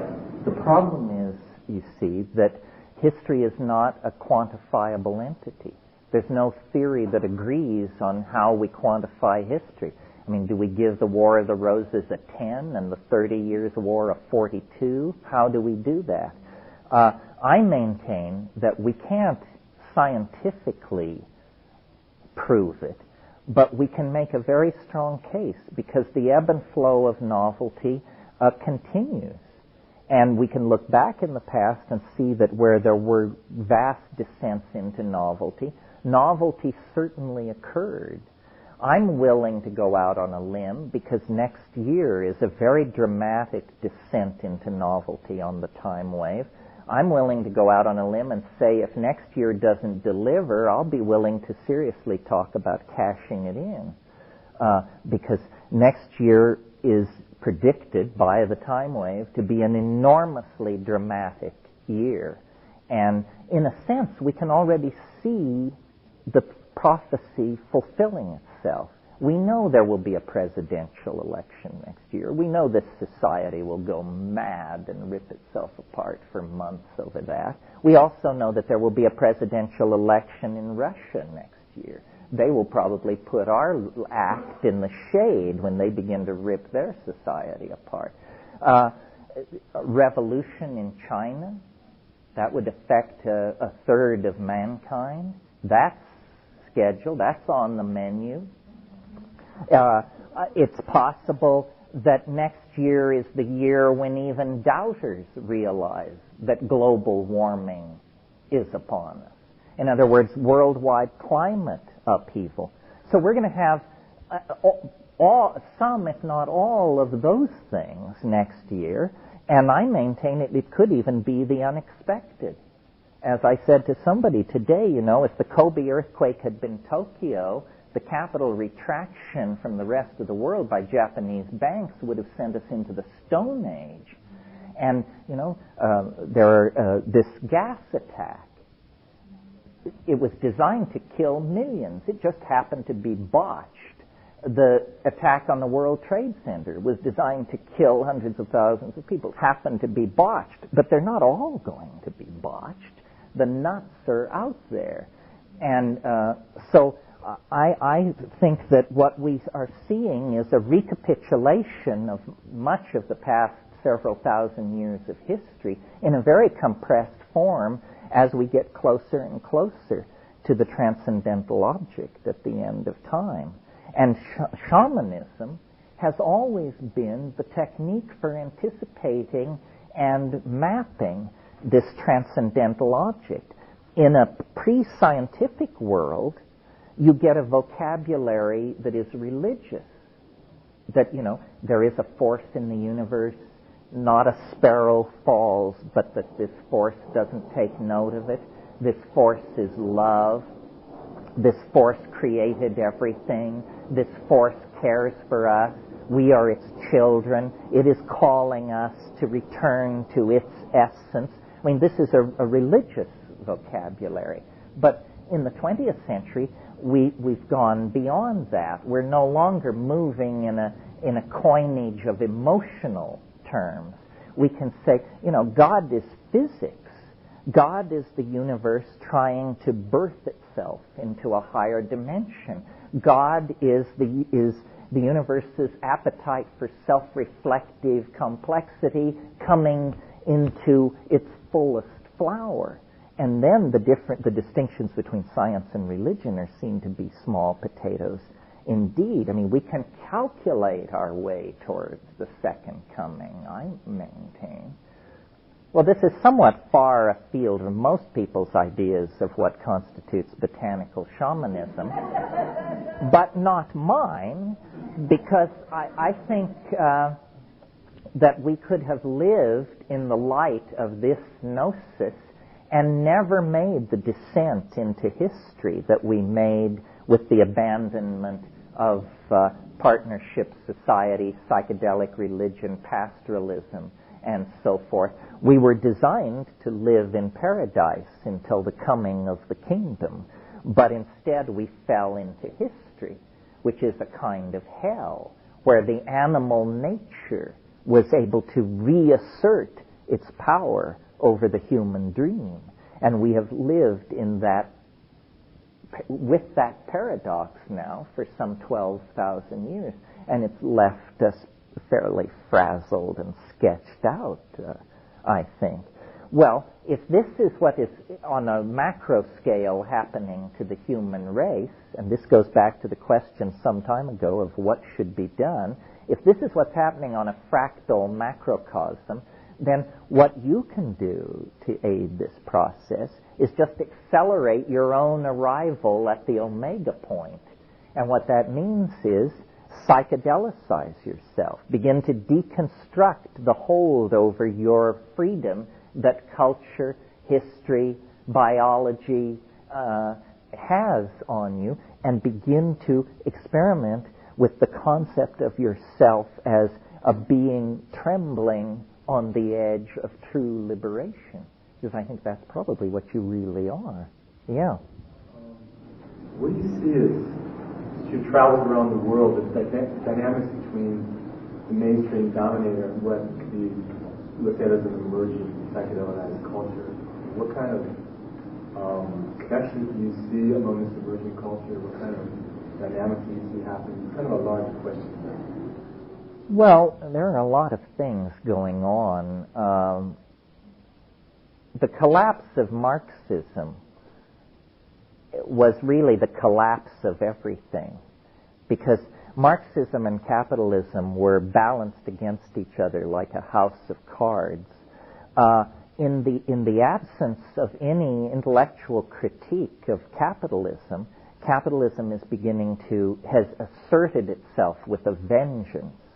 And what we see happening in the world, what the New World Order is a new corporate order. Some things about it are good and some things are bad. For instance, when the world was ruled by nation states driven by ideologies, and remember that was as recently as 7 years ago, when the world was ruled by nation states driven by ideologies, war was a frequent instrument of national policy. Racism was tolerated as a reflection of national identity. Nuclear arsenals and a mutual standoff in that area was tolerated. Suddenly, now, a new gang is in charge. Marxism is gone. Racism, in the institutionalized form known as apartheid, is gone. Trade barriers are being lowered all over the world. And if you look at governments in the United States, in England, in France, Germany, and Japan, they are universally, and Italy, they are universally characterized by being staffed and run by jackasses. In other words, high-caliber talent isn't going into government. Government is a place where the Jesse Helms of this world hang out. I mean, when was the last time an official of the World Bank or the International Monetary Fund felt the need to threaten the life of an American president? It won't happen. Those people are heavy hitters. Only a hysterical, powerless Yahoo would behave that way.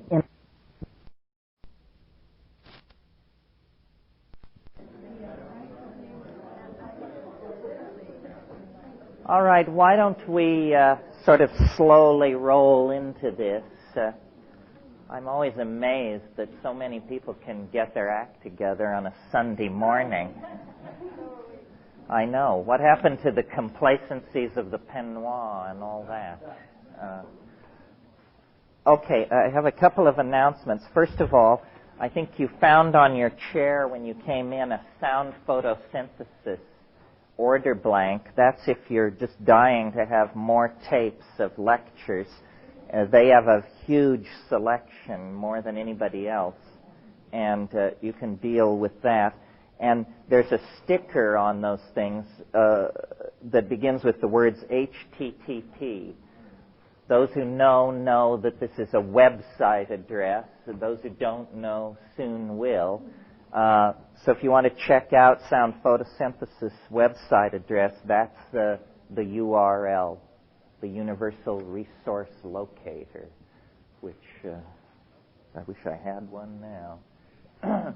Okay, in case I forget, remind me at the break, and David will be here to help, that we'll go over the paper requirements for the folks who are going to do a paper for this class. And I think that's that.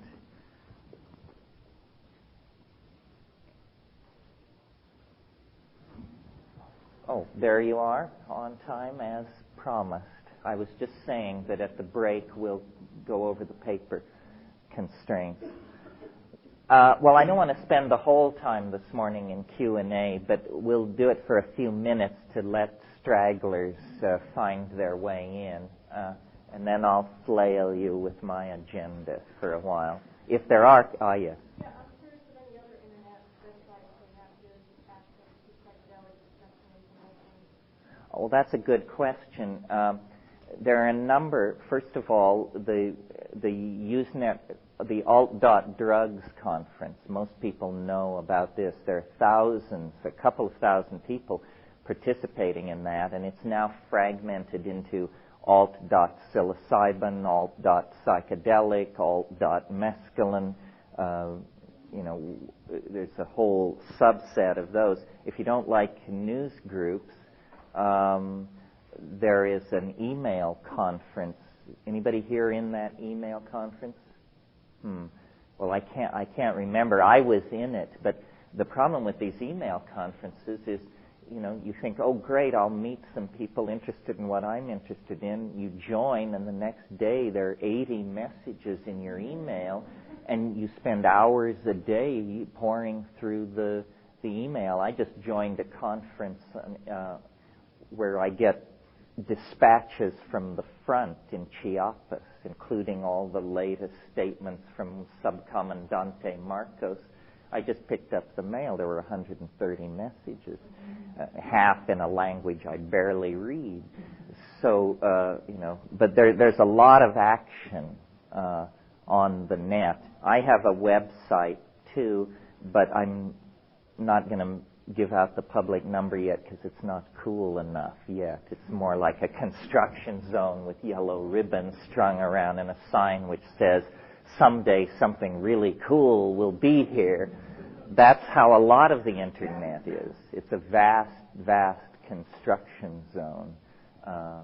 But that's probably enough on that. If you're using the internet, you should use it more. If you're not using it, you should really put that at the top of your agenda, because it's going to become increasingly indispensable as a part of your cultural toolbox. I have to pay 35 cents a minute to reach the internet because I'm on a cellular modem from U.S. Cellular at 7,200 baud, and I still spend far more time and money than I should there. Yeah. I was wondering, are there any other methods that you've explored besides solutions to reach that multidimensional state, that boundarylessness that we were talking about, like sensory deprivation chambers, meditation, biofeedback? Anything where you tap into the same? Well, this question always comes up, and my answer is the answer of a fanatic and a purist. Not really. I mean,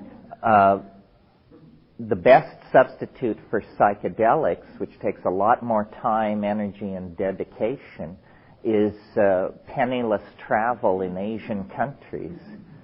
But it's not nearly as pleasant, and the risk to your gastrointestinal tract is orders of magnitude greater. It's an interesting question. I mean, and I may be a special case, more lumpen than others. I mean, naturally in this business all the time I meet people who say, I hallucinate all the time. I don't understand what the excitement is about. Well, it's a very hard thing, because you either have to say, you don't know what I'm talking about, or you have to define yourself ever after as an impoverished individual with a genetic constitution that places this out of your reach.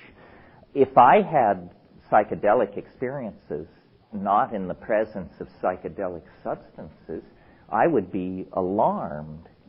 I'm not shooting for being high on the natch. Why? When the substances work perfectly well, and being high on the natch indicates a physiological situation that may be problematic or could be problematic. I practiced yoga and silent sitting, and I find all these things very, very interesting, but pretty non-competitive with psychoactives. One of the things that was so astonishing to me when I first got into all this my original impulse at university was toward art history. Well, art history, you study the evolution of style and motif over space and time. That's basically what it's about. And a good art historian has a fairly complete inventory of world style, which I felt I did. Well, then I took DMT, and it was absolutely unfamiliar. You know, I could make no comparisons. It wasn't like Tibetan tantric painting. It wasn't like Amazonian bark cloth painting. It wasn't like Jan van Eyck. It wasn't like Hieronymus Bosch or Jackson Pollock or anybody else. And I thought, how extraordinary. If you take the Jungian view that the function of artists is to explore and communicate the unconscious to the rest of us, then how bizarre that 3,000 years of Eastern and Western art, and nobody passed very close at all to the DMT space. That's why, and yet it is without contest, I think, a Niagara of orgasmic beauty. I mean, if I had to say one thing that DMT is, it's alien beauty. Well, if the purpose of art, and those who follow Aristotelian and Platonic aesthetics believe that the purpose of art is the communication of the beautiful, well, why is it then that so little of this has been communicated? I mean, I don't think it's an exaggeration to say that at the peak of a psychedelic experience, you see more art in a half an hour than the human race has produced in the last 1,000 years. Little you. Well, the relationship then of the individual to genius is very puzzling. Any one of us, if we could just get the door jammed open, would then become a Duchamp, a Da Vinci, in other words, a major formative force on their contemporaries. I'm hoping we'll be able to do that with virtual reality. I mean, I see virtual reality as a technology that will allow one person to show another the contents of their mind. And that when we get the cross-fertilization and creativity that will flow from that, we'll create art that will make everything done to this point look like scratchings in the dirt. I mean, at least that's my hope. Yeah. You mentioned a few times, actually, yesterday, that you felt that women do psychedelics, field tests, and men in general have more transformative experiences because they need to have those transformative experiences. It seems to me somehow that we're then defining the ultimate necessary experience of transformation, planetary consciousness, placing that power into the hands of men. And I'm wondering what then you think the role of women is in all of this transformation. If you feel that women somehow are already here, men are coming up to that level, and women are going no further. Because as somebody that let's just say has dropped into now the hundreds of times, you know, I can assure you that I'm not like waiting around for someone to catch up, and then to catch up, and then I can go to her. Well, nobody ever put it quite like that before. So you get points for that. I mean, they put it many ways, but not like that. I don't think the last word has been said on this subject. In Science News last week or the week before, there are 120 anatomical differences between the brains of men and women that are not genital related. I think that we're on the brink of a whole frontier of discovering who and what women are. They were just thought to be, soft boys up until fairly recently, and the most enthusiastic proponents of feminism, I think, don't understand how deep a subject they've grabbed onto. In a way, I would sort of plead guilty to your metaphor, that I do sort of see women as out of history. They are ahistorical creatures, and men invented history, lost themselves in it, and femininity, if you want to call it that, Gaian consciousness, if you want to call it that, psychedelic spirituality, if you want to call it that, is beckoning, does sort of hold the high ground, and is drawing history back toward a feminizing, archaic mode. But, you know, race is a phenomenon of groups of people. In a sense, so is femininity. As an individual, you have to deal with the cards you're dealt. And we all have a feminine, a masculine, an androgynous, so forth and so on, component in our psyche. But in a sense, I guess I'm a conservative because I don't see history doing anything other than recapturing what once was, and which once was definitely under the aegis of the feminine. Like, for instance, the World Wide Web, this vast technological artifact that's being put in place. All it is a hard wiring of female intuition.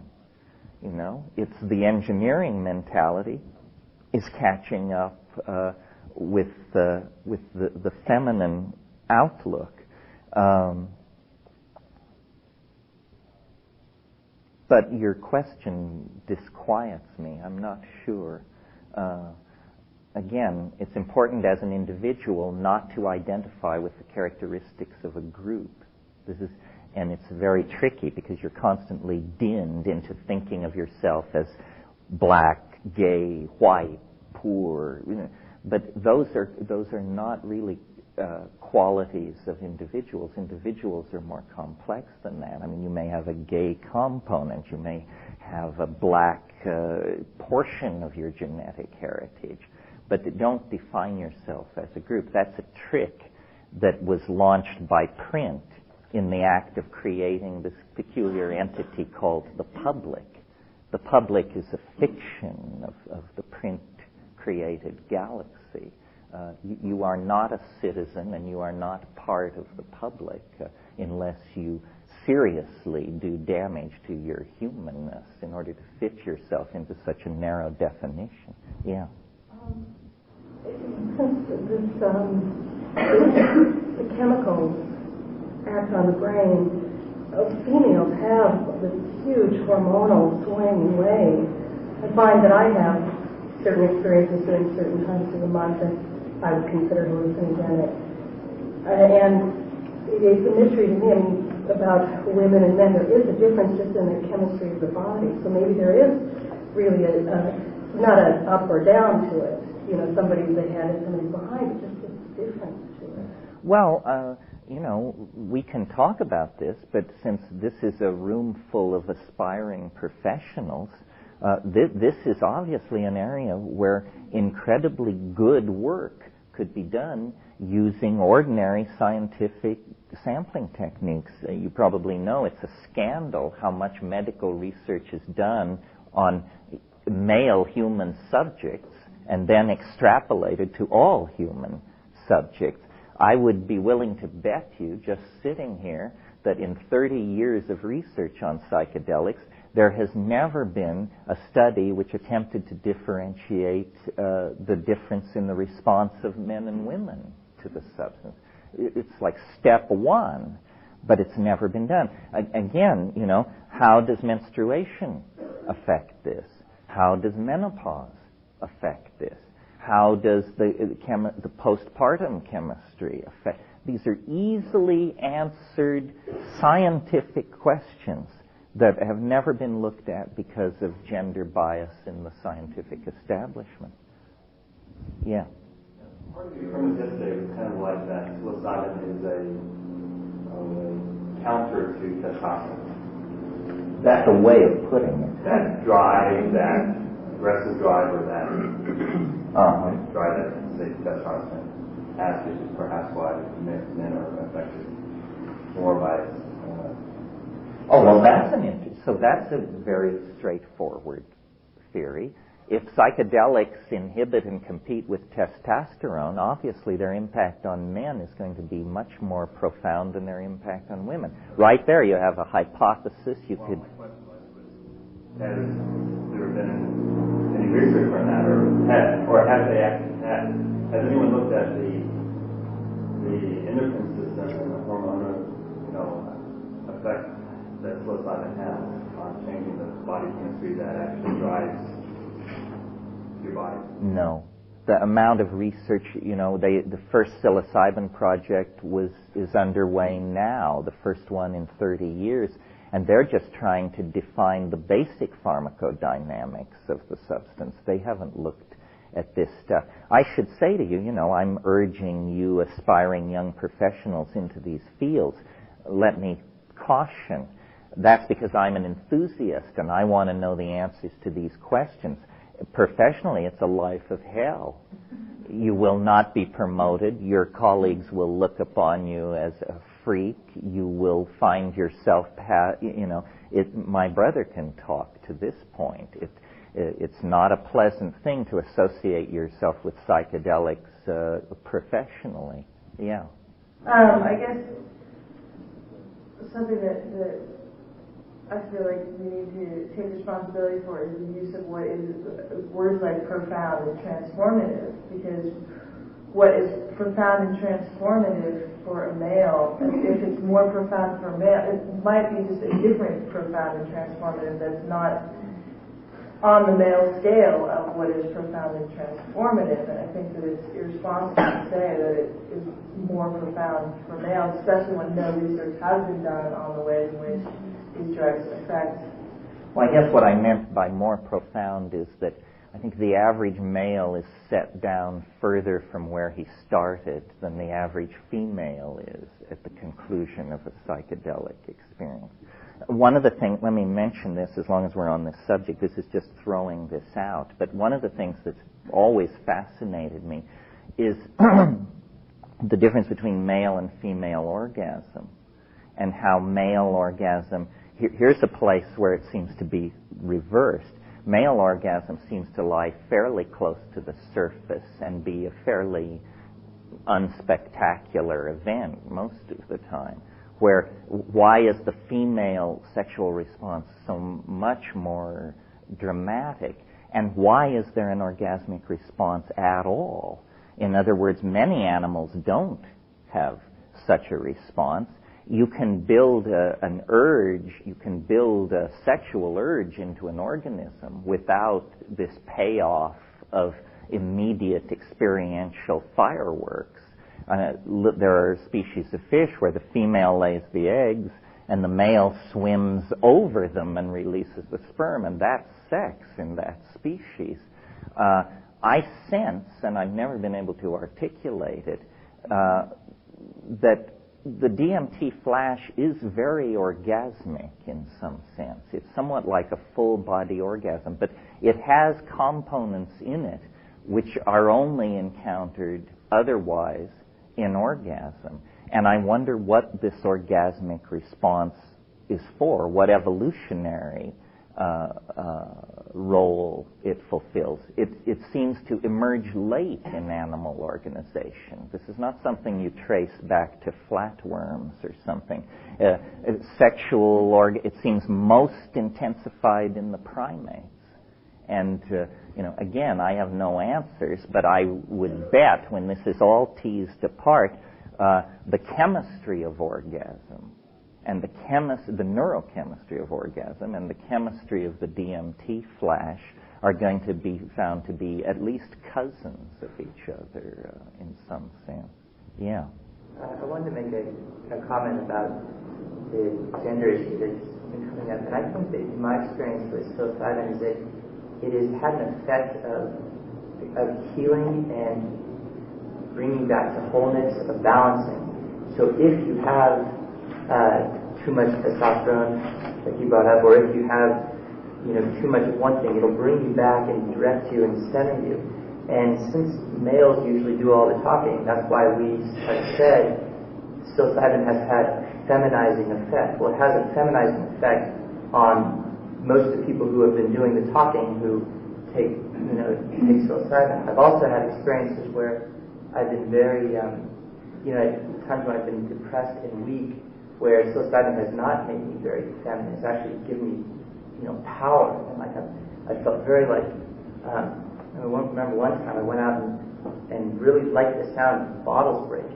And I would break the bottle and go, yeah! It would make me feel really good. And it was actually almost a building up of an ego when my ego was down. And when my ego was too big, it would pull it back down again. So that would then, what Peggy was saying, that would then fit in, that everyone who takes it will be balanced, will be kind of redirected and led further along. So it's a kind of regulator, is what you're saying. Yeah, it gets you back in tune with what's real. And, extreme feminism and extreme masculinism are neither of them are real. They're both extremes. And it'll bring you back into a more integral wholeness of the way the world is. Well, I would certainly agree with that as a description of ayahuasca.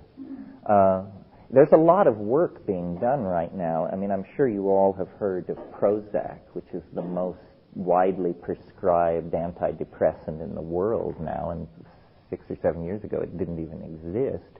Well, what's interesting about Prozac is that it is a serotonergic competitor. This is the same system that the psychedelics are working on. And I think probably we're converging on some kind of a breakthrough where sexual dysfunction, depression, psychedelic states are all going to be seen to be various twiddlings of the serotonergic system. And probably whole new families of drugs will come out of this. I have never taken any antidepressant, and at my brother's urging, I took Prozac, and I've always been contemptuous of all of the, the Valium, that whole thing. That's not our church, for sure. But I was very, very impressed with what Prozac was doing. And in a way, it was a strangely painless kind of psychedelic. What Prozac seems to do is put you where ayahuasca puts you 4 days after the trip. In other words, there's no dramatic episode of intoxication. There's just a slow kind of getting real, which means dropping your illusions, which are usually what is depressing you. I think Prozac is being misprescribed in the sense that it's thought of as an antidepressant. I don't think that's quite correct. I think it's the cure for seasonal light deficit syndrome. I think that as tropical primates, we paid a terrible price for conquering the temperate and subarctic zones of the world, and that is 6 months of kind of downness out of the year, and that can be chemically corrected. Our genetics are designed for the arboreal tropics, and yet we insist in living in places like Boston and Hamburg, which are so far north, that you're physiologically dysfunctional 7 months out of the year, and you don't know it because so is everybody else there. Yeah. You were dentist, so that you work with Prozac in conjunction with MDMA to sort of offset some of the, MDMA you can get real speedy. This Prozac helps to tone that down. Have you worked with that at all? There may be a confusion here. The way I'm familiar with Prozac being mentioned in connection with MDMA is that MDMA has a toxic effect on the dendritic spines of the nerves. This is part of what you buy into with MDMA.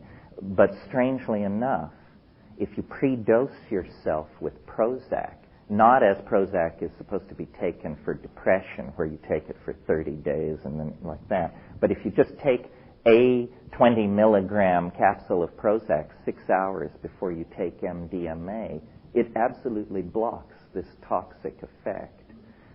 I have mixed feelings about mixing drugs and handing this information on, but on the other hand, this is a group of professionals. You should know this. It's a fact. It was published in Brain, the Journal of Neurophysiology, and so forth and so on.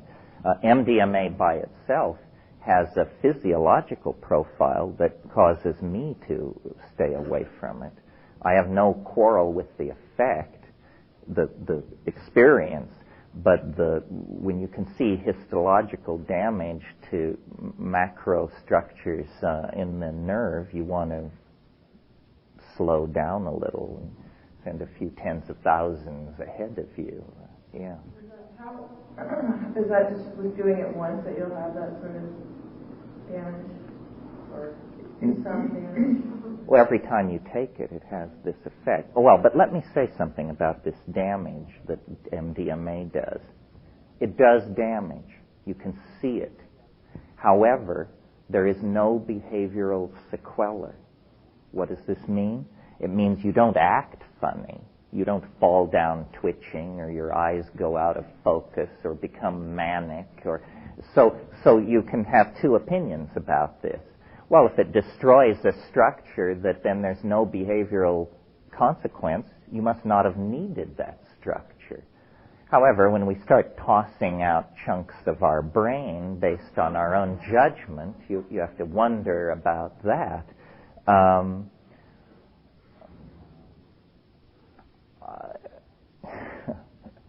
You can always take psilocybin and say to it in the middle of the second hour, be MDMA. And that's how I do my MDMA trips. Yes. Works with healing plants, and his method is to communicate with the plant. He says the plants are bursting to tell us what their purpose is, how they can help us.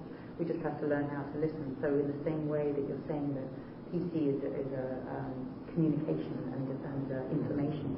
But what he does is once the shaman has made contact with the plant, he doesn't have to give that plant to the person. He can use a messenger plant, and they use moxa in a homeopathic tincture. And because he knows the information of the plant, he can send the messenger for the information without actually having to give the plant itself. And I'm wondering whether anybody's done that with psychedelics, or whether you see that that's feasible to do with psychedelics. I assume, being a practical person, that it must not be feasible, because as you know, in the highly succussed homeopathic preparations, no physical trace of the original material can be found. If there were such a thing as homeopathic psychedelics, they would be impossible to prosecute under the drug laws.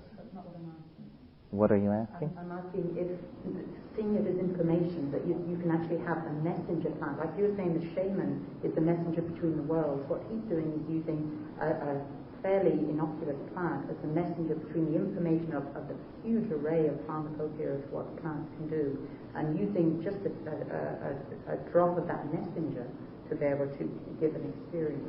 Well, in a sense, there's a parallel idea in the Amazon, which is shamans take ayahuasca, and then they take very, very, minuscule amounts of other plants that they want to learn about. And they say that the ayahuasca then informs them of the properties of the other plant. This whole business of information and how it moves around in nature is an area where we are uniquely ill-fitted to understand it, because we are objective materialists. And it's very hard for us to understand and operate on the assumption that the world is made of language.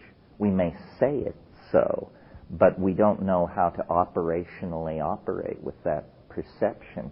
As we learn how to do that, I agree with you. Not only plants, everything seeks to communicate. Everything is somehow completed in an act of mutual recognition and understanding. nature is alive, not only biological nature, but the atoms and the continents and everything seeks to communicate. I think what psychedelics are is a kind of opening of our portals to this constant stream of communication that evolutionary necessity has shut us away from. Yeah. Psilocybin, if it's to be thought of as a communicator between the mind of man and plants, why does it speak in such galactic terms? Because when I've dosed really high, I've had visions of UFOs and things that are not of this earth. Very similar to the DMT flash, like you said. I actually have had precisely the same hallucinations at times. And that's the way I see heavy doses of psilocybin speaking to me, not really about things here on this planet. Well, I agree with you. That's my experience. And in trying to account for it, you have to look at fungi. Fungi are primary decomposers. That means they can only live on decaying life. That suggests to me that they are late evolving, or at least not early evolving. Mushrooms are very soft-bodied, and so are all fungi. There is no record, no fossil record of a mushroom older than 40 million years. Well, that's a tiny fraction of the time life has been on the earth. Now, when I asked a paleontologist about this, he said, well, they're soft-bodied and they don't fossilize easily. But hey, we have flatworms from the gunflint chert of South Africa that are 4.3 billion years old. If they left a trace in the fossil record, you'd think there would be more of a trace of mushrooms. If you decondition your presuppositions and just look at the mushroom, it looks to me, number one, as though it is capable of surviving an extraterrestrial environment. In other words, if you have mushroom spores and you want to store them for long-term longevity, you seek an environment as much like outer space as you can find. You store them in liquid nitrogen at minus 200 degrees, and they will last virtually forever. If you look at the color of Stropharia cubensis spores, that's in the brown-gilled mushroom family, the spores are deep purple, almost black. That's the color you would paint a spacecraft if you wanted to absorb long wave radiation. If you look at the spore, what is it? It's a packet of crystallized DNA. A single mature Stropharia cubensis mushroom, when it's sporulating, will shed up to 3 million spores a minute for up to 2 weeks. 3 million spores a minute for 2 weeks. And these things are microscopic, so small that the perturbations and agitation of air molecules, which are called Brownian motion, can actually percolate these things into the outer atmosphere, where then energetic cosmic events can actually detach them from the terrestrial medium, and they slowly, like planetary dandruff or something, drift off into space. Well, I always, it seems so obvious to me, maybe it's because I live in Hawaii, but the most predictable major revolution in biology that you can imagine is, of course, within a few years it will be realized that the Earth is an island. That's all. That the biota that is present here, much of it probably drifted in cosmic debris. When stars go supernova, planets are destroyed. It's a cliche of cosmic consciousness to say, the atoms in your body were once in the hearts of distant stars. Well, if that's true, then some of the atoms in your body were once in a part of distant planets.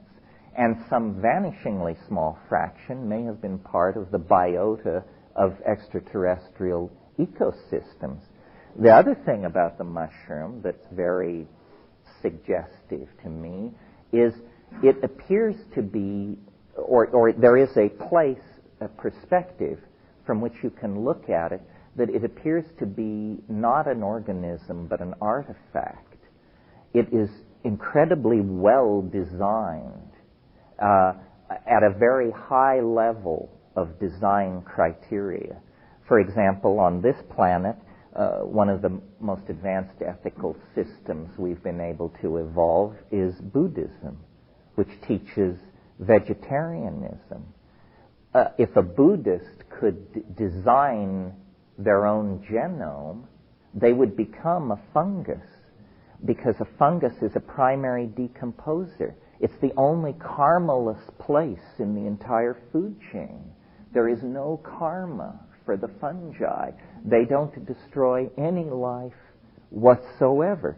So here you have this thing designed to traverse extraterrestrial space, occupying a karmaless niche in the ecosystem, and when complexed with a mammalian nervous system, a galactarian archive of historical data becomes accessible. We have only known about DNA since 1950, less than 50 years, and we're already confidently talking about completely redesigning the human genome and so forth and so on. Well, if we pursue along these lines for 500 years, we will look the way we want to look. And, trivially, we may all want to be Keanu Reeves or something, but once the cultural agenda cuts in, if, say, Buddhism took over in the presence of an advanced molecular genetics, then we could design ourselves into a karmaless niche in the universe. I wish that we could bring, I don't know who it is, but the content of the mushroom experience, which was what launched your question, is so evidently alien and non-human and self-referential to a world we don't know that, to me, it would require a commission and several years of study to decide that this thing is not an extraterrestrial. Our notions of extraterrestrials to this point have been incredibly self-reflexive. Once you have fully in grasp the size of the universe and the amount of time that is available, then the idea that someone would come in a metal ship with an interest in your gross industrial output and a desire to cure cancer is absolutely preposterous. That's such a culture-bound notion. It's like expecting them to arrive with a load of pizzas ready for delivery. The trick is going to be to recognize the extraterrestrial. The very notion alien means unfamiliar. So it's not going to be like we think it is.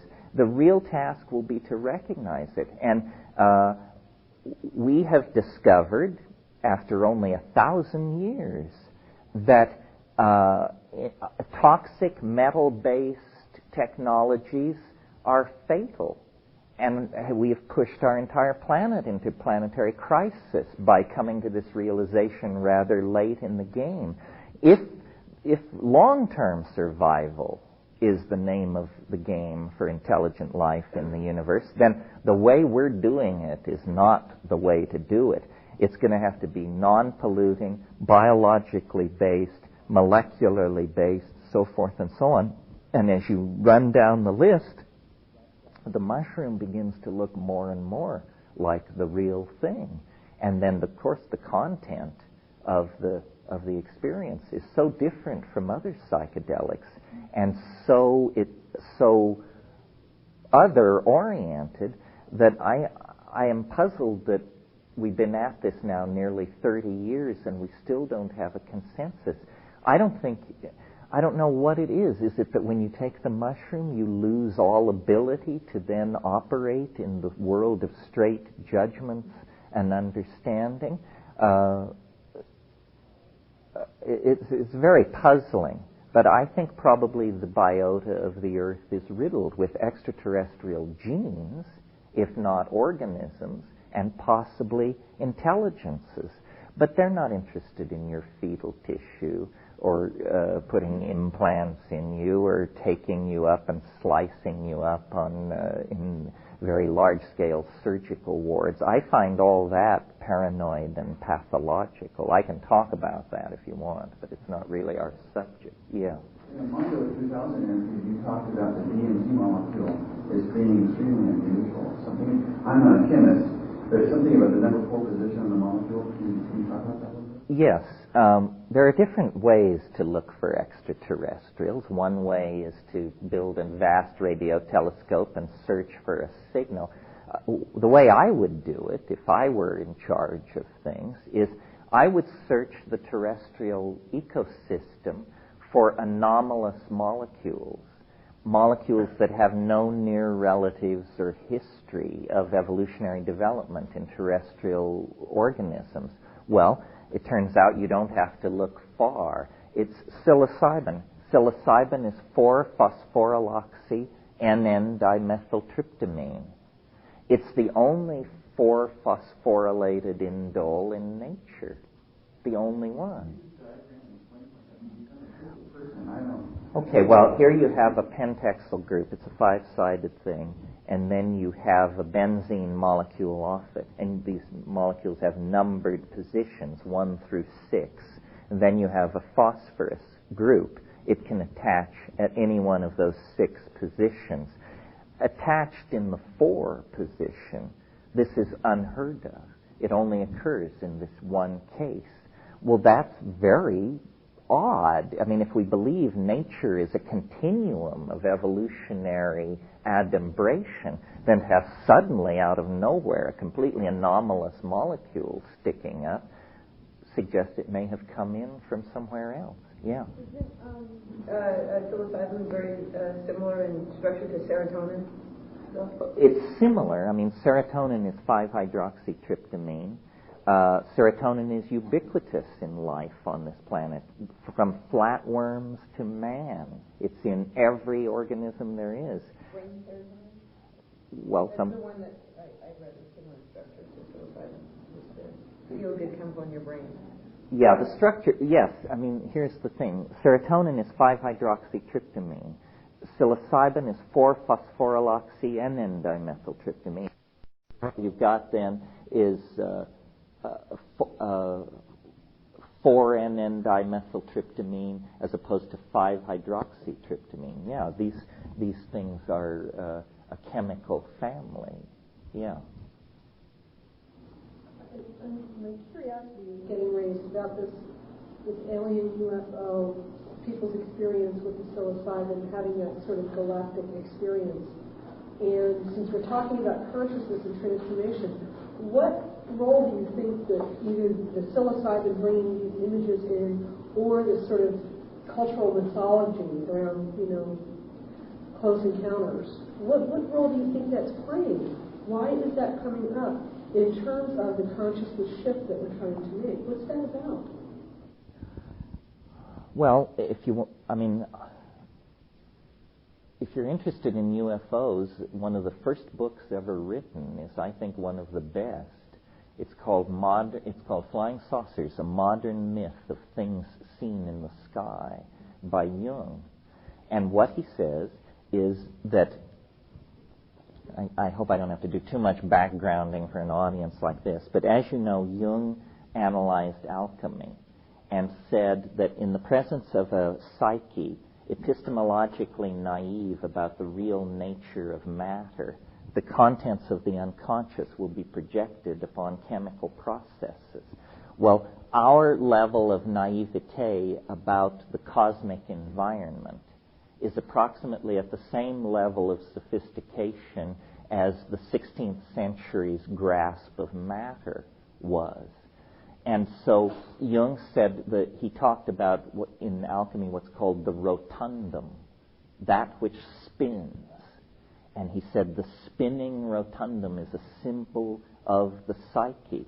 The flying saucer, I believe, is a symbol of the eschatological object at the end of time. That we are being pulled into a confrontation with, call it the other, call it the ancestors, call it Jesus, call it Galactarian civilization. It's all and more than any of these things. And I believe, and I'm fairly alone in this, I think, that the pressure and the chaos that we're experiencing at the end of the 20th century is because we are drawing near to a bifurcation point in the there's not even words for it, in the dimensionality of our cosmos. I mean, we're very close to some kind of cusp, some kind of breakthrough point. History is, in fact, the annunciation that an animal is standing too close to the transcendental object and is, in fact, beginning to be transformed into a partial simulacrum of the transcendental object. That's what we are, half beast, half angel. You know, 1 foot in the slime, 1 foot in the Platonic superspaces. As far, I mean, I suppose we have to talk at least briefly about the abduction thing. I think that this is much ado about nothing. It's very clear to me that every abduction case around, except for a vanishingly small number that we can put in the classical category of stigmata, can be explained by one simple fact. People are losing the ability to distinguish dreams from memories. That's all. That's all. If you lose the ability to distinguish dreams from memories, you'll have a very strange history to recite to people. And I think this is a cause by television. It's caused by a number of things. I grew up during the 50s when movies like The Day the Earth Stood Still, Invasion of the Body Snatchers, and so forth were coming out. And I distinctly remember a fever that I had when I was about 12, in which I had a horrifyingly real dream of gray-faced, cat-eyed aliens who were doing something to me that I didn't care for, and so forth and so on. Well, if I were to be placed into the hands of an obsessive hypnotherapist, I guarantee you in 2 weeks we'd come out with the realization that it wasn't a dream, that it actually happened. But that's and also the content. If you analyze the content of the abduction scenario, it's pure paranoia. And I can get off on this, but I don't really want to. The normal rules of evidence are not being applied. Let me go off on this just a little bit to say, how do you live your life in the light of a universe that is strange and vast? Well, you can just believe anything anybody tells you, in which case, fetal removal by extraterrestrials vies with your attention as you seek Elvis in the aisles of the local supermarket, as you worry about the fall of Atlantis, and so forth and so on. But over time, there has been something evolved called the rules of evidence, colloquially known as how to tell shit from shinola. And the first thing is there should be an economy of explanation. This is called Occam's razor. In other words, hypotheses should be no more complex than is necessary to explain whatever it is you're trying to explain. So if inability to tell dreams from memories explains abduction, why do we have to reach for the idea that geneticists from Zenebel Ganubi are moving secretly among us with a surgical agenda and also carry out unscheduled proctological examinations in the middle of the night? I mean, really now. And what I want to say about that is I got where I am, whether it is enviable or not, but I got where I am by being tough, not by being gullible. And so I've rejected vast amounts of things. Not only dubious things, but I've probably tossed a few babies out with the bathwater as well. But ask tough questions. Make it make sense. And be, as they say in Hawaii, be akamai. Be smart. Understand the subtleties and the potential degradation of language. And then trust only yourself. Trust only yourself. Photographs are useless. Anecdotes are useless. What happened to your best friend last weekend when you weren't there is useless. You can entertain all that information, but what you have to, given the slipperiness of language, given the limitations of the human organism, you have to stay with primary experience and extrapolate out from there. And if you have had fetal tissue removed, then you have to deal with it. But the testimony of 700 people you don't know doesn't have to bother you at all. Yeah. In light of your dialogue with the measuring, how do you see sort of the big picture of the agenda? If this is an extraterrestrial force that catalyzed consciousness on the planet, what do you think is sort of the... You mean what's happening? What's happening? I think that nature, well, I mentioned this yesterday, that biology, let's leave nature out of this for a minute, biology is some kind of chemical strategy for the conquest of dimensionality.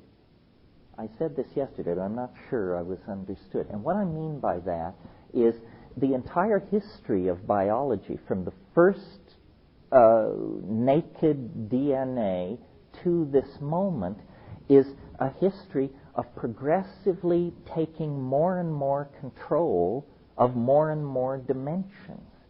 First, primitive life moved. It had no eyes. It simply felt its way.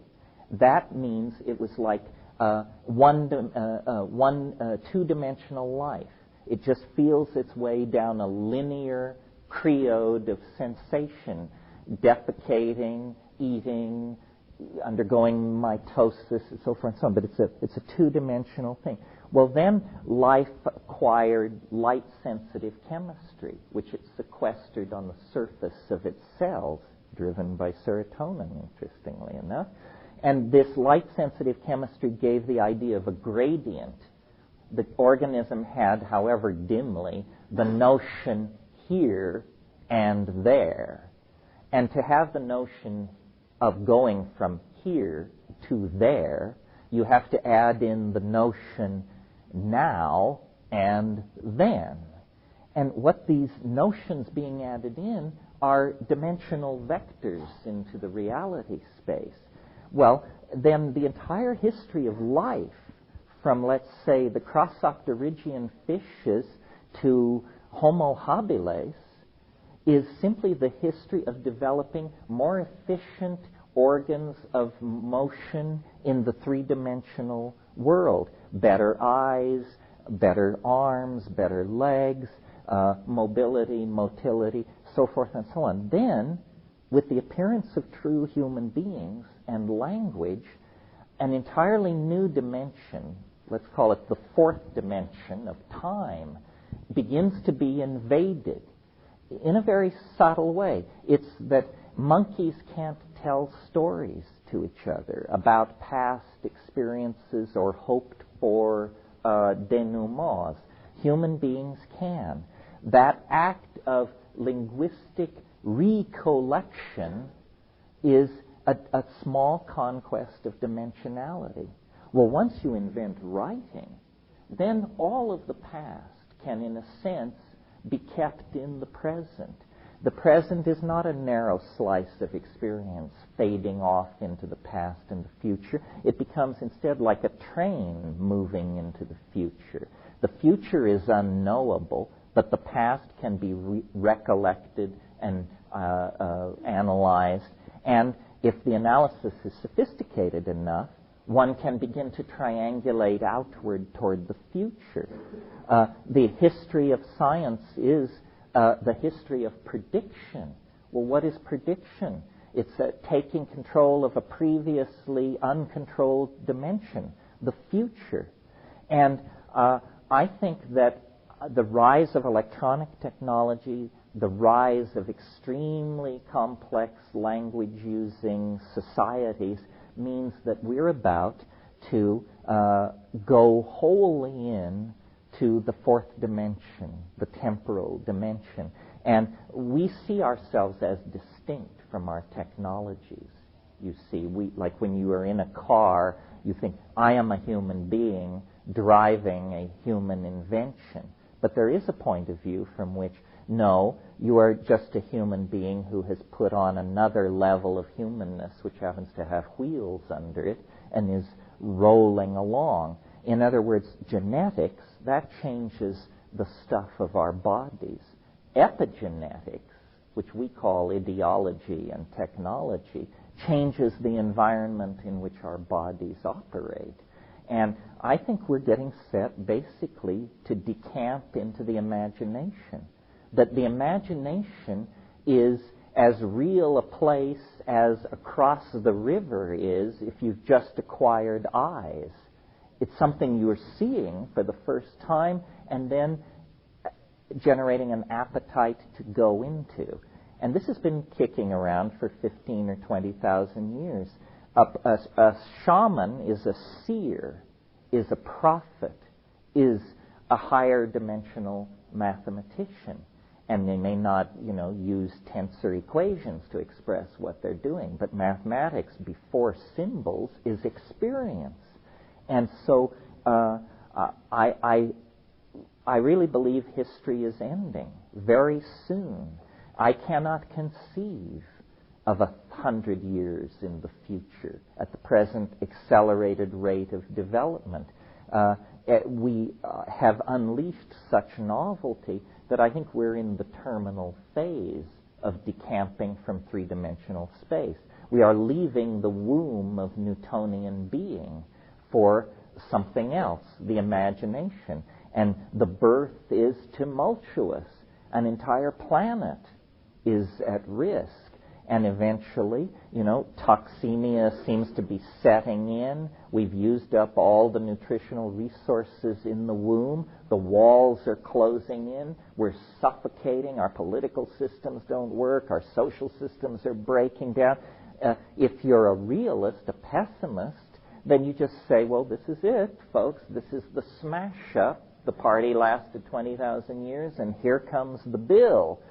But you might think that if you were a fetus trapped in a collapsing womb at transition, you could not conceive of the stockbroker, fashion designer, or whatever that you are going to be in another dimension, in another reality that you're being born into.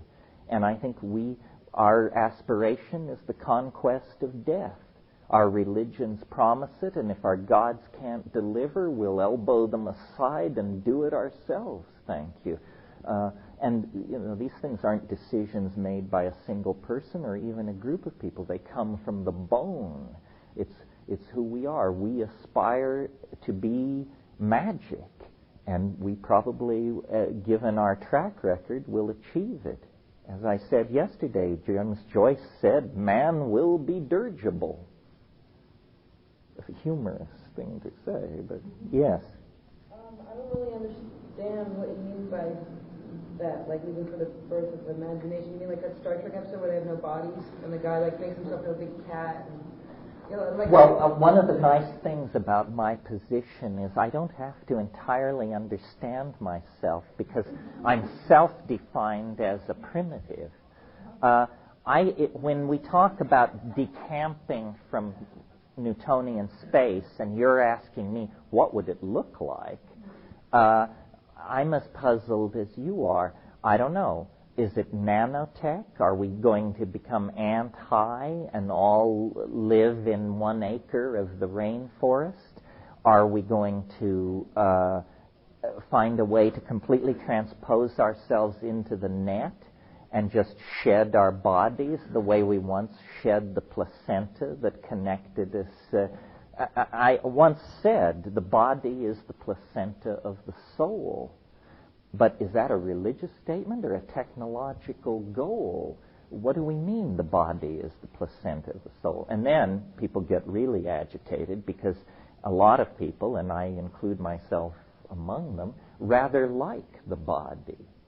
And you can imagine a debate in the Archaeozoic ocean when people of a very scaly and lantern-jawed type said, listen, we're leaving for the land.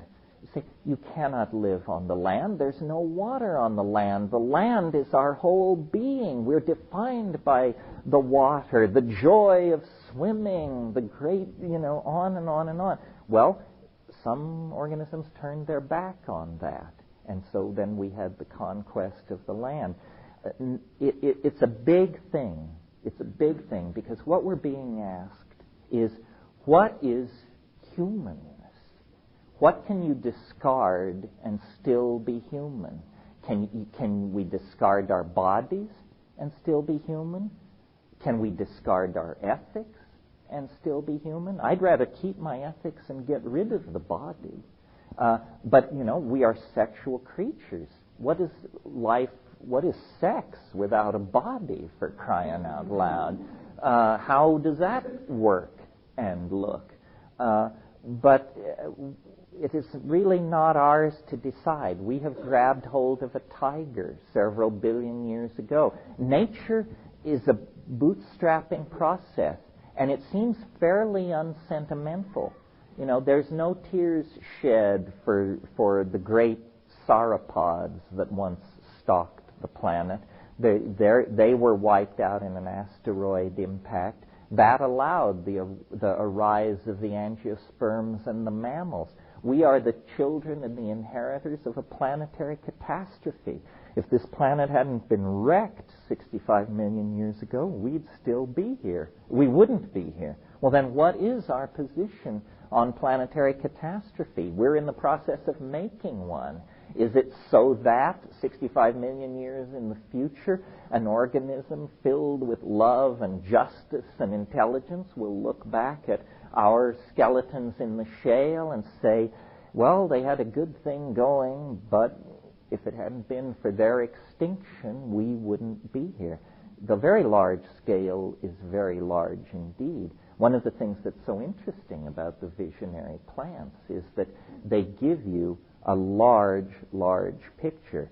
I think the vegetable mind views death in a different way. Vegetables are eternal in a sense. Through vegetative propagation, they can live virtually forever. Life lies very close to the surface in us, and if it's crushed out, we're very alarmed. Our sense of uniqueness is so highly evolved that our own death becomes for us the most universal tragedy we can conceive of. That's a serious ego dislocation, I maintain. Yeah. More of a discussion of that, it takes place in the Western Newtonian kind of culture, materialistic culture. What about these other cultures that never embrace this way of life, this view, and also people who, they don't have access to these technologies. Maybe they're worried about whether that meals can be fine. This is the last thing that they have access to. Where do these come into play in the kind of dynamics of? Well, nature has two impulses. In the particular case, the impulse is always toward equilibrium. Animal species seek to establish niches for themselves in ecosystems that can then be maintained indefinitely. just the way you seek a job where you'll then get money, and without working too hard or eating too much excrement, you'll be able to maintain yourself indefinitely. If you look at all of nature right now, the human species is where the evolutionary cutting edge has become concentrated. And then if you look at the human species, the place where the changing novelty has been concentrated is in high-tech industrial democratic civilization. I don't call it Western anymore because its leading exponent is Japan. But high-tech industrial democracies are the only social systems that are still evolving and changing. So I think they also serve who only stand and wait. These traditional societies perform the role very much of an animal species at equilibrium in an ecosystem. They preserve values related to stability and homeostasis. Meanwhile, in these places where these creative creodes have begun to cascade, novelty is what's being explored. But the novelty feeds back and changes the contexts in which these equilibrium-seeking systems operate.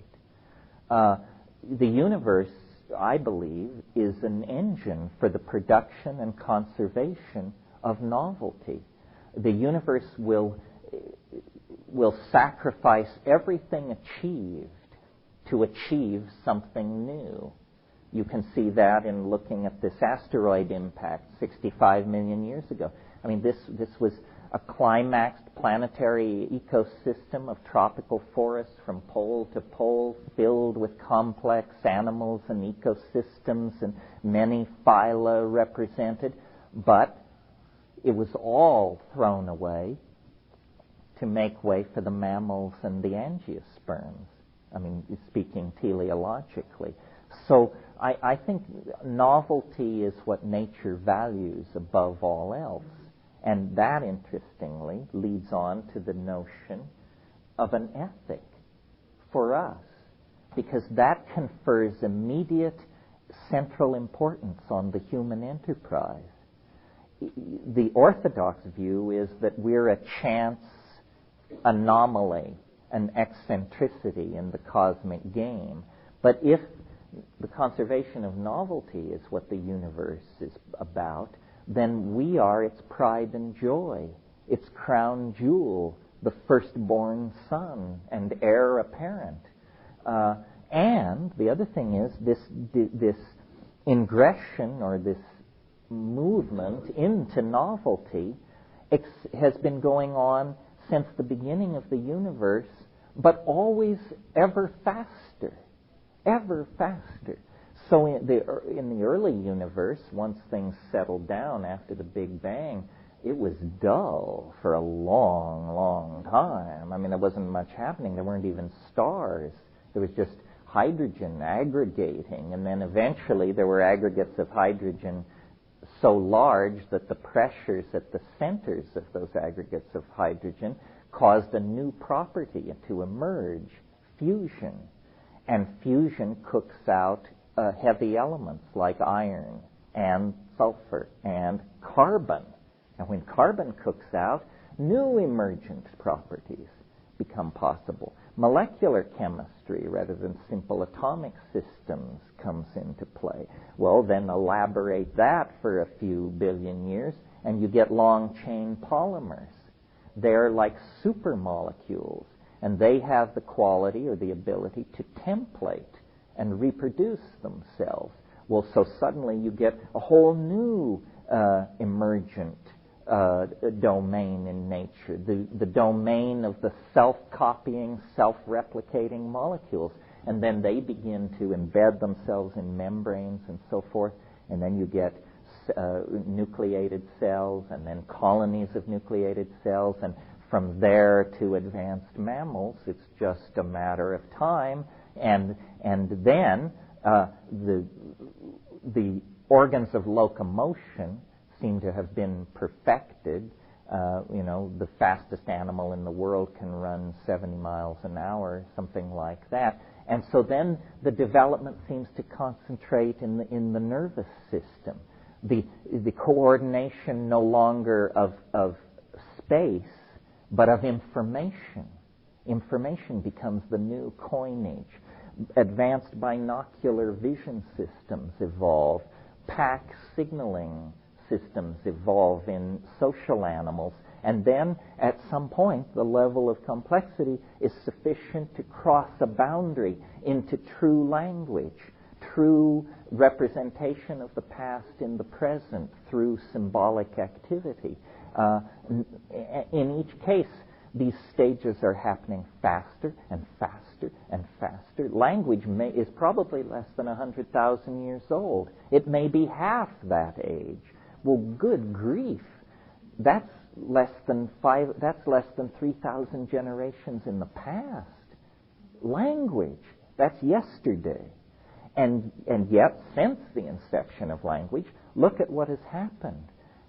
Urbanism, global conquest of the environment, mathematical conquest of nature. We can call down the fires that burn in the hearts of stars to the deserts of this planet, or if necessary, down upon the heads of our enemies. That's an extraordinary feat for protoplasm to be able to undertake. Extraordinary. And so I think this accelerating novelty indicates that we are on the brink of just going down the novelty well and becoming as unrecognizable to ourselves as we would be to Tyrannosaurus rex if it were introduced to us as the heirs to its struggle and dreams. Yeah. One of the most interesting things to me in visual landscape near the end, and you have to correct me if I understood this incorrectly. In among all the talks of what it might look like, I think there was one line that said, it was December 21st, 2012, and the 22nd may look just like the 21st. There may be no change on the surface. It may look the same. And I'm curious how that fits in. Because all the questions, well, are we going to be walking around in small jars, or are we going to be self-dribbling things that you talked about yesterday? Or is that day going to pass by and, I don't know, does 1% see it and 99% doesn't? Or is it going to be that 100% doesn't see it? Or is there between 70 and 80? Well, one way it could happen is that as we get closer and closer to it, our ability to accept these strange things becomes broader and broader. So when the moment finally comes, yes, you are a self-dribbling jeweled basketball, but hey, it ain't no big deal, and you saw it coming years ago. So what? I don't know. I vacillate on all of this because as a rationalist, I'm very puzzled by my intellectual burden of a completely irrational revelation.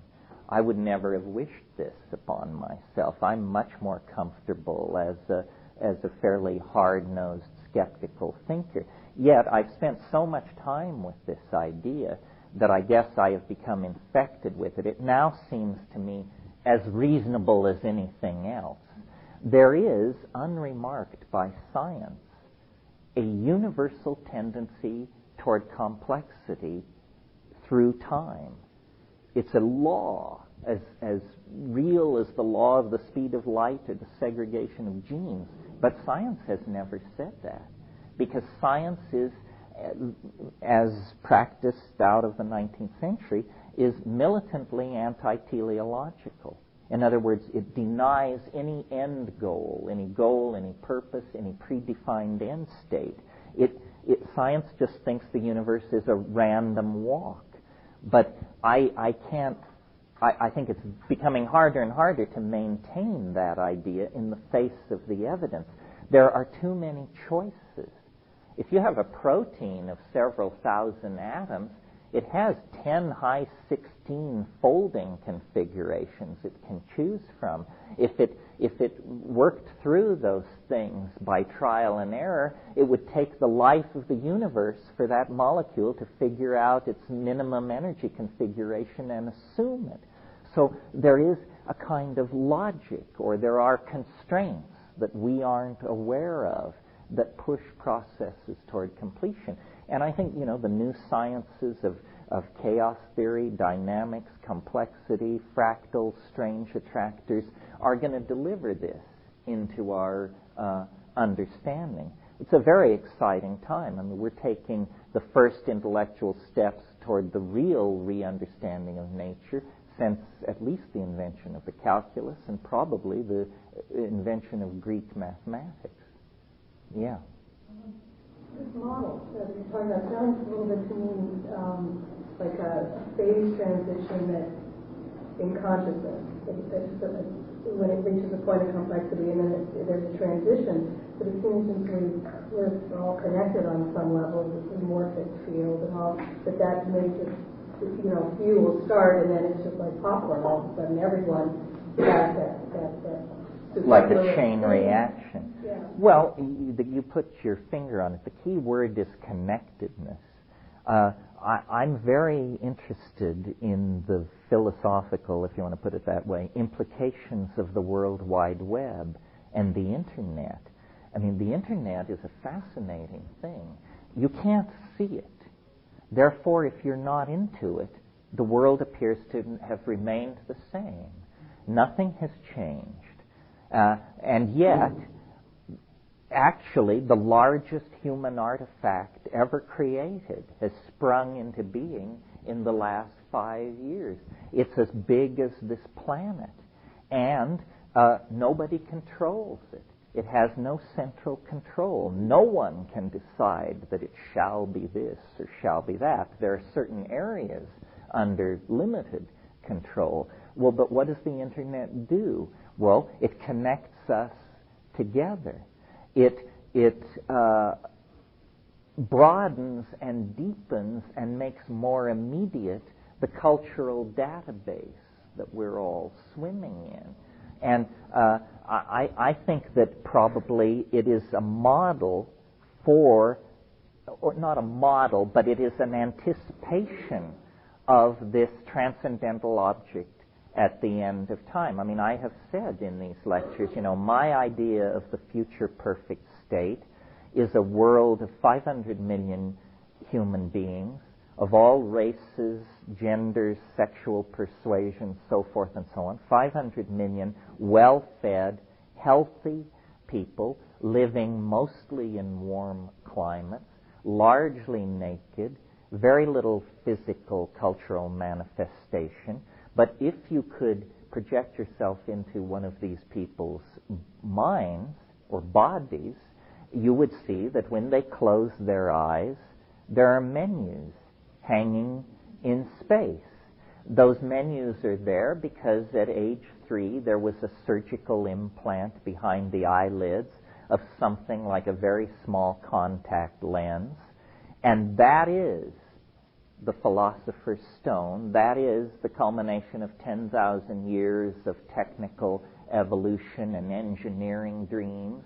And what it boils down to is a little black disc that's surgically implanted behind your eyelid, and that's your interface to the culture. And you can move into the net, which is, of course, virtually implemented. It's not text. It's not even hypertext.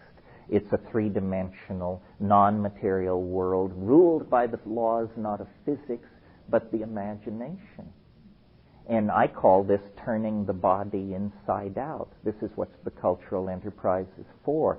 We want to live in the imagination with the body as a freely commandable object in the imagination. In other words, replace the laws of physics with the laws of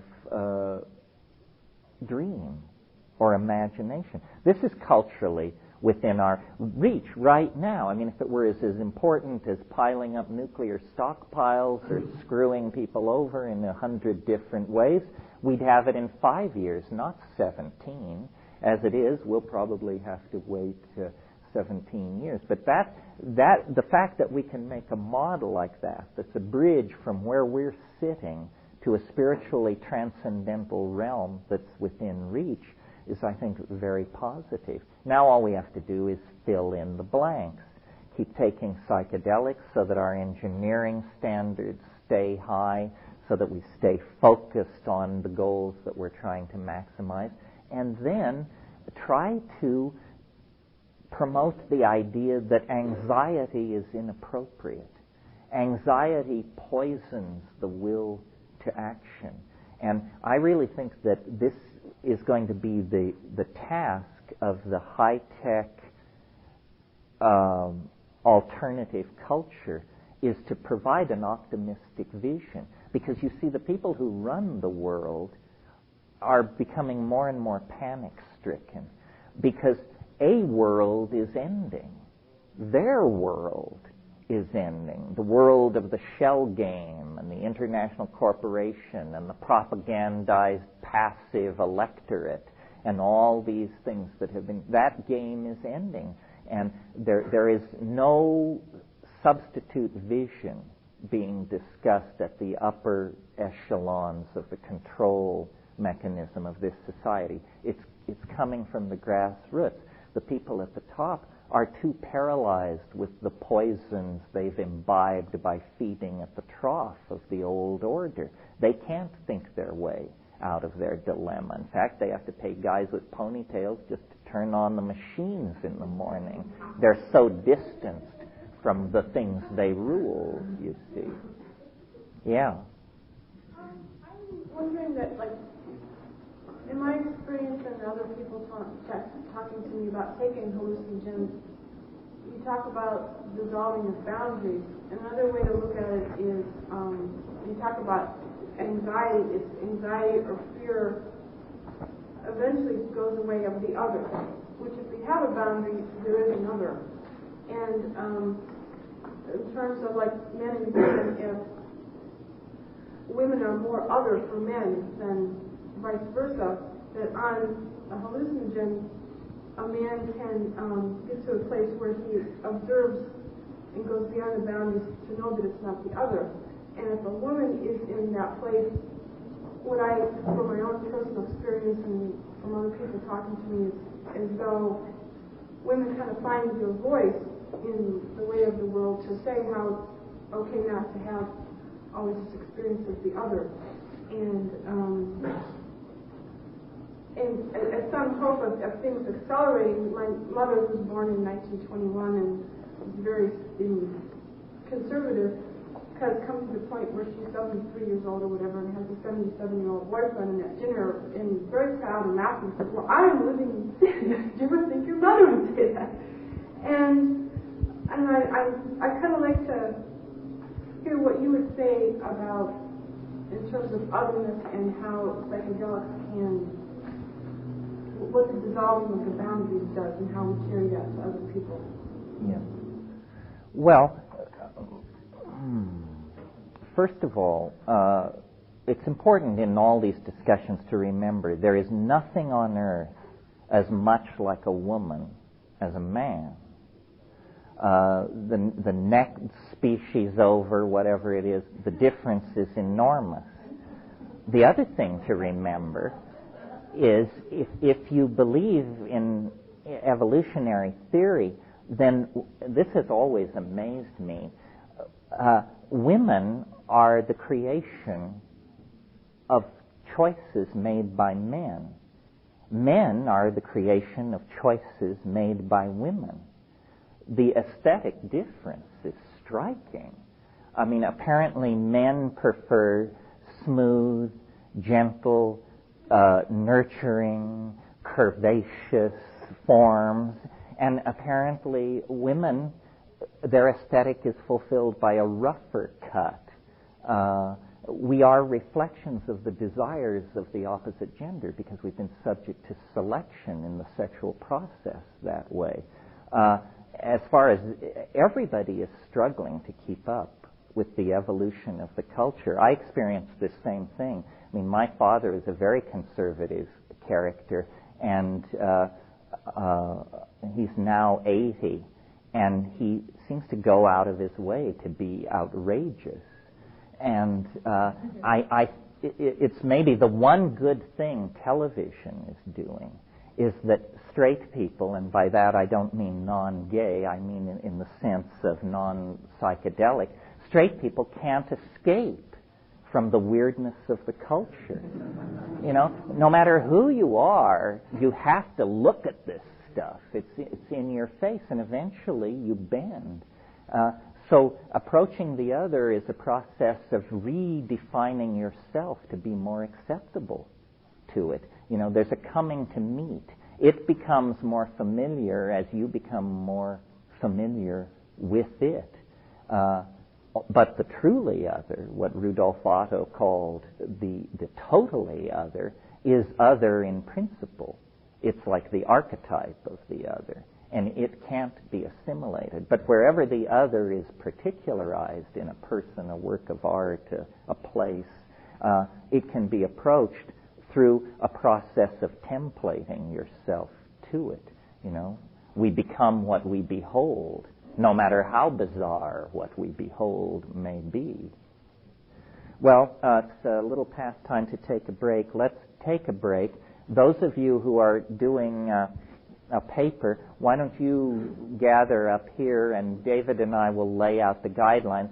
The rest of you, why don't you give us just a little bit of space so we can work this academic thing out.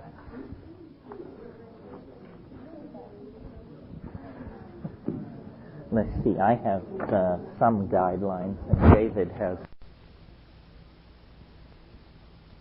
Does civilization lose a piece of knowledge that's central to its functioning?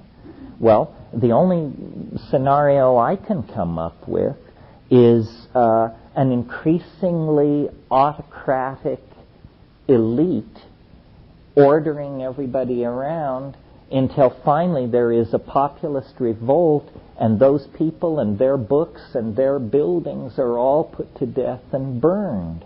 This may be a similar thing may have happened to the Maya. You know, the Mayan civilization, looking at the archaeological evidence, was an incredibly steep social pyramid. So steep that it's conceivable the execution of a few thousand people would essentially disembowel the accomplishments of the civilization. Kill the architects, the scientists, the astronomers, the scribes, and the artisans, and what you've got left are rainforest swidden farmers, and then they go and do what they've always known how to do. I don't believe in the case of Soma that it could have been a matter of it being available and then slowly disappearing. I mean, the Rig Veda speaks of intoxicating hundreds of people a day. It speaks of the Soma gushing from the Soma presses in these enormous amounts. Well, clearly it was something easily available, obtained, and processed, and yet it died out completely and was not really replaced with anything else. So why? I think cultural institutions are more fragile than we imagine. In the scenario, and this brings up the issue of substitutes.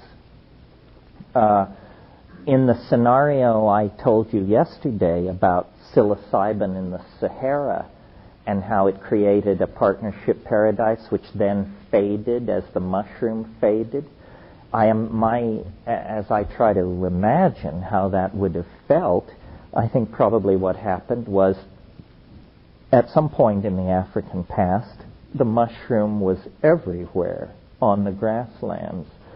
Whenever it rained, it appeared. It rained frequently. The dung of the cattle was everywhere. The mushroom was everywhere. Well, then it began to dry up. And the first thing that would happen, and we're talking millennia in each step, the first thing that would happen is the mushroom would become seasonal. So then you would have great mushroom festivals once a year rather than continuous mushroom taking. Seasonal. The next thing is, as the drying continues, it would retreat into the rain shadows of mountains seasonally. Now you have to make pilgrimages, long distances, seasonally to the mushroom place. Well, in parallel with this diminishing supply of mushrooms would logically be a rising anxiety about that. So what would you do? Well, you would create strategies for the preservation of it in times of scarcity.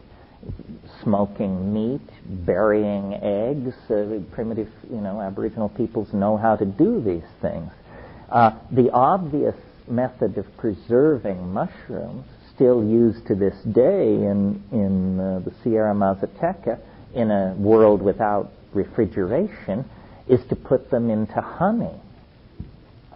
Honey is an antiseptic medium, and the sugar in honey will draw water out of a fragile thing like a mushroom and tend to preserve it.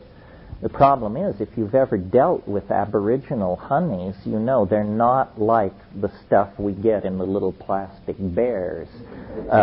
Aboriginal honey is very watery, and what the consequences of this is that the preserving medium, honey, itself has the capacity to transmute into a psychoactive substance, alcohol. So suddenly you see people of good intention trying to preserve their mushrooms, but unbeknownst to themselves, they're turning into an alcohol cult. Because fewer mushrooms, more and more honey. Then, and as the supply continues to shrink, finally you give up on intoxicating everybody. And you just say, we're going to establish a professional class of people, shamans, and they will take the mushroom since we can't all take it. So then you have knowledge of it retreating into a professional class. And these, in Aboriginal society, these professional classes are always hedged about with secrecy. So then you actually have a situation where there is a body of cultural knowledge which not everybody possesses, in fact, which very few people possess. Well, at that point, through war, epidemic, schism, or natural catastrophe, you could lose that core of experts. And then you would simply be adrift. So it's a very complicated issue, and the history of each one of these things is fraught with these kinds of episodes. The other thing is, just to keep the complexity ever before you, styles of usage change. I mentioned that the 19th century ate hashish. We smoke it, and it has very different impacts on our psychologies and our art and so forth and so on. Another example is a good example close to home, LSD. In the 60s, you couldn't play the game unless you took 500 mics. These days, you split half a blotter. It's probably 70 mics, and that is what people call an LSD trip. It's half an order of magnitude smaller than what was being done 30 years ago. Well, so naturally, people say entirely different things about LSD now than they did then. The other thing that makes this very complicated, nature is not cutting you any slack here, is you can have a species of a plant genetically fairly defined and taxonomically fairly defined, and it can have a horrific number of variables bearing upon it. The favorite example here would be Amanita muscaria. More ink has been spilled over Amanita muscaria than almost any other plant I can think of. Wasson identified it as soma, the subject matter of these ecstatic hymns of praise that filled the Rig Vedas. But when you actually take Amanita muscaria, if you only get a bellyache, you're lucky. This is not at all a reliable intoxicant. Well, what's going on here? Well, here's what's going on. Amanita muscaria, because of its genetic makeup, is subject to geographical variance. That means the Siberian Amanita, the New Mexico Amanita, and the Andean Amanita are experientially different creatures. So, geographical variation. Then there is edaphically induced variation. Depending on the soil and the mycorrhizal host, the chemistry of the mushroom will be different. Well, then there's brood differentiation. The first flush will have a different chemistry than the third, fourth, or fifth flush of the same organism. Again, this is where the guru may have a role to play. You shouldn't take Amanita muscaria unless you are with someone who says, I have taken these mushrooms from this place at this time of year in this fashion and attain success. But if you just go out and eat the first Amanita muscaria you find, your experience could range from nothing to a medical emergency. And very few people who have just gone out and eaten Amanita muscaria have any kind of experience that could be mapped over an ecstatic hallucinogenic experience. But occasionally you will hear a story so wild that you can tell under certain very narrowly defined conditions this thing must be tremendously effective. But what those conditions are, we don't know. Yeah. I think it was Watson that wrote about, I guess it's the Rig Veda, talking about drinking the piss of Shiva and the Soma and this whole thing, and his interpretation, maybe it was more than interpretation, the evidence showed that they would drink the urine of the animals that ate the mushrooms, like the antelope or the reindeer or the cows, because that way it was purified of these toxins through the animal's system, and they would drink a potion that was... Well, yes, I mean, I really respect Gordon Wasson, but in this particular area, I think he spread more confusion than light. It is certainly true that Amanita muscaria is a shamanic intoxicant of great age used among the Arctic peoples of Siberia in the Tunguska and Amur River basin. But, and it is true that one of the great hazards of Amanita taking in that area is that when you go out on a snowy night to take a whiz, these reindeer come and knock you over head first in order to get to the yellow snow because they're so into it.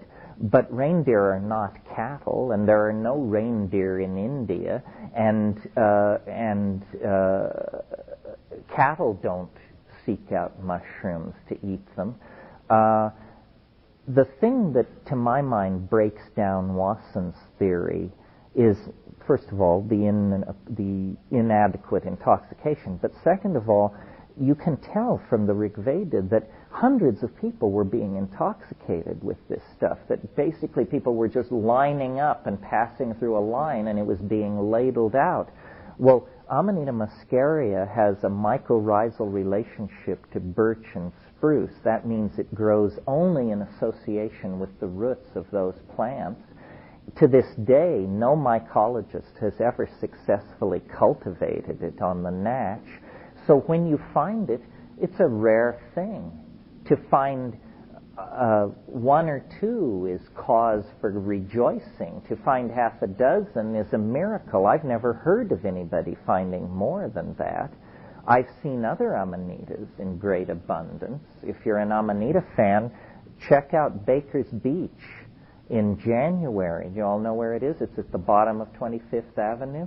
The number of Amanita pantherinas that come up in that sandy soil down there, you can literally gather a couple of grocery bags of it.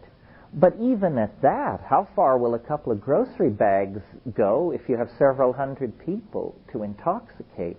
So I don't see how it could possibly have been Amanita muscaria. I think a whole bunch of mistakes were made by Wasson and the people who followed him in arguing so strenuously for that. Wasson himself admitted but he never obtained a satisfactory intoxication from Amanita.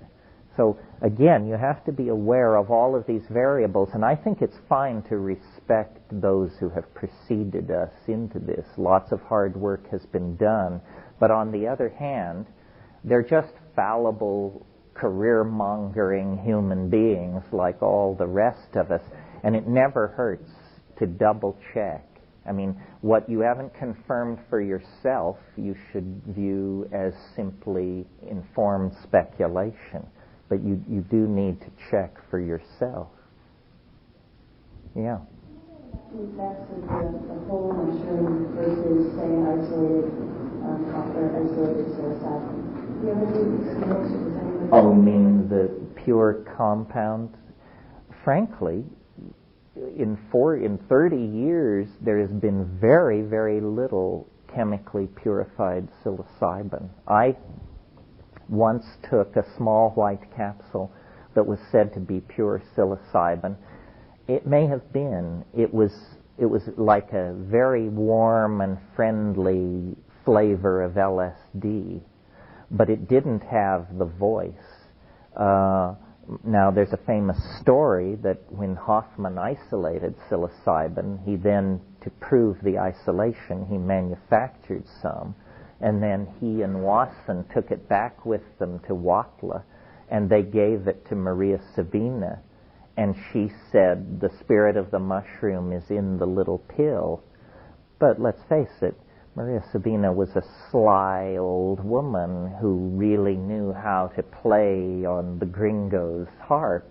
And I don't think it's the last word that she said that. I mean, the implication may have been, and so why don't you go back to Basel and leave us alone, for crying out loud? Haven't you done enough good here? Yeah. I'm interested in something you mentioned in past talks about the synchronicity surrounding the use of mushrooms, and tell that story about the Hollywood restaurant. Oh yeah, the Rod Steiger story. Well, yes. I mean, I don't know quite what to make of this. Again, there are more questions than answers. But one of the things that you will quickly experience if you get into this, and most of you probably already know, is that rational, and by that I mean statistically extrapolatable expectations seem to be superseded on these trips by a kind of magical connectedness. All kinds of strange things happen on trips that really happen. It's not hallucination. These things really happen. It's almost as though the ordinary laws of causality are obviated and you become a magnet for the strange, the peculiar. And sometimes these synchronicities are trivial. Sometimes they're the difference between life and death.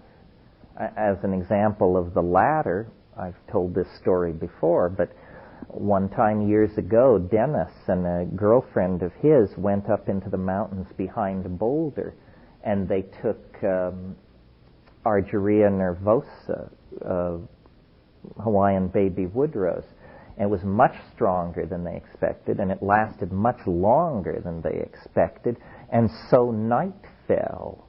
And behind Boulder, up around Nederland, it's 12,000 feet. I mean, when night falls, the temperature plummets. You're immediately in a situation of crisis. Night fell. They were completely lost. They had no clue where they were or how to get back to the car, and it looked grim. And so they're looking out over these valleys and mountains and so forth, trying to spot something. And finally, across the valley, they see what my brother assumes is a car come around a corner because they see the headlights. And so they descend down into this canyon. It takes them an hour. It's pitch dark. They climb up the other side, and they to arrive in a parking lot to find their car. not only to find their car, but to find that the lights are on. Well, they had left the car some 12 hours before. The battery would have been run down if the lights had been on all that time. It means the lights, they saw the lights come on when they looked out across the valley full of fear, wondering where they were. So, it's just a story, unless you're the person whose life was saved by this incident. So, and you can see then why Aboriginal people would have this faith in the primacy of mind, probably because mind is in fact primary, and it's only because we've locked ourselves down into a set of reductionist expectations that we live in a world so brutally under the aegis of laws like entropy and seriality and so forth and so on. Yeah. Something that Sasha said in the book, right, that you and him had a disagreement about synthesized mescaline, saying that, similar to her question about psilocybin, do you still hold that the two are different? Yeah, and that plant spirit doesn't really speak to you unless you use the plant itself rather than the compound? I don't know, much has been made about this difference we had. I don't recall the conversation and haven't read the account of it. If Rupert's theory holds any water, it's the same thing, and we can both still believe whatever we like to believe. I think that without argument, though, generally the plant experiences are richer, and it's not difficult to see why. If you take mescaline, you have a mescaline trip. If you take peyote, you have a mescaline plus 13 other mescaline-like alkaloids. Unhaloene, peyote, lophophorine. There's a whole spectrum of these things in there. And I think that gives a richer experience. It's not an absolute ontological difference between Sasha and I on that issue. Where I might argue that there is a real difference is between drugs created yesterday in the laboratory and drugs that have a huge history behind them. Because I believe that in some sense, this is not rationally defendable, but it's an intuition. In some sense, when you take a plant, it takes you. And you make a contribution to the high. A tiny, it's like you add one brick to the wall. So that then when you take psilocybin, you are experiencing all the previous psilocybin trips that ever were. That's what the psilocybin trip is. So I remember once when years ago, the first time I did ketamine, my impression was it's an empty vessel. It's an unfurnished hotel. It's a blank canvas. It's a psychedelic experience, but it's incredibly impoverished in that not enough people have done it to fill the space with stuff for the rest of us. Now, in 1,000 years, ketamine may be a very rich experience because so many people will have carved their initials on that tree. But I think, as we learn from the plants learn from us, and they adjust the content. So I'm not of this school that says what we need is a drug we don't have. Somebody wrote an essay called "What We Need Is a New Drug," quoting the lyrics of the song. I think that we have the substances we need. What we don't have are the techniques and the intelligence to know what to do with them. What about the DMT ayahuasca difference? Because that is the active ingredient, and they do seem to give completely different highs. Well, not if you take enough ayahuasca. If you take really a lot and sit and breathe and work with it for an hour or so, you can eventually get to a place where you just say, this looks like a DMT flash to me.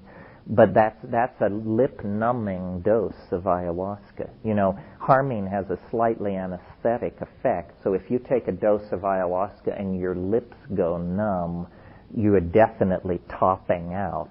That's an effective dose. Many people have never felt that, but it's a sign that you're approaching the effective limit. Yeah. Are you familiar with the alleged CIA testing of peyote on people in a mental hospital in Menlo Park in the 60s that King Kesey took part in? The Langley Porter experiments, yes. What happened with those studies? What the government found from those, like in relation to, you were saying that, you know, that these studies in the University of New Mexico are going to be, you know, the newest studies, and I was thinking of those. I was wondering what came out of those. I can't really answer in detail. Those were not pharmacodynamical studies. They were more like psychotherapeutic studies. They were giving mescaline to people and working with states of dysfunction, but they weren't trying to understand the physiological parameters of it. Joe Adam and the guy who became the regent, Willis Harman, all of those people were associated with those experiments. Mescaline was well studied during the 20s. I mean, if you've not read Heinrich Kluwer's book on hallucination, it's a very nice piece of work and done very early. And he actually tried to create a vocabulary of hallucination. I mean, it's kind of silly, but you know, he taught his subjects to identify colors by their place in the spectrum. So people would say, you know, spiked basketball moving at 4 o'clock, 700 nanometers, shifting toward 800 nanometers, and this sort of thing, which it doesn't quite give you the flavor, I'm afraid. Yeah.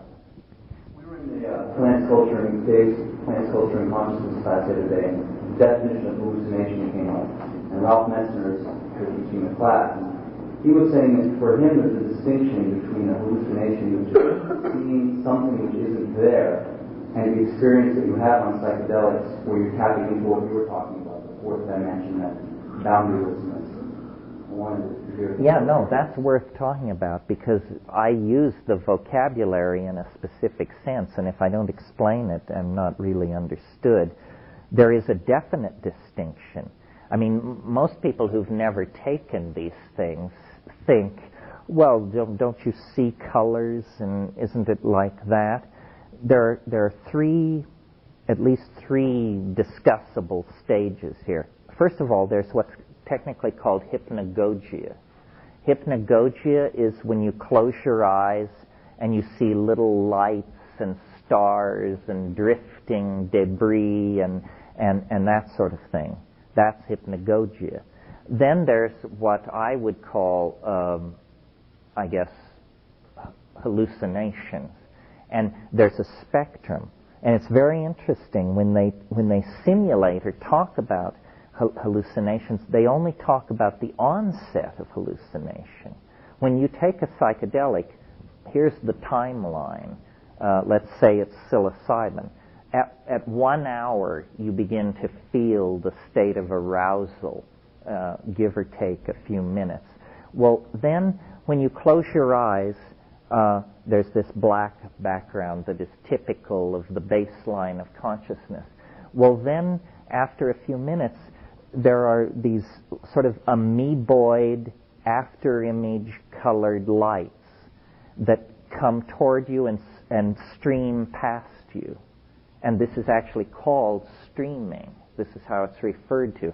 And these things are either that after-image violet or that after-image chartreuse that we all know. And these things sort of come, but and if you don't take a sufficient dose, that's it with theme and variation. And now we're in the land of the famous geometric grids, floating shapes.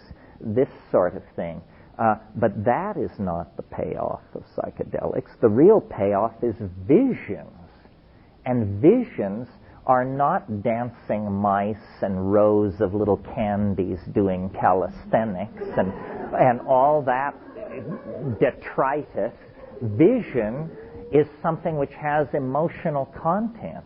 That's why light shows and fancy computer graphics and all that, they stop short at this point. Because no matter how visually complicated something is going on a screen, if it doesn't somehow touch your heart and your soul, then it's just a complicated pattern of some sort. But if it also contains information specific to your circumstance, then it's completely engaging. And that's what I shoot for and consider the visionary trip. It's coherent. It's not like a dream. It's not that coherent. It's not a little story in which you appear in a strange circumstance with odd people. It's not like that. But it is not simply a visual experience. The content is multidimensional and deeply mental and largely informational. And that's the proof of the pudding. And there is no way to achieve it any other way that I've ever noticed. Relative to my remarks this morning about orgasm, and this is part of the clue, I've noticed that in the post-coital aura, if you want to put it that way, there are these blue and green lights streaming past, usually not for very long, maybe a minute's worth after a completely satisfying sexual release. But it doesn't go to the next level, which it always does do with the psychedelic. But the fact that they share that phenomenon for a moment suggests something, suggests that it's both. And I used to think not. I used to think it was entirely dose. But I've realized from talking to people that what seems natural and obvious to me seems odd to some people. What you have to do is you have to look at the back of your eyelids with the expectation that you will see something. And it's a plane in the field. Now, if you're in front of the plane, that means you're thinking, oh, I'm getting high, I feel weird, my agenda is this, I need to think about that, do I need to go to the bathroom, where is the water? You know, your attention is here. If your attention is beyond it, you also won't see it. Like I've noticed, you can't talk and see it at the same time. The act of verbalizing requires so much mental focus that you can't see this stuff. So what you have to do is look at the back of your eyelids as though it were a flat surface and just keep looking at it. And keep looking at it, and if there's any flicker of color or light or movement, concentrate and keep looking. Concentrate and keep looking. And it usually doesn't take more than a minute or two of that for it to completely open up in front of you. The other thing is, I plead with it. I address it. And I say, do what you will. I'm entirely yours. Please don't hurt me. But do with me what you will. And if that invoking, that announcing that you are ready is very important. In this matter of the speech of the mushrooms, the reason a lot of people don't have that experience is because you have to initiate the conversation. You can be loaded for hours on mushrooms, and if you will never say, in the silence of your mind, it doesn't have to be spoken, but you must say, hello? It will never directly address you. It's shy. But if you will say hello, it's there. It says yes, and you're off. And, another thing, we're so defensive and locked down. Another thing that's very important, and all Aboriginal people know this, is the importance of chant and song. If you get into a hard place, the Western reflex seems to be to assume the fetal position and wait, with the belief that in some hours, if you don't go mad, this hell, whatever it is, will be lifted off of you. Well, this is the worst thing you could possibly do in that situation. If you get into a place that is difficult, sit up, gulp air, and sing. And the reasons for this are obvious on different levels. First of all, it's an assertion of your existential right to be. You don't just whimper and fold. You sit up, you sing. Second of all, it oxygenates your brain. And mental though these places may be, they have some root in matter and physiology. Flood your brain with oxygen, and the demon, whatever it is, will be washed away, or at least transformed. And so, by techniques of invocation, of chant, of song, of concentration, self-discipline, and I don't mean rigorous self-discipline, nothing like what yoga demands. I just mean, pull yourself together, for God's sake, and pay attention to what's going on. You can make it your vehicle. And then the other thing, which I always do, but it's controversial, I suppose, to say it, is cannabis. Cannabis is the rudder on your ship. If you come into a place that you don't care for, just take a hit of cannabis and then do your chanting, and you will move through it. But don't clench. Realize that you are an energetic system, and the addition of cannabis or oxygen or water is going to change the situation. So take responsibility, and then finally, you have to discipline your hind brain.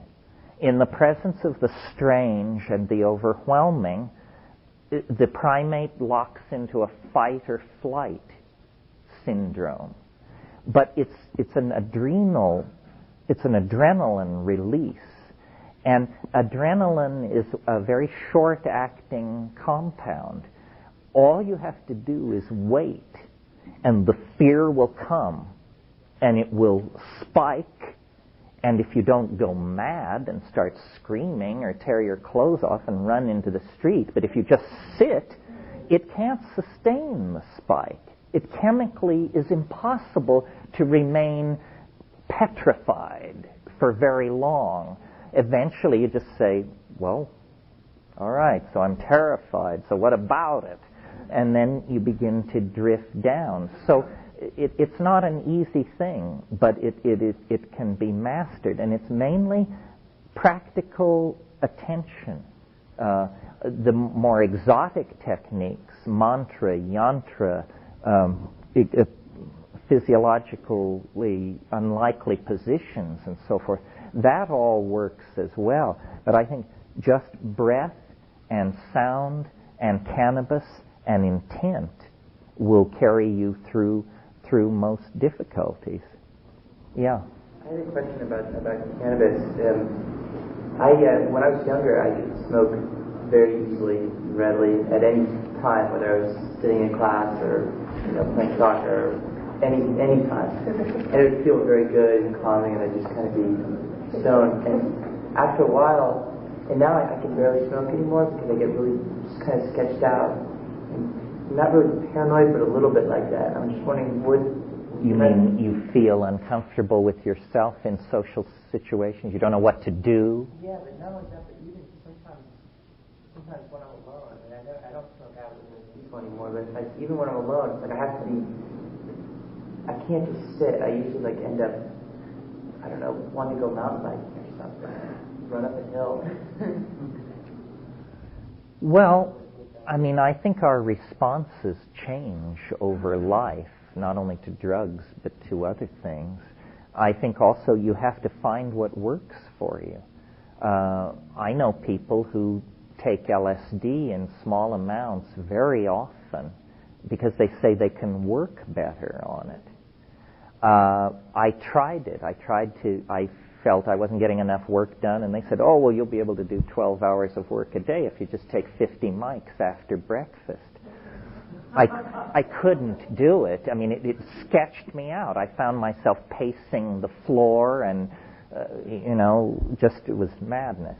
I, on the other hand, can, before breakfast, smoke enough cannabis that most people would simply go back to bed, and that sets me up for hours and hours of work. So you sort of have to learn yourself.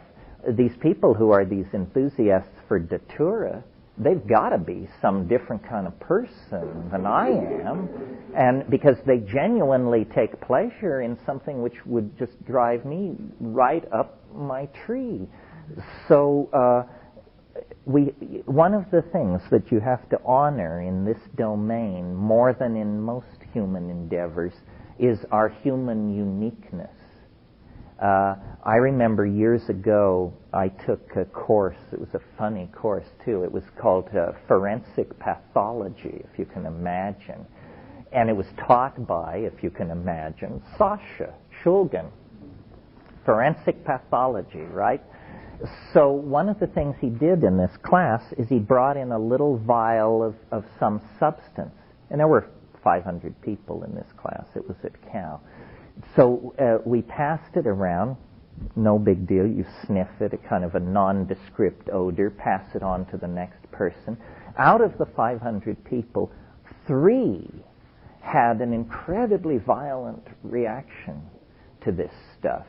And then Sasha explained there is a known gene for reacting to this thing. People who have this gene are 50,000 times more sensitive to this substance than people without it. Well, just extrapolate that range to every substance in nature, and you will see why, in a sense, learning what drugs you should and shouldn't take is as big a task as deciding what kind of person you should or shouldn't go to bed with, what kind of investments you should or shouldn't make. In other words, it's a lifetime task of mistake-making, learning, self-observation, and correction. And what's sauce for the goose may not be sauce for the gander. And you have to honor your individuality. The shamans say, if the plant wants you, it will take you. You will know if there is a lock and key fit. And I think part of late adolescence is drug experimentation for this purpose. I think if you go through life taking vast amounts of drugs of all sorts, then you didn't quite get it right. The idea is to find what works for you and then put the pedal to the metal, And if it's LSD, and if it, or whatever it is, because the things have personalities. It's like making a friendship.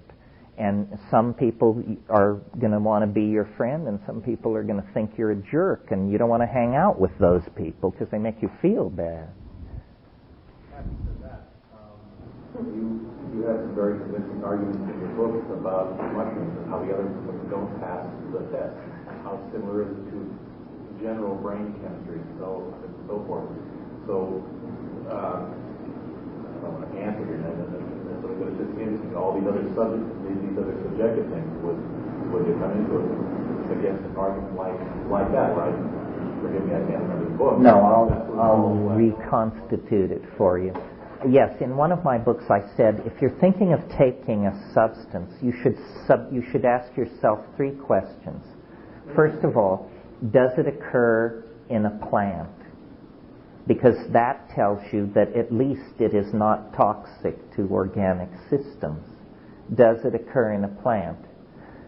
Second question, Does it occur in a plant with a history of human usage? If the answer is yes, then you have your human data sample. If people somewhere have been taking this plant for millennia, then you know that it doesn't cause blindness, miscarriages, madness, tumors, so forth and so on. And the third and narrowest gate is, does it have an affinity, a relationship to ordinary brain chemistry? Because you don't want to insult the physical brain. You don't want to damage yourself in this enterprise. Psilocybin will pass this test.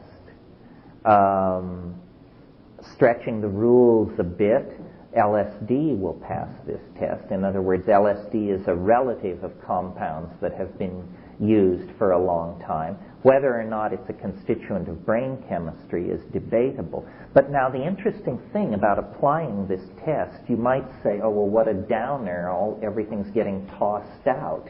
No, the strongest stuff remains. DMT passes this test with flying colors. It's already in your brain just as you sit here. It has a long history of human usage in many parts of the world, and it occurs in many, many species of plants. And it is the strongest hallucinogen known. So this is a reasonable test to apply. That's to avoid basically danger and damage. Then once you've done that, final here, as old pilots like to say,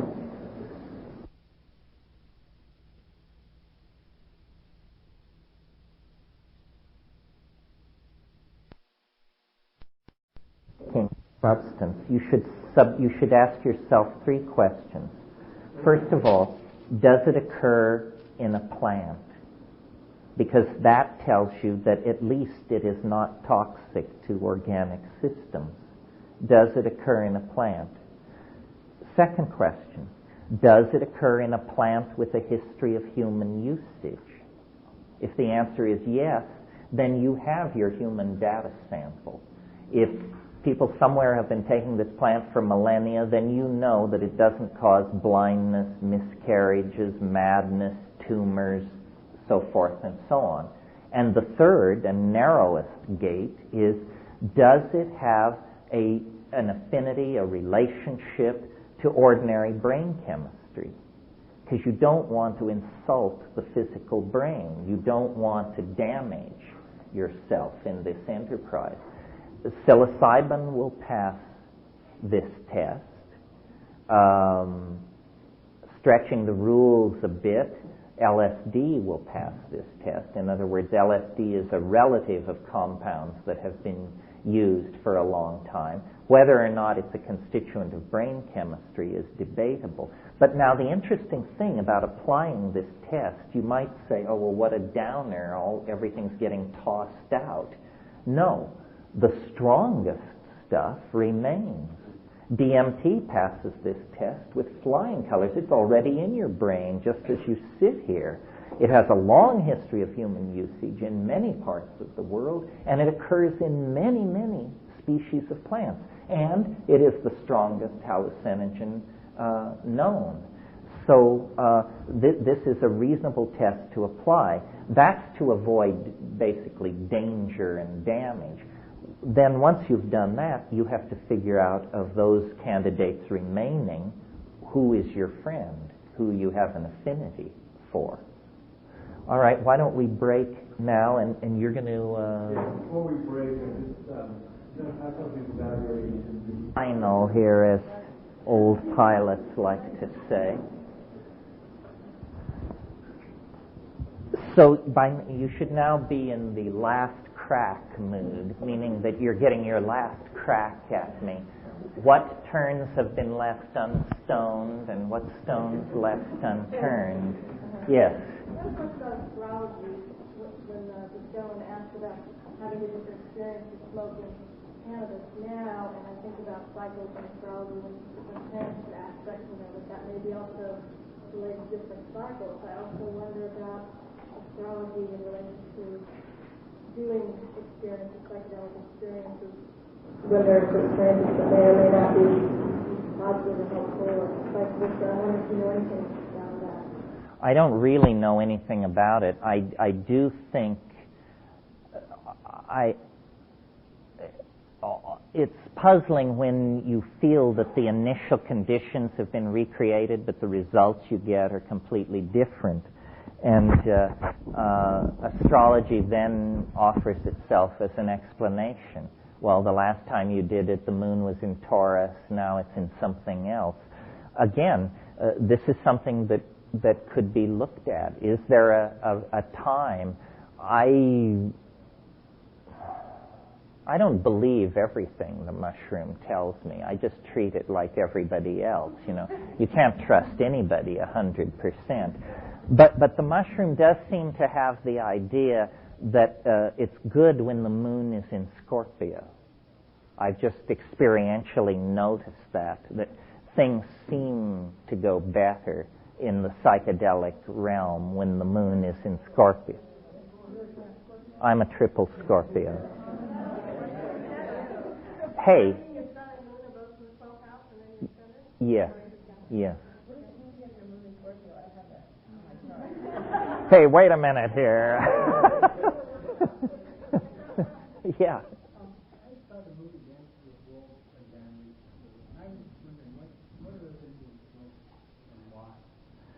Well, they're probably smoking kinnikinnick and aboriginal tobaccos and various things. It's a very odd thing. I mean, you talk about cultural evolution and that sort of thing. Did you know that smoking was unknown in Europe and Asia until it was brought from the New World at the time of the Spanish conquest? Rome never smoked its opium. It put it in wine. Opium was never smoked in China until after tobacco was introduced. In fact, the smoking of opium in China arose largely as a result of trying to drive out tobacco smoking as a habit.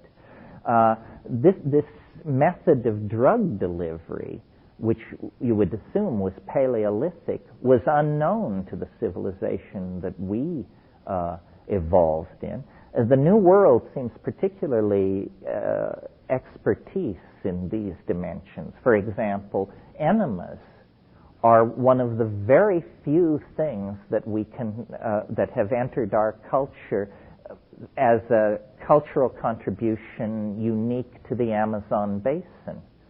Enemas they had rubber, they had natural rubber, and they discovered that some substances were so toxic that you didn't want to put them into your stomach, but that they would be active if you would rectally insert them. And so the enema was invented millennia ago in South America, but was a mad idea from the point of view of European medicine until it was tried. And then, of course, it became the rage. And there are then successive rages of upper colon focus that sweep through our society every once in a while. Yeah. I wonder if you could expand upon the idea that you speak about in an essay about the plant as a model for consciousness and for culture. Yeah, that was an essay that originally appeared in Whole Earth Review, I think called Plant, Plan, Planet. And what I was trying to say there was there is a great deal to be learned from emulating plants, especially in the culture of crisis that we're in. First of all, plants, they have to deal with their toxic byproducts because they can't move away from them the way we do and move into new niches. Plants are homeostatically self-regulating. Plants are small solar factories, essentially. Plants do all their work at temperatures below 115 degrees. Notice that we do our technologies operate at 600 degrees and up, and then produce all kinds of heavy metal toxins and poisons and this sort of thing. Also, in a sense, the Tao-like passivity of plants, the way in which they accept their circumstances. Essentially, an animal is an organism that can move away from the circumstances of its own being. And so, for all of these reasons, plants seem like an excellent model for the kind of future that we should be building. We want to go to lower energies. We want to go to more organic starting and ending materials in industrial processes. We want to create a kind of integrated homeostatic cohesion in our societies. In all these cases, and a solar-based society, in all these cases, the plants provide the model. They've been showing how to do these things very efficiently for a very long time. Yeah.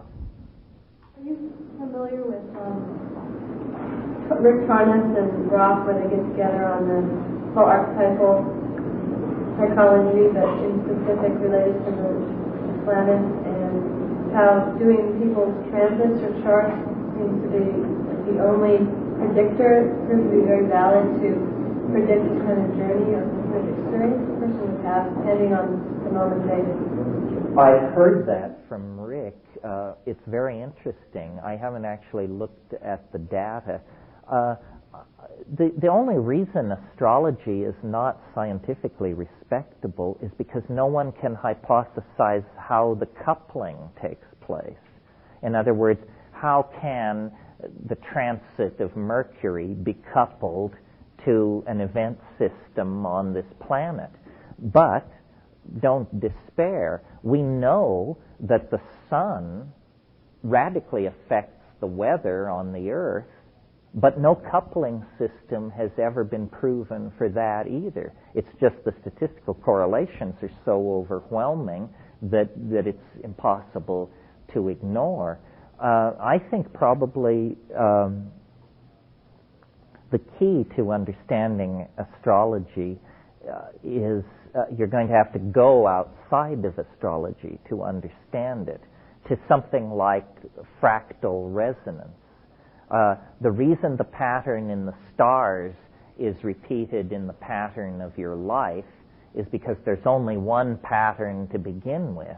It isn't that the stars cause you to be the way you are any more than that you cause the stars to be the way they are. There is not a causal relationship here. What there is a series of adumbrations and reflections that are. This is, a great discovery that has been made in the past 10 years. One of the greatest intellectual steps ever taken by human beings.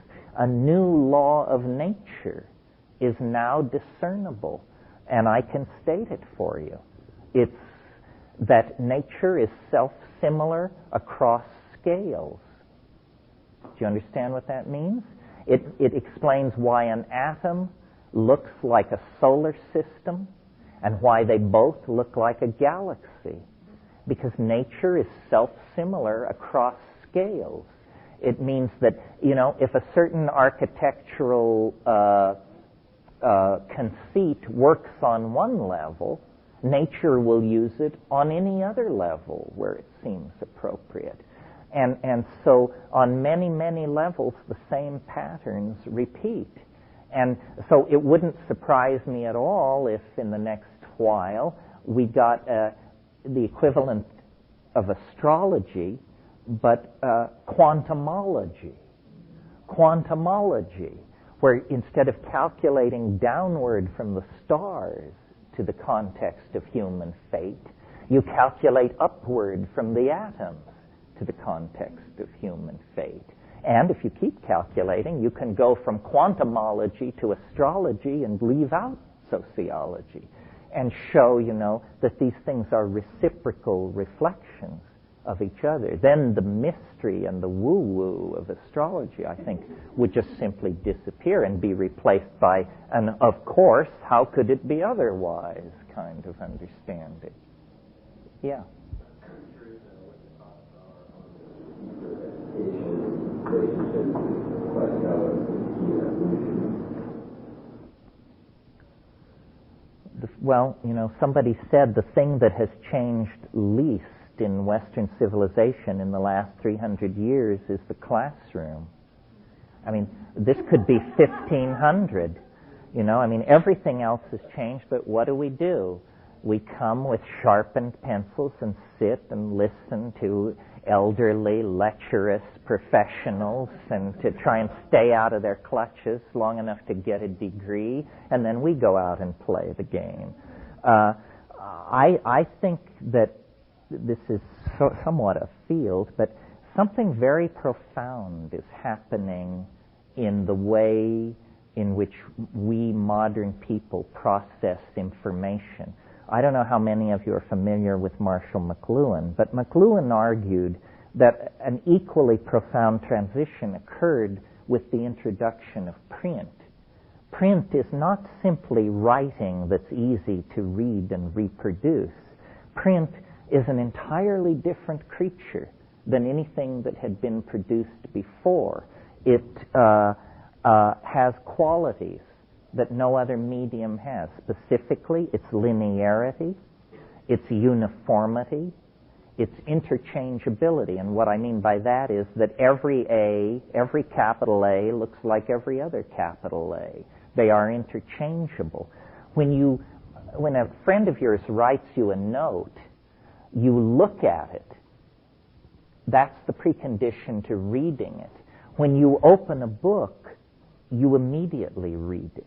You don't look at it at all. Very few people puzzle over how the A is sitting there on the page with that white back. No, we just read. And the difference between looking and reading is very great. McLuhan called it the contrast between a manuscript culture, which is ear-oriented, and an eye-oriented visual culture. Well, now what's happening to us, and I was talking to somebody about this at the break, is the rise of the image. The image is in the ascendant. Ever since the invention of photography, let's say, in the middle 19th century, followed by color photography, followed by color lithography, followed by moving pictures, followed by television, followed by the internet, VR, stereograms, and all the rest of it. Something is happening. Our culture is forcing our visual education.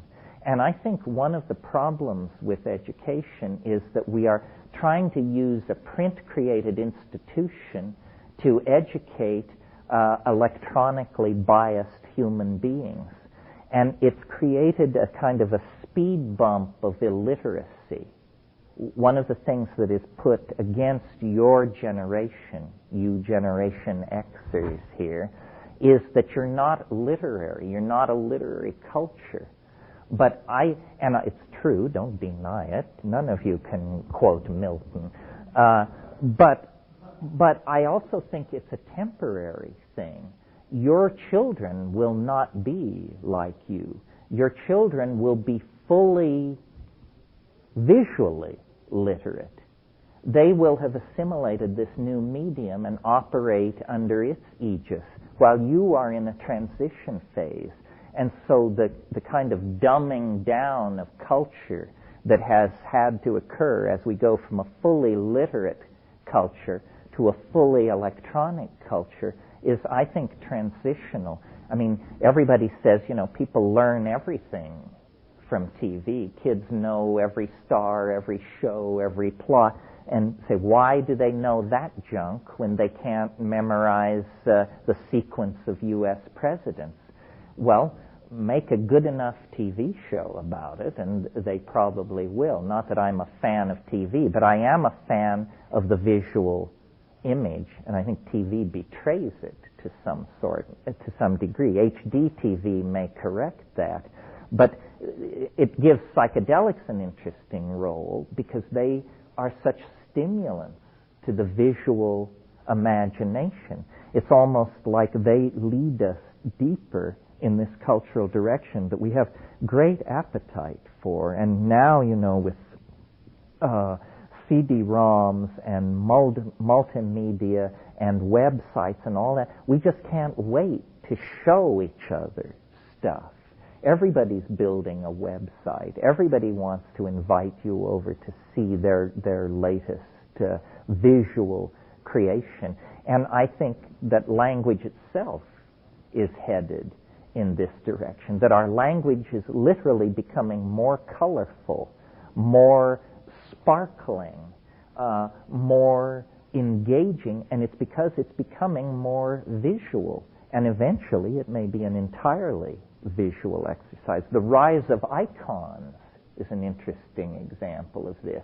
That now wherever you go in the world, if you will push yourself just a little bit, you can understand what's going on because signage is so iconographic. It doesn't matter whether you're in Germany or France or Argentina or where you are. The signage is in an international language of visible symbols that unite us all. You see, the thing is, the word is ambiguous to a far greater degree than the image. And so when we communicate in words, we communicate incompletely. If we communicate in images, it's much closer to fulfilling the intent of communication, which is to erase the boundaries between the messenger and those the message is being sent to. Yeah. What you're saying is like I feel it's a return to the archaic, because there was a time when people didn't read and they had to get their information by one image, whether it was going to church and seeing a stained glass window, but if it was fulfilled then like a picture is worth 1,000 words. You know, looking at your 180 messages, if each one could just be a visual image, then you could have done that quickly. Well, that's why I called my book, one of my books, The Archaic Revival. Because you see, I really think the thing that McLuhan was trying to say was that every medium, be it print, he even treated the electric light as a medium. Every medium has a hidden agenda which the users of the medium are not aware of until it's too late.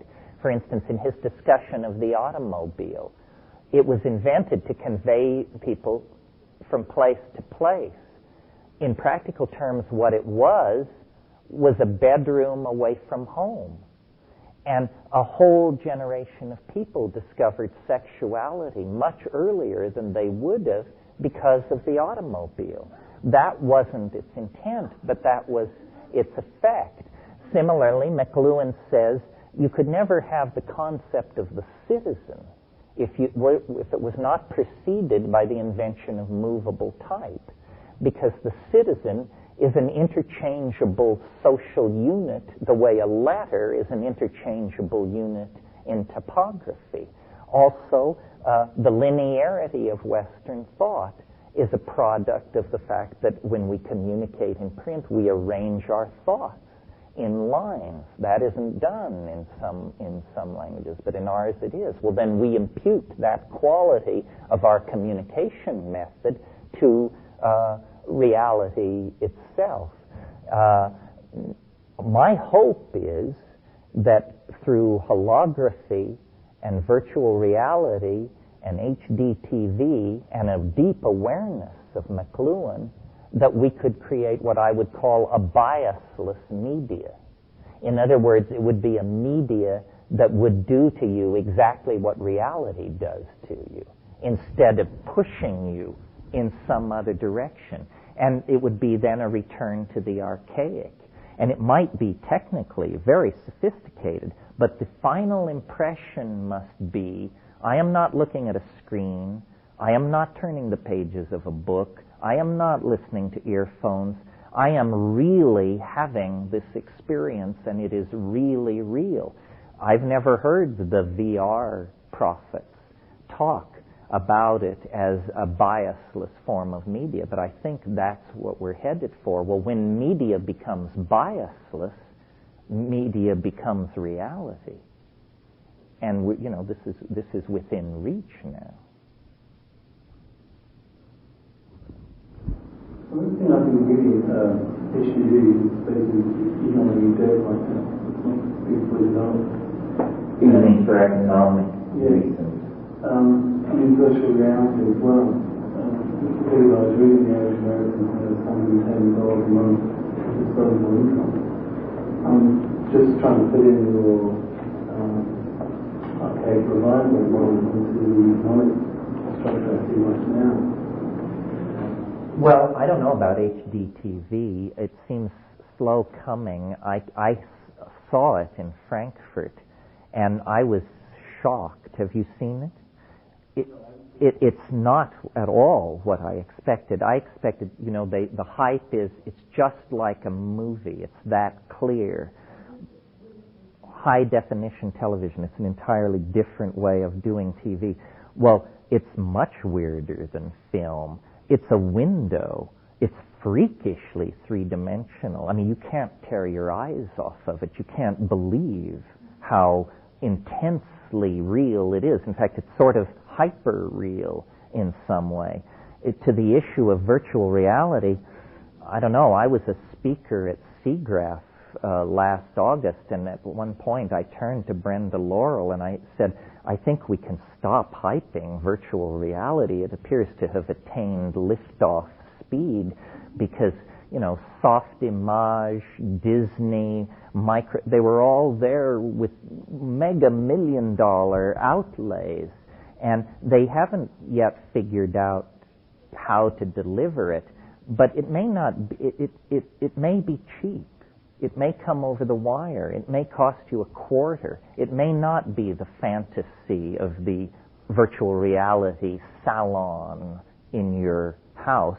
It may just simply come over the wire. I think the economics of it may delay or accelerate it, but that the appetite for it is so great that it is for sure on its way. What's holding it back is the technology, because the demands that we make of our hardware when we move to VR are incredible. I mean, look at these eucalyptus trees blowing in the wind out here.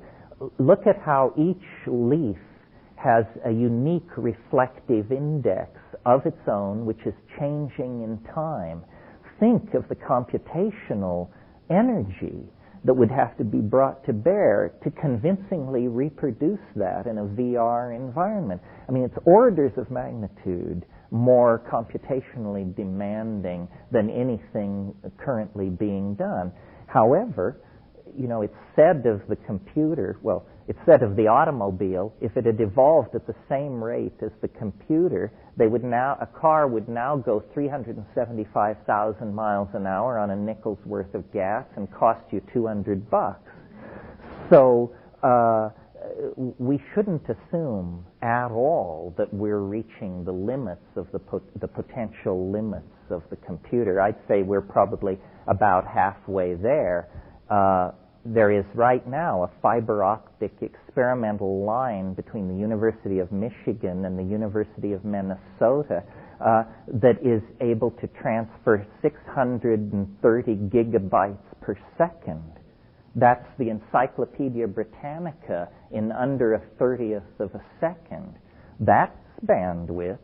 That can handle anything. We just have to run that experimental cable into every city and home on the planet, and then we'll have it. McLuhan had an interesting idea. McLuhan's a weird character because a very advanced thinker, but a convert to Catholicism, so forth and so on. He finally concluded that electricity is the physical descent of the Holy Ghost into history. That as the planet, as our cities turn to light and everything is linked together informationally, that this is the enfolding presence of the third person of the Trinity. And, since electricity is a fairly mysterious item anyway, who is to say not? In practical terms, it may lead to something very, very much like that, a gathering of us all together in cyber, hyper, shamano space.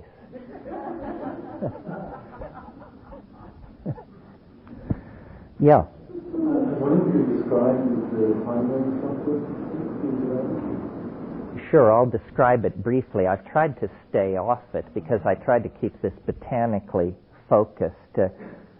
For those of you who don't know it, I have other burdens to bear other than my psychedelic advocacy, and one of them is that I am the purveyor of a theory of history which has many different aspects about it, and I've used some of the terms like novelty, ingression of novelty, concrescence, but I believe that I have discovered or was told a mathematical algorithm that allows us to replace probability theory with a waveform that predicts where in time novelty will cluster and where in time very probable events should be assumed to concentrate. It's a very neat mathematical theory. It's all very solid and so forth and so on, but it has, as all theories do, what I call a hard swallow built in. To illustrate what I mean, the hard swallow in normal cosmology is called the Big Bang.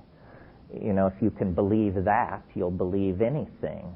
This is the idea that the universe sprang from nothing in a single moment for no reason. Notice that whether that's true or not, it's the limit case for credulity. I mean, if you can believe that, it's a little hard to know what you would dig your heels in on. The hard swallow in my theory is that it seems to all calculate out to prove that we're less than 18 years away from an event as dramatic as the Big Bang, but sort of the Big Bang in reverse, what I call the big surprise. That this process of boundary dissolution that we have been experiencing in our historical and cultural adventure is accelerating by a factor such that half of the history of the universe is going to unfold in the next 17 years. As much will happen, in other words, in the next 17 years has happened in the previous 17 or 20 billion years. That in fact history is the phenomenon which immediately precedes this event. Sort of in the way that the dilation of the cervix is the phenomenon which immediately precedes the birth of an infant. History is the indicator event that says the transcendental object hidden in the protean depths of nature is about to shed all its foils and emerge in its hyperdimensional nakedness at the end of time. And it would be a mad thing to hypothesize, except that the mathematical algorithm allows very accurate predictions of the past. Now, at first that may sound silly, but notice it's easy to predict the future. Who the hell can naysay it? It's very difficult to predict the past because it's already happened. So whether you were right or wrong or not is going to be immediately determinable. And I believe, based on this theory's ability to describe the past, that we should take very seriously the idea that we are, in fact, the carriers of a process of universal metamorphosis that is reaching its culmination. You may find that impossible to imagine, that in 18 years the world will turn itself inside out. But I think if you sit with it a while, try to imagine that not happening. Try to imagine this world 500 years from now, if we continue with business as usual and no vertical gain. It's inconceivable. We have painted ourselves into some kind of a corner. I grant you my schedule is a little breathtaking, only 18 years, but I'll bet you if my schedule were 100 years, you'd feel that it was uncomfortably long viewed. Sometime in the next little while, it's going to be apparent to everybody that the human adventure is building towards some kind of quantized transition point. We are not going to wander in the miasma of techno-worship, male dominance, resource exploitation, and ever-burgeoning human populations forever. It's impossible. It's a self-limiting exercise. And to the degree that we can educate ourselves and communicate with each other, we can hasten this process, or at least make it easier for the planetary culture to go through. Yeah. So given that metaphor of preparing for another birth, would it be presumptuous to look at the plants coming into this North American culture as sort of like when I was getting ready to birth, for about 4 hours before, I started getting flooded with visions and hallucinations of going into the other world. And I'm seeing that the plants in this culture and their reawakening in the last 30 years could be sort of that momentum to help move us into this new birth process. Oh, I think so, because I think what we're going to, history is ending, but time will continue. Well, what is time without history for human beings? Well, it's the archaeon. We're going back into the archaic, and apparently as central to the archaic as nuclear physics and economics is to our world was shamanism and hallucinogenic plants. So I think we're preparing to make a return. Nothing happens without a reason, and nothing is unannounced. This is something the mushroom told me. It's a very interesting idea. Nothing is unannounced. If you are sensitive enough, you can never be taken by surprise, because there is always the wave which precedes the actual arrival of the event. And a lot of people talk about the end of the world, but it's almost entirely couched negatively. I feel that I am, without a doubt, the most optimistic person I have ever met or heard of. And yet, after I give some of my lectures, people come up to me and say, it was frightening. It was an appalling vision of what... He said, you missed the point. I'm telling you, God's kingdom is 18 years away. How could you possibly interpret that as negative? And you say, well, but aren't you saying that everything will be changed and transformed and swept away? Well, yes, but, that's the way of it. You want a psychedelic truth? 30 years of psychedelic voyaging, I can distill it for you. This is not a psychedelic truth. This is truth. Here it is. Yes. And you can learn this from drugs, you can learn it from life, you can learn it from death, you can learn it any way you like, but by God, you will learn it. Nothing lasts. Nothing lasts. Not your enemies, not your friends, not your youth, not your dreams, not your fears, not your hopes, not even yourself. Nothing lasts. I mean, this has been said often, but felt rarely. Heraclitus said, Pantitreia, all flows. And the lie of Western psychology is that something is stable. God's nature, the equinoctial points, something lasts. And because of this lie, we are perpetually in a state of anxiety. Because the truth of our experience is nothing lasts. And yet the truth that our culture tells us is, save your immortal soul, make a contribution, preserve, protect, conserve, stabilize, retain. It's pointless. And so the central truth of being is the felt presence of immediate reality. That's all you will ever have. And so the quality of the felt presence of immediate experience is what you want to impact and determine. And everything else is rumor, hearsay, hope, dream, memory, projection. But the felt presence of immediate experience, if that is not satisfying to you, you have to change your life. You have to do something. And the fact that Western psychology and civilization is a vast exercise in delayed gratification. And the consequences of that are endless unhappiness and neurosis and fetish substitution and so forth and so on for reality. It should be liberating to know that nothing lasts. But instead, it paralyzes with a sense of ephemerality, when what it should do is empower an enormous sense of freedom.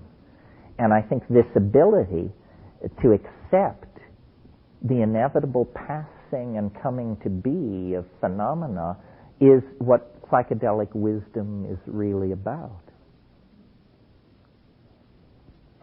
Anybody, anything, hit me, yeah. What kind of material would be on the web and someone else? You mean my views on the web? Where did I learn my views from? Well, Ralph Abraham, you should visit his website.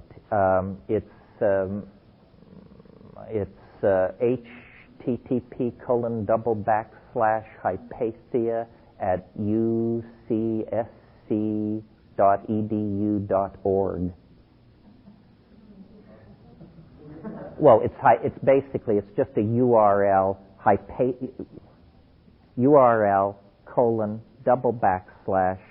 /Hypatia@usc.org.net.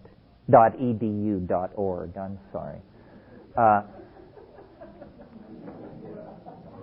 It's a funny question. I'm puzzled because I never thought of these as my views on the net. Aren't these the views of the net? I mean, is anybody saying anything different? I mean, I assume this is what unites the faithful in the religion of net worship, but maybe I'm wrong. Well, from my experience of the net, it's becoming more targeted to the sports and the regulators. Well, that's more alarming. The businessmen will, wherever there is a frontier, I mean, first come the explorers, then come the missionaries, then come the hookers and the businessmen. And we've got plenty of hookers and plenty of businessmen on the internet now. It's the content. I'm McLuhan enough to not so much be obsessed with the content. It's not what is on the net that's important. It's the net itself. It's what it is. It's the fact that if you want to find something out, you now can. It's the greatest democratization of information that's ever occurred.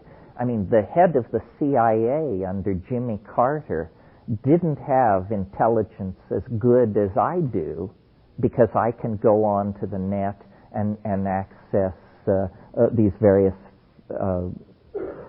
databases. So the thing that is so empowering about the net, I think, is, Tim Leary had a slogan back in the 60s. He used to tell his audiences, find the others. Find the others. Well, how do you find the others? In the 60s, you put a flower in your hair and headed for San Francisco. Today, you go on to the net and go to the well, and you can find the others. It doesn't matter how obscure, peculiar, or bizarre your interest is. I guarantee you can find 10 or 15 people who passionately share this thing. And that empowers you. And it builds communities. And community is the enemy of authoritarian organization, because community springs from the heart, authority springs from theory. Keeping us in a decommunal state is a major part of the agenda of anybody controlling us. That's why the internet is so terrifying to people, because obviously it strengthens dissidence. Just last week, this stupid thing happened in Congress, the Digital Decency Act. Ask yourself, how many times have you been told that child pornography, bestiality, so forth and so on, is being purveyed to thousands of people on the net? Then if you have any experience of the net, you realize that that's like thinking of San Francisco as that one corner at Broadway and Columbus where they peddle girly mags. That's just a part of San Francisco. It's a complex civilization. We have all kinds of people. Everybody should be able to do what they want. But to define San Francisco that way would then lead you to the conclusion, well, maybe we better seal off San Francisco and clean up this hideous evil that's breaking loose. This is what's being done on the web. The public is being manipulated by major media to think that the web is just swarming with pederasts, fetish. But please, every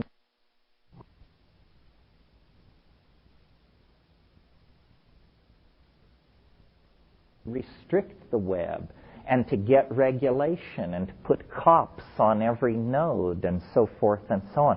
And this is very bad. It should be resisted. It probably will succeed. I don't think it will destroy the web. I think it'll be a speed bump.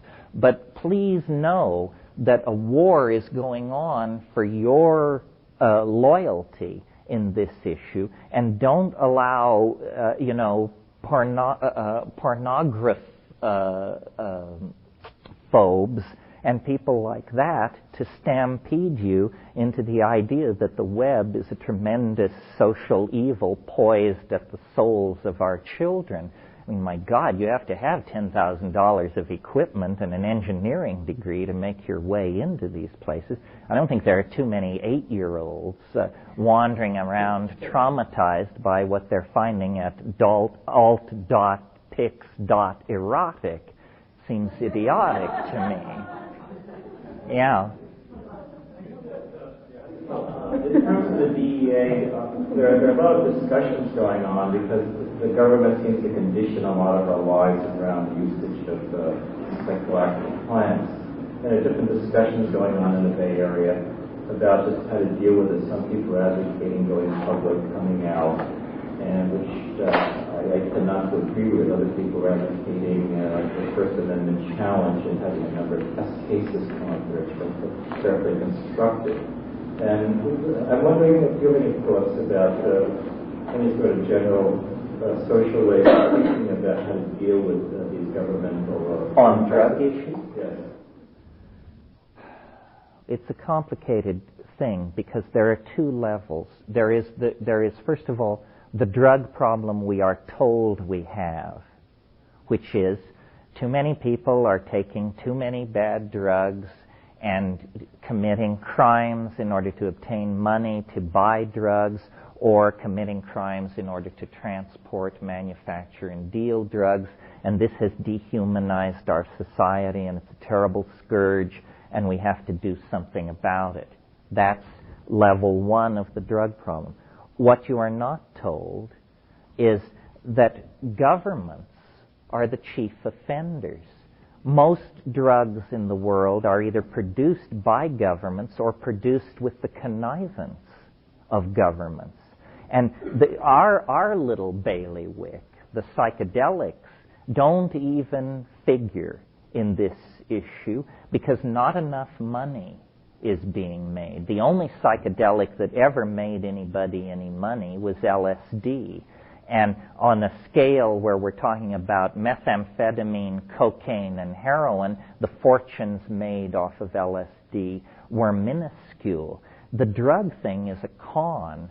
Governments need vast amounts of untraceable cash, they believe, because they turn it over to their secret police agencies, who then pursue secret agendas where they try to control events by illicit and non-sanctioned means. And by that I mean rigging elections, murdering labor leaders, hounding liberal editors into retirement, smearing people, so forth and so on. The hard drug markets of this world are entirely in the hands of governments. You know, somebody pulls a stunt in Kuwait, and we're there in a moment. We send troops to Haiti, but these mysterious jungle warlords in Burma seem untouchable. Nothing can be done. They're beyond the reach of any army, any aerial bombing campaign. It's just mysteriously indestructible, these warlords in Burma. Well, it's because they are the producing end of an illicit, world-girdling organization whose purpose is to deliver drugs to the market. And I believe that the CIA got into this game because, you could almost say, for good reasons from their point of view. The CIA in the middle 60s, as well as the rest of the American establishment, was confronted with the spectacle of black people determined to burn down the core of every city in America until they got social justice. The decision was made to bring hundreds of tons of chemically, pharmaceutically pure China White number 3 heroin into those ghettos and just basically dump it on the ground and see what happens. And it totally broke the back of black radicalism and turned everybody into a junkie or a gangster somewhere in that system. Well, then when we lost the Vietnam War, the way the geopolitical thing came down was Khomeini got the heroin industry, and China White was traded in for Iranian brown, a lower grade of heroin. Well, since Khomeini is not a nice man in our pantheon, heroin suddenly became, highly repressed.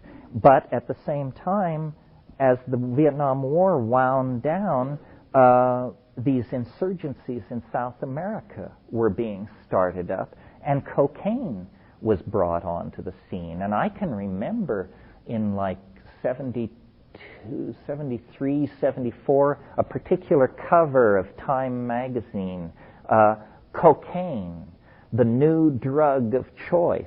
And it was just this far short of an endorsement. It was all about movie stars were doing it, and everybody was doing it. A huge picture of lines on the cover. That's a decision to sell.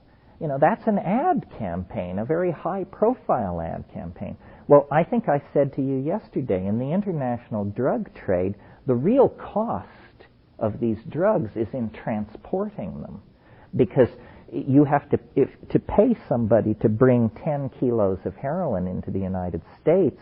Unless you know fools, you're going to have to pay them $40,000 or $50,000, a fraction of the worth of that heroin. But nevertheless, if you haven't sold it yet, it's maybe tricky to get that kind of scratch together. Well, that's for 10 kilos of junk.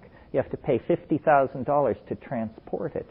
But if you have a C-130, you can bring 50,000 pounds of heroin, and it will cost you far less per unit volume. So the CIA had all these airplanes, and they simply diverted them to the drug trade. You probably have been following this recent scandal involving the U.S. Forest Service. Has this been in the papers here? It's been well rehearsed in Hawaii. Well, as you know, the U.S. Forest Service uses C-130s to drop fire-retardant chemicals on forest fires.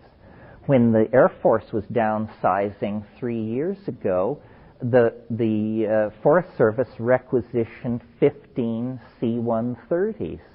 By manipulating paperwork and painting out serial numbers and painting on other serial numbers, only 3 of those C-130s ever reached the Forest Service. The other 12 mysteriously disappeared. Do you know what a C-130 looks like? Do you know how hard it is to lose one of those puppies? 12 of them disappeared without a trace. Well, guess where? And guess what they're lugging back and forth? Now, the CIA itself is addicted to the money. The original impulse, break the back of black radicalism, has been replaced by a more obvious impulse, make a lot of money. Where do you get a quick $1 billion if you need it in a hurry? It's called, you take a floater on drugs. That's what you do. And the amount of money is so great that anyone can be corrupted. These boats that come up from Colombia that lie off the coast of Florida, the so-called motherships, a guy with a fast cigarette boat can make 3 trips to and from one of those motherships on a cloudy night. The standard pay for one of those trips, which takes about 40 minutes, is $125,000. You can make $375,000 a night doing this, and you're not a player, you're not a kingpin, you're not a major figure, you're a totally disposable peon. So imagine how much money there is to be made at the top. Who can refuse a $10 million bribe? You know, people come to you and say, listen, we'd like to give you $10 million, and we've bought a house for you in the highlands of Malaysia and a Ferrari, and we'd just like you to go and live there and do whatever you want. And the choice is a bullet in the head. So which would you prefer? We're perfectly at ease either way, so you figure it out and call us back. Nobody can resist that kind of thing. So we're in a situation where we are being radically manipulated by governments because they are addicted to a style of piratical rogue capitalism that is just simply the greatest windfall ever imagined. I mean, there has never been anything like the modern illicit drug trade in the history of the world. 10 years ago, the drug trade and the international arms trade were on a par with each other. Today, the international drug trade makes 10 times as much money as the international arms trade, and there's no end in sight. In terms of psychedelics and the situation many students are facing in a process of becoming psychologists, clinicians who want to work with psychedelics, and yet feel that their careers would be destroyed if they were to do so, or if they were to do so and get caught, and the general social kinds of, or the governmental pressures on that. Here are some thoughts about, in the 60s, one group was tried, and different groups are being proposed now. I was wondering if any thoughts about how people could approach the psychedelic situation now. Well, some of you may know Bobby Faust in New York. He's an interesting guy. He has an idea. He says that he advocates something which he calls civil obedience. He says not civil disobedience, but civil obedience.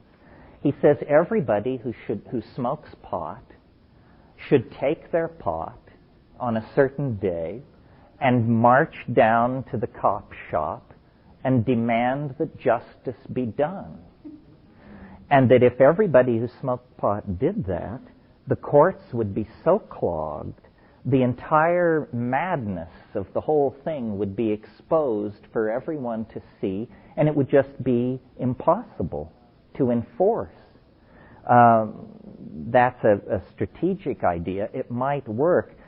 From observing American society as long as I have, it's very clear to me they don't hand out rights around here.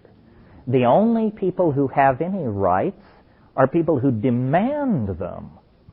And you can look at how black people broke free in the 60s. You can look at how the gay community got itself together in the 70s and 80s. And apparently, unless you're willing to stand up for what you are, you're going to be forever stigmatized. It was black people, they couldn't escape it. The reflectivity of their skin marked them. But it was very, very courageous for gay people, many of whom were way in the closet and doing well in straight society, to risk all that and say, no, look, this is what's going on. This is who I am. Now, if there's a problem, it's your problem, not my problem. And homosexuality was a crime in many states, in most states, just as drugs are. So I think really, if we're serious, we're going to have to risk something.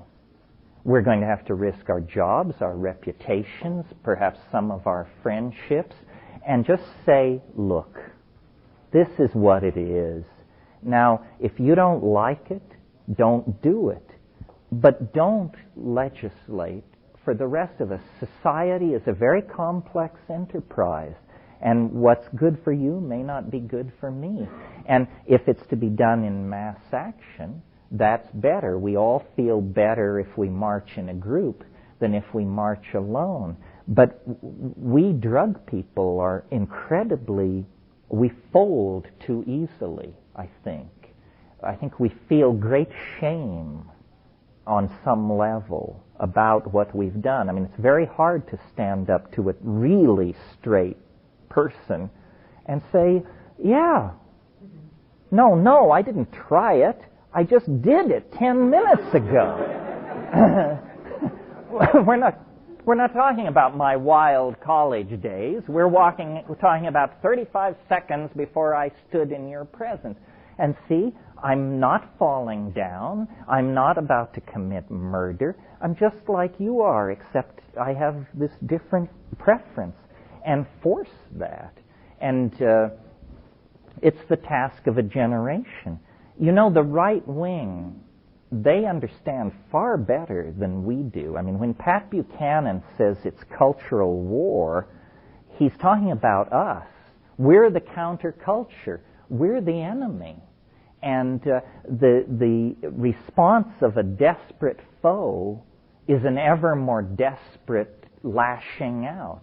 And Christianity is not going to go quietly into that good night. It's going to get nuttier as it approaches its terminal delirium.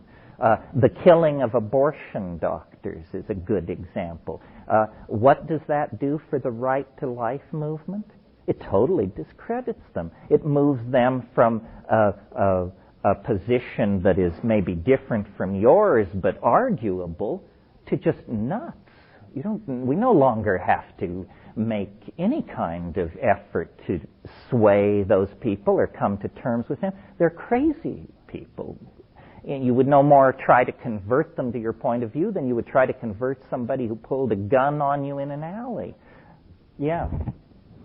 What do you see happening with the DMT trade? I mean, obviously there's probably not much of a trade right now because it seems to be a very elusive substance out there.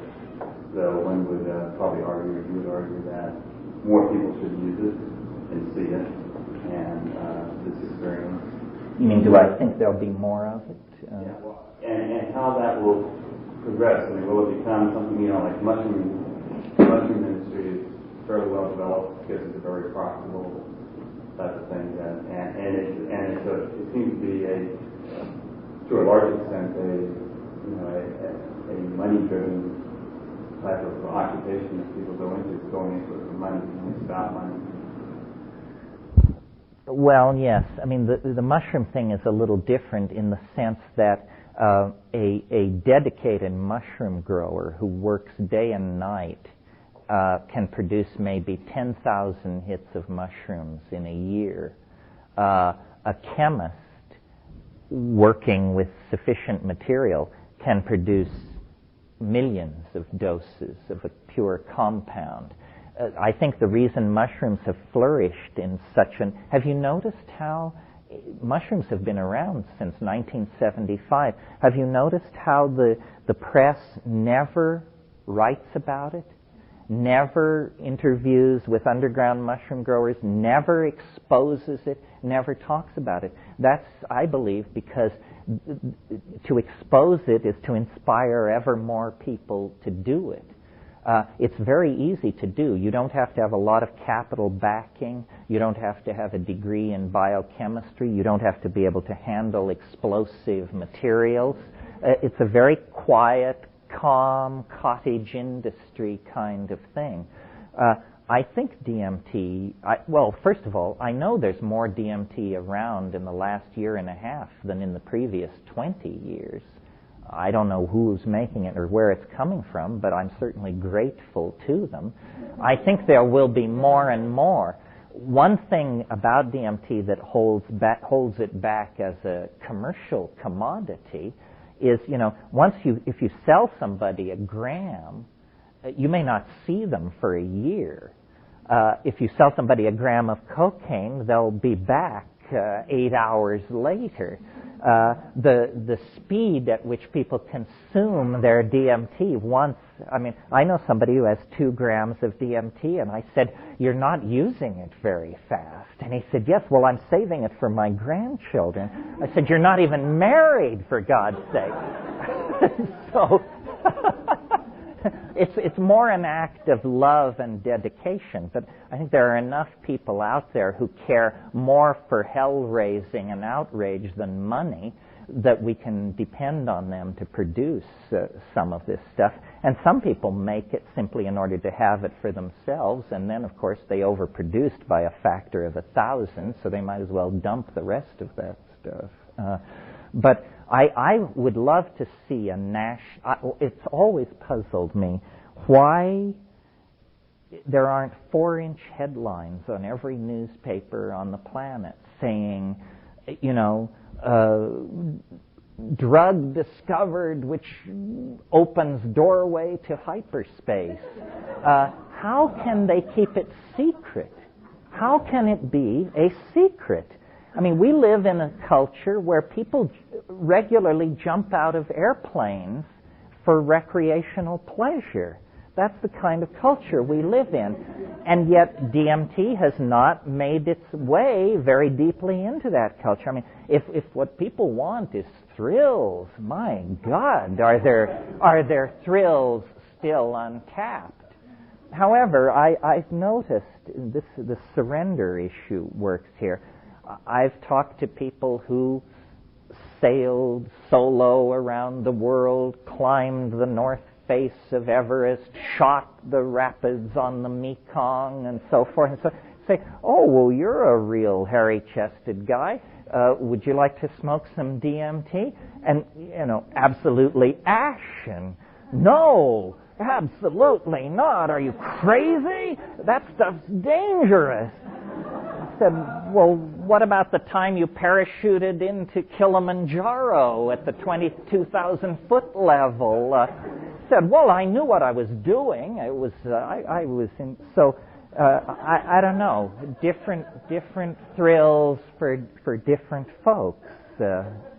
You once mentioned briefly, and I think sort of flippantly, I wonder if there's been any more serious thought on the legalization front, an argument being made that if these compounds are already in your brain. Oh yeah, no, that's a very serious thing. See, here's the legal history of how this all went down. In the middle 60s, it must have been around 67, somebody somewhere jumped out of a window on LSD and managed to kill themselves. Every newspaper in the country, if not the planet, did in-depth, detailed background, maps, how he walked to the balcony, the arrow, the whole thing. And LSD was legal at that time. So then there was a huge hue and cry about how it had to be made illegal. And this was in California. And the California state legislature, with almost no debate, with no professional witnesses, with no scientific evidence placed before them, not only made LSD illegal, they made psilocybin, DMT, ibogaine, and figure this one out, bufotenin was made Schedule 1. Now get this, bufotenin is inactive in human beings. Why was it made Schedule 1? Because 2 weeks before this debate took place, a paper was published suggesting that it might cause hallucinations in human beings. In other words, they just went through the scientific literature, and anything described as a hallucination, hallucinogen, was poured in to this California drug bill. Well, and so then it was passed. Well, then 6 weeks later, somebody jumps out of a window somewhere else. This time, it's not even clear drugs are involved, but the mere suggestion that they might have been involved is enough to create a national debate, and the Congress, rather than hold hearings and adduce scientific evidence, says, just take the California statute and federalize it. And so that was done. So what the consequences of this are is, in the case of a drug, a substance like psilocybin, no scientific evidence has ever been offered to any legislative body saying there was anything wrong with it. It was specifically made illegal simply because it causes hallucinations. No health risk is involved. Nothing was known about psilocybin at that time. So that's the first attack on these laws. They were not properly formulated in the first place. They were not based on reality or social need. Second of all, DMT, it is now subsequently become known, is an ordinary constituent of human metabolism. How can you make possession of this substance illegal when every man, woman, and child on earth is holding? I mean, it's like the ultimate catch-22. We are all criminals, all the time. They don't have to throw pot around your apartment. They can just draw blood from your good right arm, and there's the damning evidence right there. So in the light of all this silliness, it would seem logical, I think, to go back and have a scientific review and a complete revision of the scheduling of these drugs. Look at the scheduling anyway. Schedule 1, what is it? Compounds with absolutely no medical use whatsoever. Cannabis is in there, even though it's the preferred treatment for glaucoma and for chemotherapy to suppress nausea in chemotherapy. Heroin is in there. And then all psychedelics.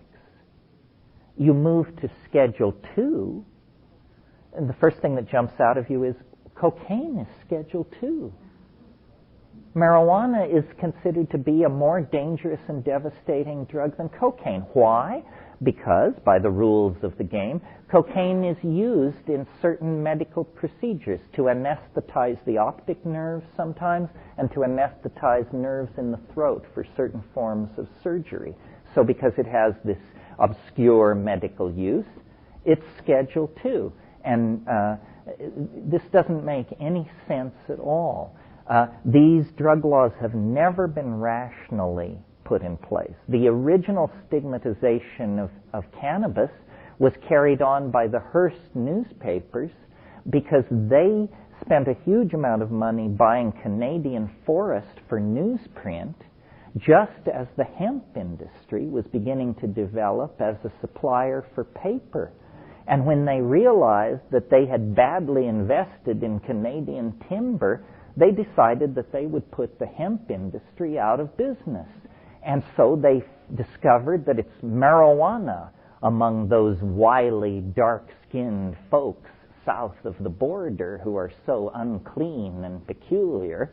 And they began to attach it to a stigmatized racial group and managed to hound it out of existence. This game has never been played fairly. It has always been played to benefit markets, capitalists, and producers.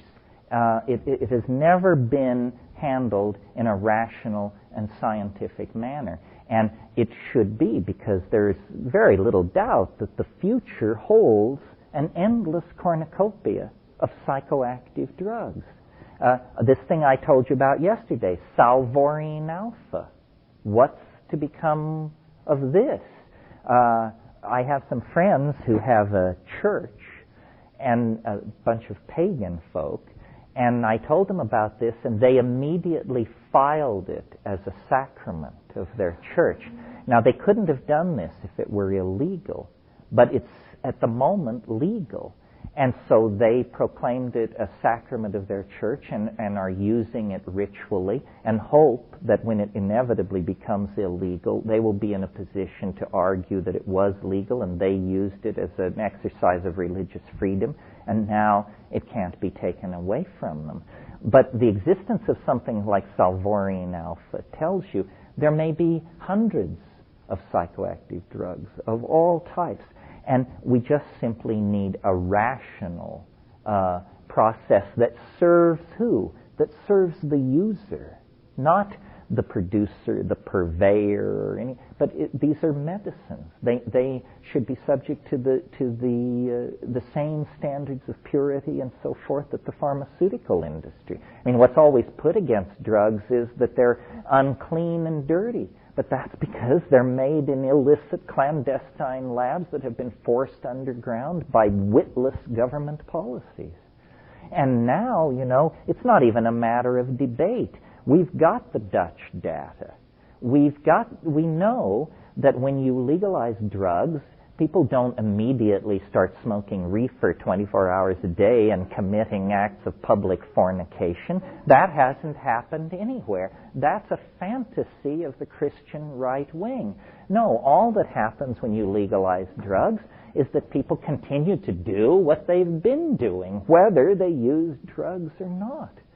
So it's a shell game. And if any of you ever reach positions of policy making or influence on policy making, I hope that you will try to input into this process and rationalize it, because it's one of the great unregulated scams on the planet.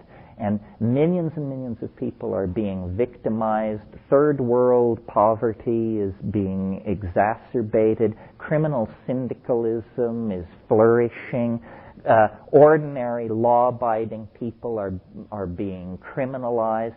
People are being made to feel guilty about simply trying to understand their own spiritual yearnings and their own place in the cosmos.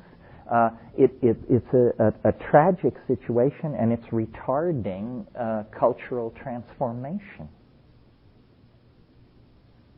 Yeah. Are other countries, besides the Dutch and Holland, are other countries more lax about this than we are? Yeah. Is North America particularly anal retentive on this? Oh, absolutely. I mean, Germany, for example, I've been coming and going from Germany for 7 or 8 years. It's always been loose. I mean, you could always sit in a reasonably sleazy restaurant after dinner and make a spliff and hand it around, and nobody would say anything. But and now the hemp laws have been declared unconstitutional. They're more liberal than I would be in Germany. In other words, they say that you can possess a gram of heroin every 24 hours without legal consequences. That seems to me a little loose. I mean, maybe I've known more junkies than the head of the German Supreme Court, but it seems a little loose. You can possess up to 40 grams of hashish for your own personal use, and you can grow up to 12 plants without stigma. And it's interesting, I was in Germany in May of this year, and this law had just been passed 6 weeks before, and I was staying in Berlin. And Berlin, like San Francisco, has many residential districts that are high, narrow, 3-story houses. You could look down these streets, and there are all these balconies, and just peeking above every balcony were the heads of the allowed 12 cannabis plants per person. And you could see that the entire city of Berlin was just slowly turning green. And while I was there, I saw an interview with the chief of police, and he said, yeah, we love this new cannabis law. I've been able to assign resources to real crime problems, and look at our statistics on how few stolen car deals there have been. And the police are now freed to do what they should be doing, which is maintain public order, not messing around with what people are doing in the confines of their own minds. If it weren't for Europe, I think this situation would be frozen out forever, but we will eventually be humiliated into liberalizing our drug laws. That's all. I had always traveled all over the world, but I'd never really been to Europe till about 8 years ago. And when you go there, you discover what some people say it was de Tocqueville, and some people say Charles de Gaulle, but someone said, America, it's a footnote on European civilization. And you go there and you discover, oh, this is where it all came from. This is where they invented all of this stuff. What peculiarly complicates our situation is Europe is a genuinely secular society. And the concept of a Christian right wing being able to dominate the political agenda of those, it's inconceivable to them. I mean, they have Christian fundamentalists, of course, but it's a curiosity, a testament to their tolerance, not a knife poised at the heart of political dialogue the way it is in this country.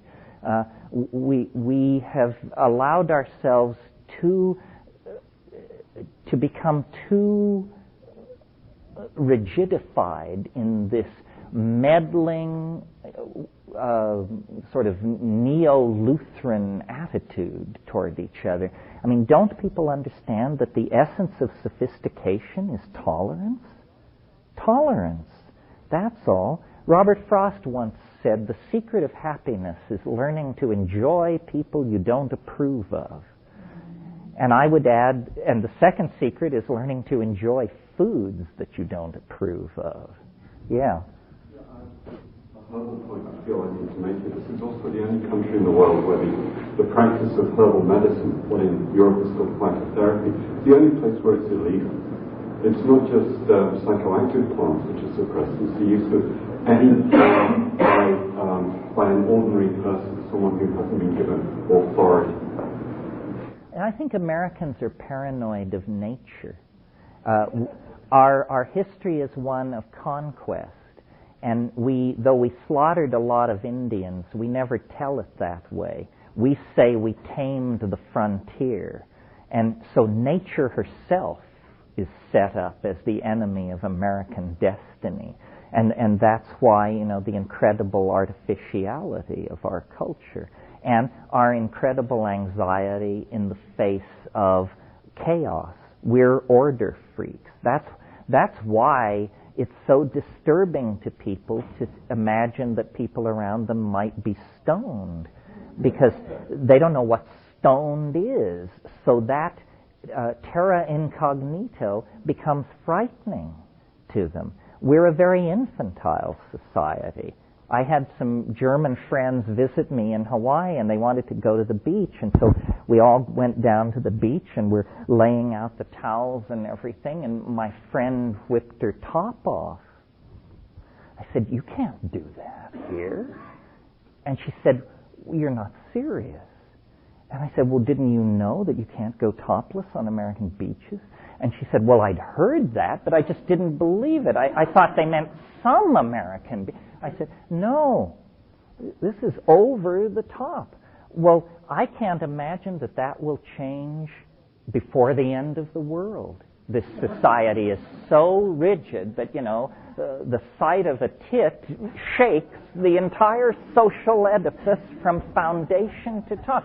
That's how paranoid, how clenched, how fragilely balanced the American enterprise is. It's a craziness. It's a cultural craziness to people who come from outside of it. They can't believe it. And so she put her top on, but just shaking her head, because up to that point she thought it was just sort of like Europe, but exotic and interesting. But suddenly she realized, oh no, these people are cannibals, and best watch what you say and do. Yeah. I was curious if you've ever tried that toad skin thing, and if you're a vegetarian, if you had a problem with that.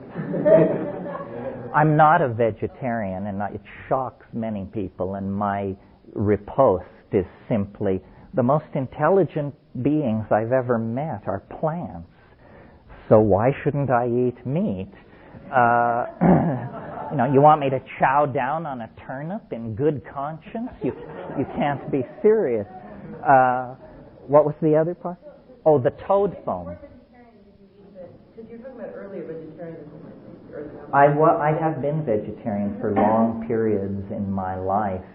Now I sort of follow the hippie philosophy that your body knows what it wants, even if it's a Snicker. The deeper wisdom of the body. As far as toad foam, it isn't toad skin. So we don't have to worry about the fate of the toad is not sacrificed in this process unless your milking technique is excessively vigorous. The substance is 5-methoxy-DMT, and many people like it. I don't prefer it simply because it's just like DMT, except there's no visions. And that's a little like saying it's just like the Philadelphia Philharmonic, only there's no orchestra. But it is a huge tryptamine-like feeling that because it's not been studied, the toxicology of it is not well understood, and I've seen people get pretty uncomfortable with it. I've never seen anybody vomit on DMT. I have seen it repeatedly on 5-MeO. One piece of information about 5-MeO, which don't draw any conclusions, but it's worth knowing, it's fatal to sheep. I mean, if you inject a sheep with 5-methoxy-DMT, they fall down and their little legs shake in the air, and that's all she wrote. Well, we're not sheep, but if you think you might be one, I would suggest that you don't try this stuff. Well, I think we're at the end of the road here. I feel a little guilty that there wasn't more hard botany, but I feel confident that David and Ralph and the other people participating in this course will get this to you. There's a great deal to be learned. There's a great deal of camaraderie among the people who do this work. I think most people who work in this field feel that we're struggling at the frontier of the envelope of human potential, and that great good is potentially here, and that part of the saving of the planet and the saving of humanness involves saving these plants and the shamanic dimensions that they throw open to us. Gaia wishes to communicate, and these are the channels of communication by which she reaches us through and around our own fears and silliness. And to the degree that we can rescue this tradition, save these species, legitimize this research, and carry ourselves deeper into the endless riches of the world of the spirit, to the degree that we do these things, I feel we've advanced the universal project of bringing the good to manifestation. So I wish you all luck in your professions. I hope that you take your chosen field by storm. If any of you need to reach me, come through a friend or through the CIIS front office. David usually knows where I am. If you think I can help you by introducing you to someone or pointing you toward a reference or in any other way, feel free. This is very important work. whether we succeed or fail, it would be tragic not to make the effort, because I think we really align ourselves with the Gaian intent when we bring these things to the community and share them. Thank you very much.